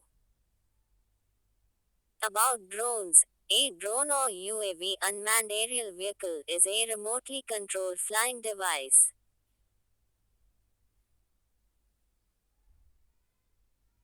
Drones have been divided into 5 categories based on their weight. Existing rules: nano, less than or equal to 250 grams; micro, from 250 grams to 2 kilograms; small, from 2 kilograms to 25 kilograms; medium, from 25 kilograms to 150 kilograms; large, greater than 150 kilograms. Rules regulating drones in India. In India, the Directorate General of Civil Aviation (DGCA) governs the use of all manned or automated aerial vehicles. The Drone Rules, 2021, to regulate the use and operation of drones or unmanned aerial systems. Application of drones. Risks associated with drones. Drones can be misused as weapons of mass destruction. Increased risk of armed attacks. To smuggle arms, ammunition and drugs. Or insights on India. Com 123. Way forward. Balancing security and benefits associated with drones. Increase investments in developing drones, which are safer and cheaper. Insta links. Use of drones means link, Q. elaborate upon the security threats emerging from drones and suggest some measures to counter hostile drones. 150 words. Piracy Bill. Context: Lok Sabha passes anti-maritime piracy bill to promote trade security. The bill will bring the UN Convention on the Law of the Sea into domestic law and enable Indian authorities to take action against piracy on the high seas. Need for the bill: IPC is not valid for foreigners in international law. Thus, previously, pirates were prosecuted under the Indian Penal Code, 1860 IPC. However, India's sovereignty is delimited by the outer boundary of its territorial waters, 12 nautical miles from the coast. Acts of piracy committed by a foreigner outside India's territorial waters cannot be an offence under the IPC, and those accused in piracy cases have been acquitted due to the lack of jurisdiction. Incidents of piracy. Gulf of Aden has been one of the deadliest areas in the oceans due to a large number of piracy incidents.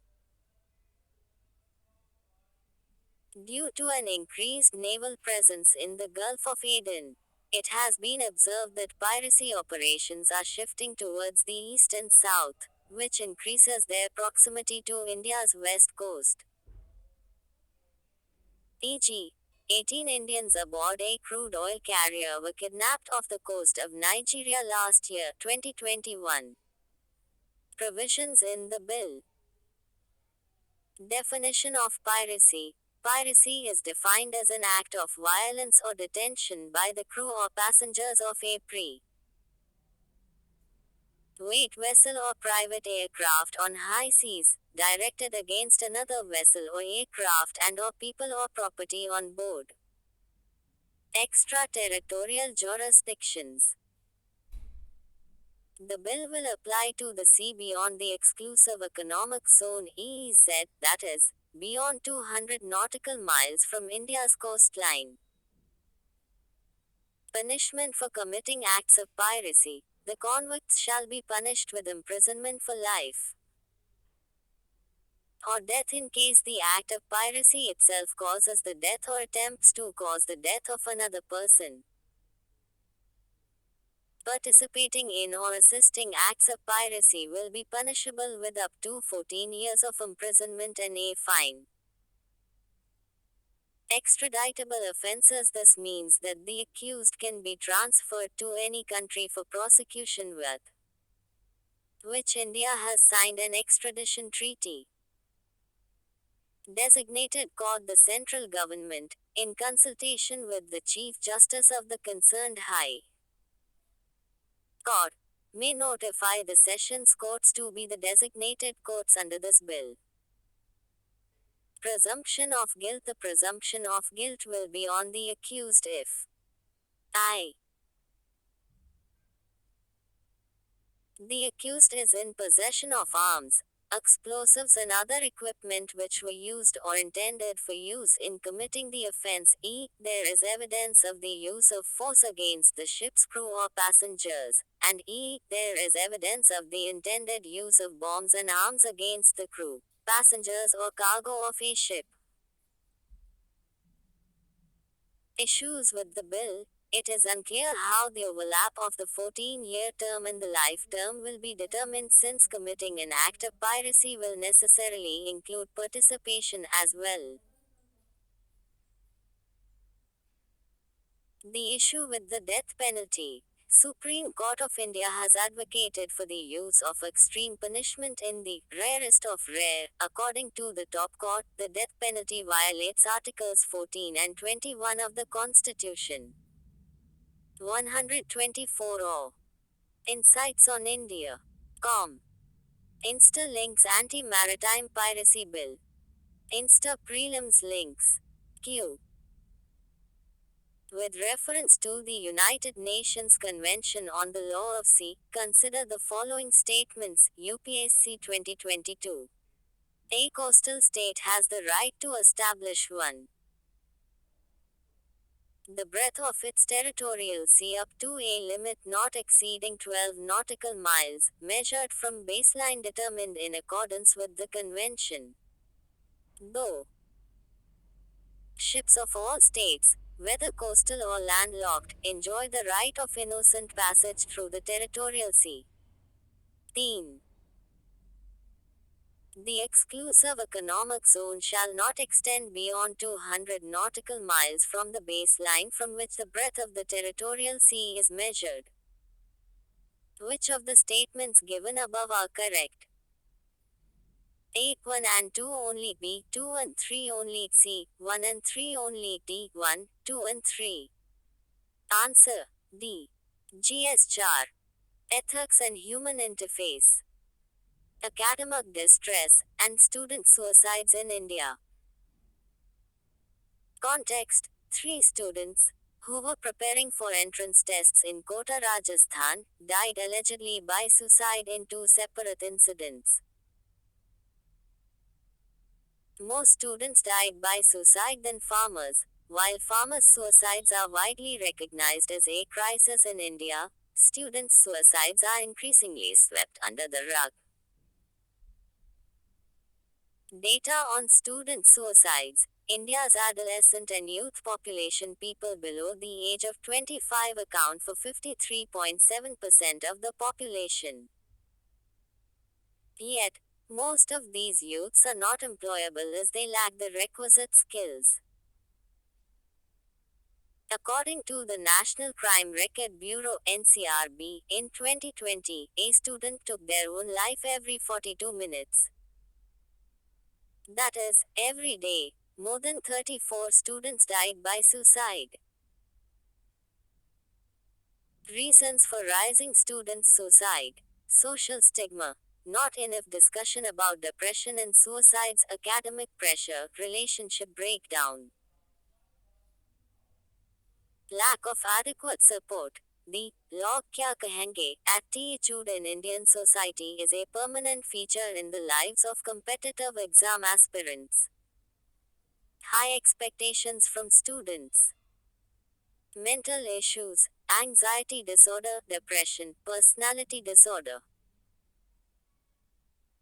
Steps that can be taken. Mentorship programs. There is no concept of mentors in Kota, and every single student in the city is in a way a competitor despite being friends with each other. Social awareness. Academic support groups by college administration. Helplines by NGO and civil society groups. Social media groups. Groups can be formed where students can discuss the issues they face. Ah. Insights on India. Com 125. Ethics behind suicides. Suicide has been examined from various perspectives, most broadly categorized as moralist, libertarian, and relativist views. For moralists, protecting life and preventing suicide is a moral obligation. Philosophers, such as Kant, maintain that humanity is an end in itself, meaning that the individual should be considered an end, rather than a means to an end. Thus, a person contemplating suicide is seen as using the self as a means to an end, that is, with an expected consequence rather than as an end itself, which is unacceptable to Kantians. Plato emphasized people's obligations to society, with suicide being inconsistent with the greater good. The moral perspective is evident in countries such as Singapore and India, where attempted suicide is a punishable offense. From the libertarian perspective, suicide can be a carefully contemplated decision, often rationalized as a reasonable response to avoid pain or suffering. Libertarians value freedom of choice, and the decision to die by suicide is a right. This attitude is reflected in countries where suicidal behavior has been decriminalized or euthanasia has been legalized. Further to this philosophy, the right to suicide includes the right of non interference from others, although this is not necessarily enforced in legal statutes. From the relativist perspective, the obligation to protect life varies, and the acceptability of suicide depends on a cost benefit analysis of variables, including situational, cultural, and contemporary factors. The acceptability of suicide will depend on the needs of the individual, the family, and society at that moment, meaning that the cost benefit analysis is influenced by a desire to maximize the social utility of suicide or not suicide. Insta links preventing student suicides. Mains link Q. Discuss critically the causes behind rising suicides among the youth in India. Human values lessons and teachings of great leaders. Ambedkar's idea of a moral the MOCRACY. Context. There have been many studies on Dr. B.R. Ambedkar's conceptualization of democracy, predominantly explained through the lens of social, political, and economic philosophies. Ambedkar's last work, The Buddha and his Dhamma, shed light on how he understood democracy as a concept that affected every aspect of human life. It was essentially a way of life. Ambedkar's moral principles were rooted in Buddhist philosophies. He was also critical of extreme individualism that was a possible outcome of Buddhism, as such characteristics failed to engage in activism that challenged social order. Thus, he believed that there needed to be a balance between individualism and fraternity for a harmonious society. Ambedkar gave utmost importance to practicality. For him, concepts and theories needed to be tested as they were supposed to be practiced in society. He used rationality and critical reasoning to analyze any subject matter, because he believed that a subject must first pass the test of rationality, failing which, it must be rejected, altered, or modified. Types of morality according to Ambedkar. Ambedkar divides morality into social morality and constitutional morality. Social morality was built through interaction, and such interaction was based on the mutual recognition of human beings. Social morality was based on equality among human beings and a recognition of respect. Constitutional morality for Ambedkar was a prerequisite to maintaining a system of democracy in a country. Ambedkar's concept of moral democracy must also be studied through the lenses of particularism, a political theory where one group promotes its own interests without regard to the interests of larger groups, and universality, a theory that some ideas have universal application or applicability. 126 or Insights on India. Com. Ethics perspective of morality. Humans tend to rate themselves more highly than other people not just on factors like intelligence and friendliness, but also ironically, on modesty. This is the self enhancement effect, and it holds true for several parameters. Believing ourselves to be more moral than other people is problematic for more than one reason. The first, and most obvious, is that it is irrational to believe so, and can cause us to look down upon people who act differently than we do, either due to circumstance or by choice. Second, and perhaps even more troubling, is that believing oneself to be morally superior leads to a phenomenon known as moral licensing. This is when somebody acts morally and then relaxes their moral standards and allows themselves to act unethically in other circumstances. This moral licensing plays out in our lives in small ways every day. I might feel less guilty indulging in a big serving of chocolate cake post dinner if I ate a salad for lunch. I might also feel justified liberally using environmentally and friendly paper towels to clean my kitchen simply because I drive an electric car. Insta links, morality and sources of morality. Mains link, UPSC 2019 Q. What is meant by the term constitutional morality?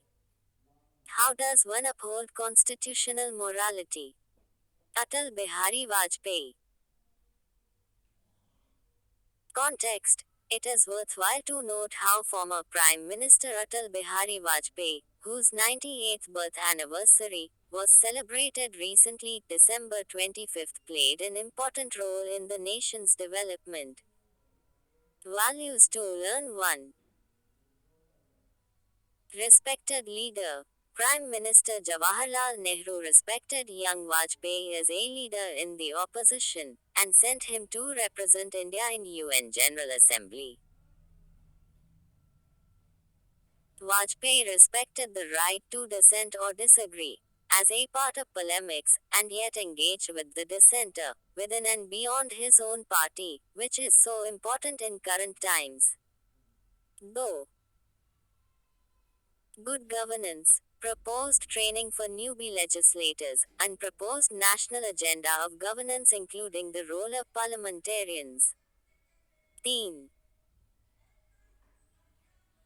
High moral values. His writing, Andhiyar Fur Hatega, Ek Naya Savera Aayega, and poem, Geet Naya Jata Hoon, bear testimony to his spirit against adversity and acceptance of the same to win another day.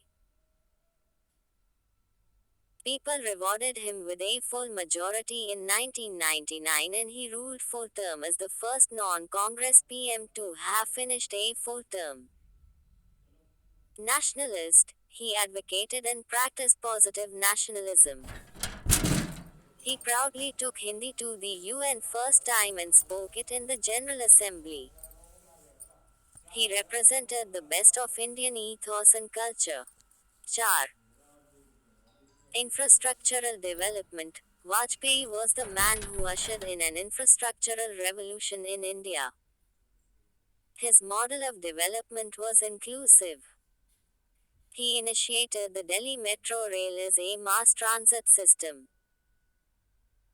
He brought in National Highway Development Project leading to East-West North-South Corridor or the Golden Quadrilateral. He envisaged and executed the first round of Pradhan Mantri Gram Sadak Yojana which connected rural India greatly. The new telecom policy of 1999 brought in by him was also a crucial part of the Indian telecom revolution.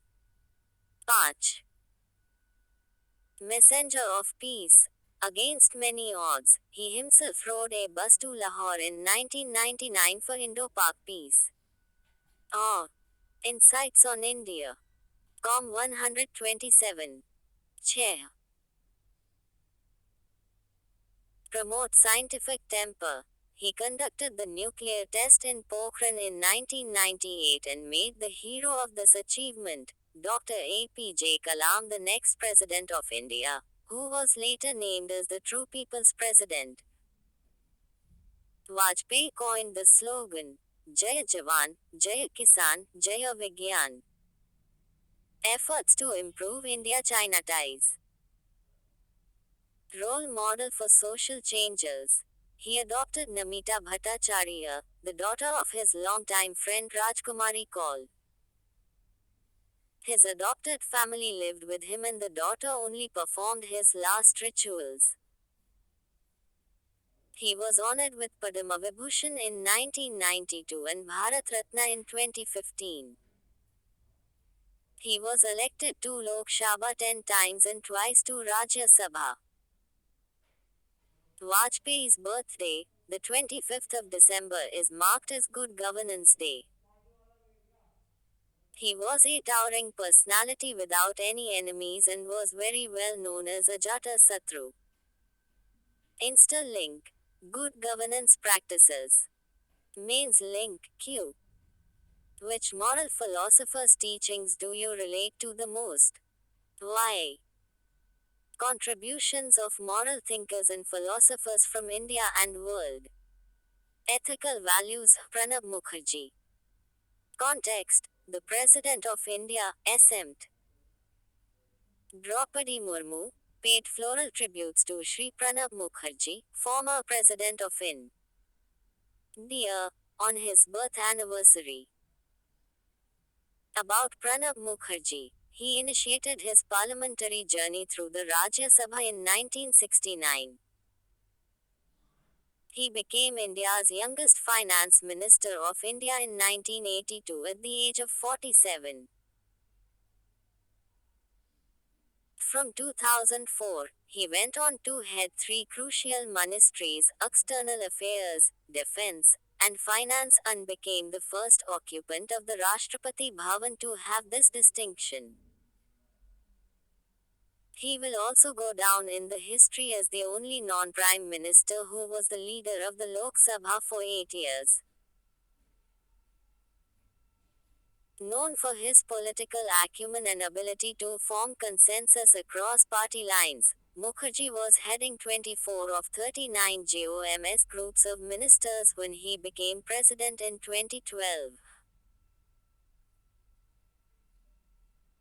Ethical values to be learned from Pranab Mukherjee. At the individual level, tolerance for pluralism, compassion for all, and love for the motherland are core civilizational values of India, where hundreds of languages and all major religions live under one system.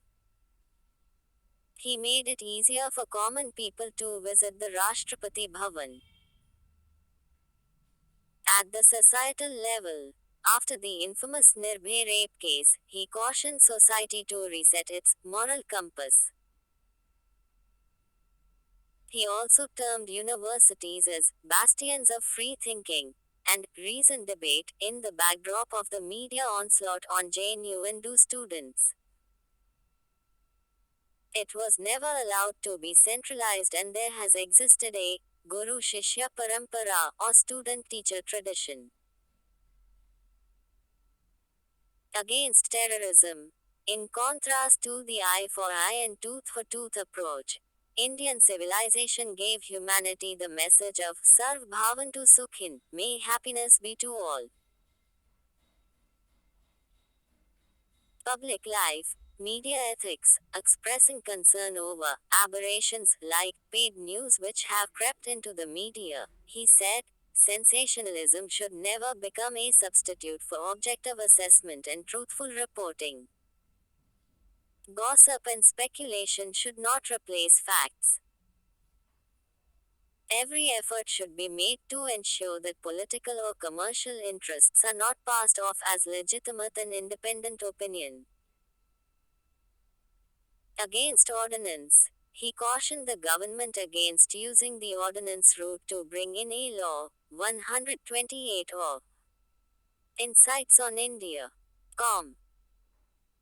Saying it should be used only in a compelling situation and not taken recourse to in monetary matters.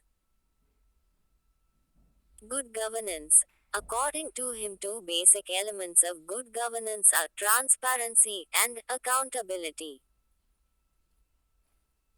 He defined transparency as the availability of information to the general public and clarity about the functioning of governmental institutions. Transparency enhances predictability as it helps government organizations to function more objectively. It also enables and encourages the common man to effectively participate in the governance process. Interlinks. Pranab Mukherjee. Mains link Q.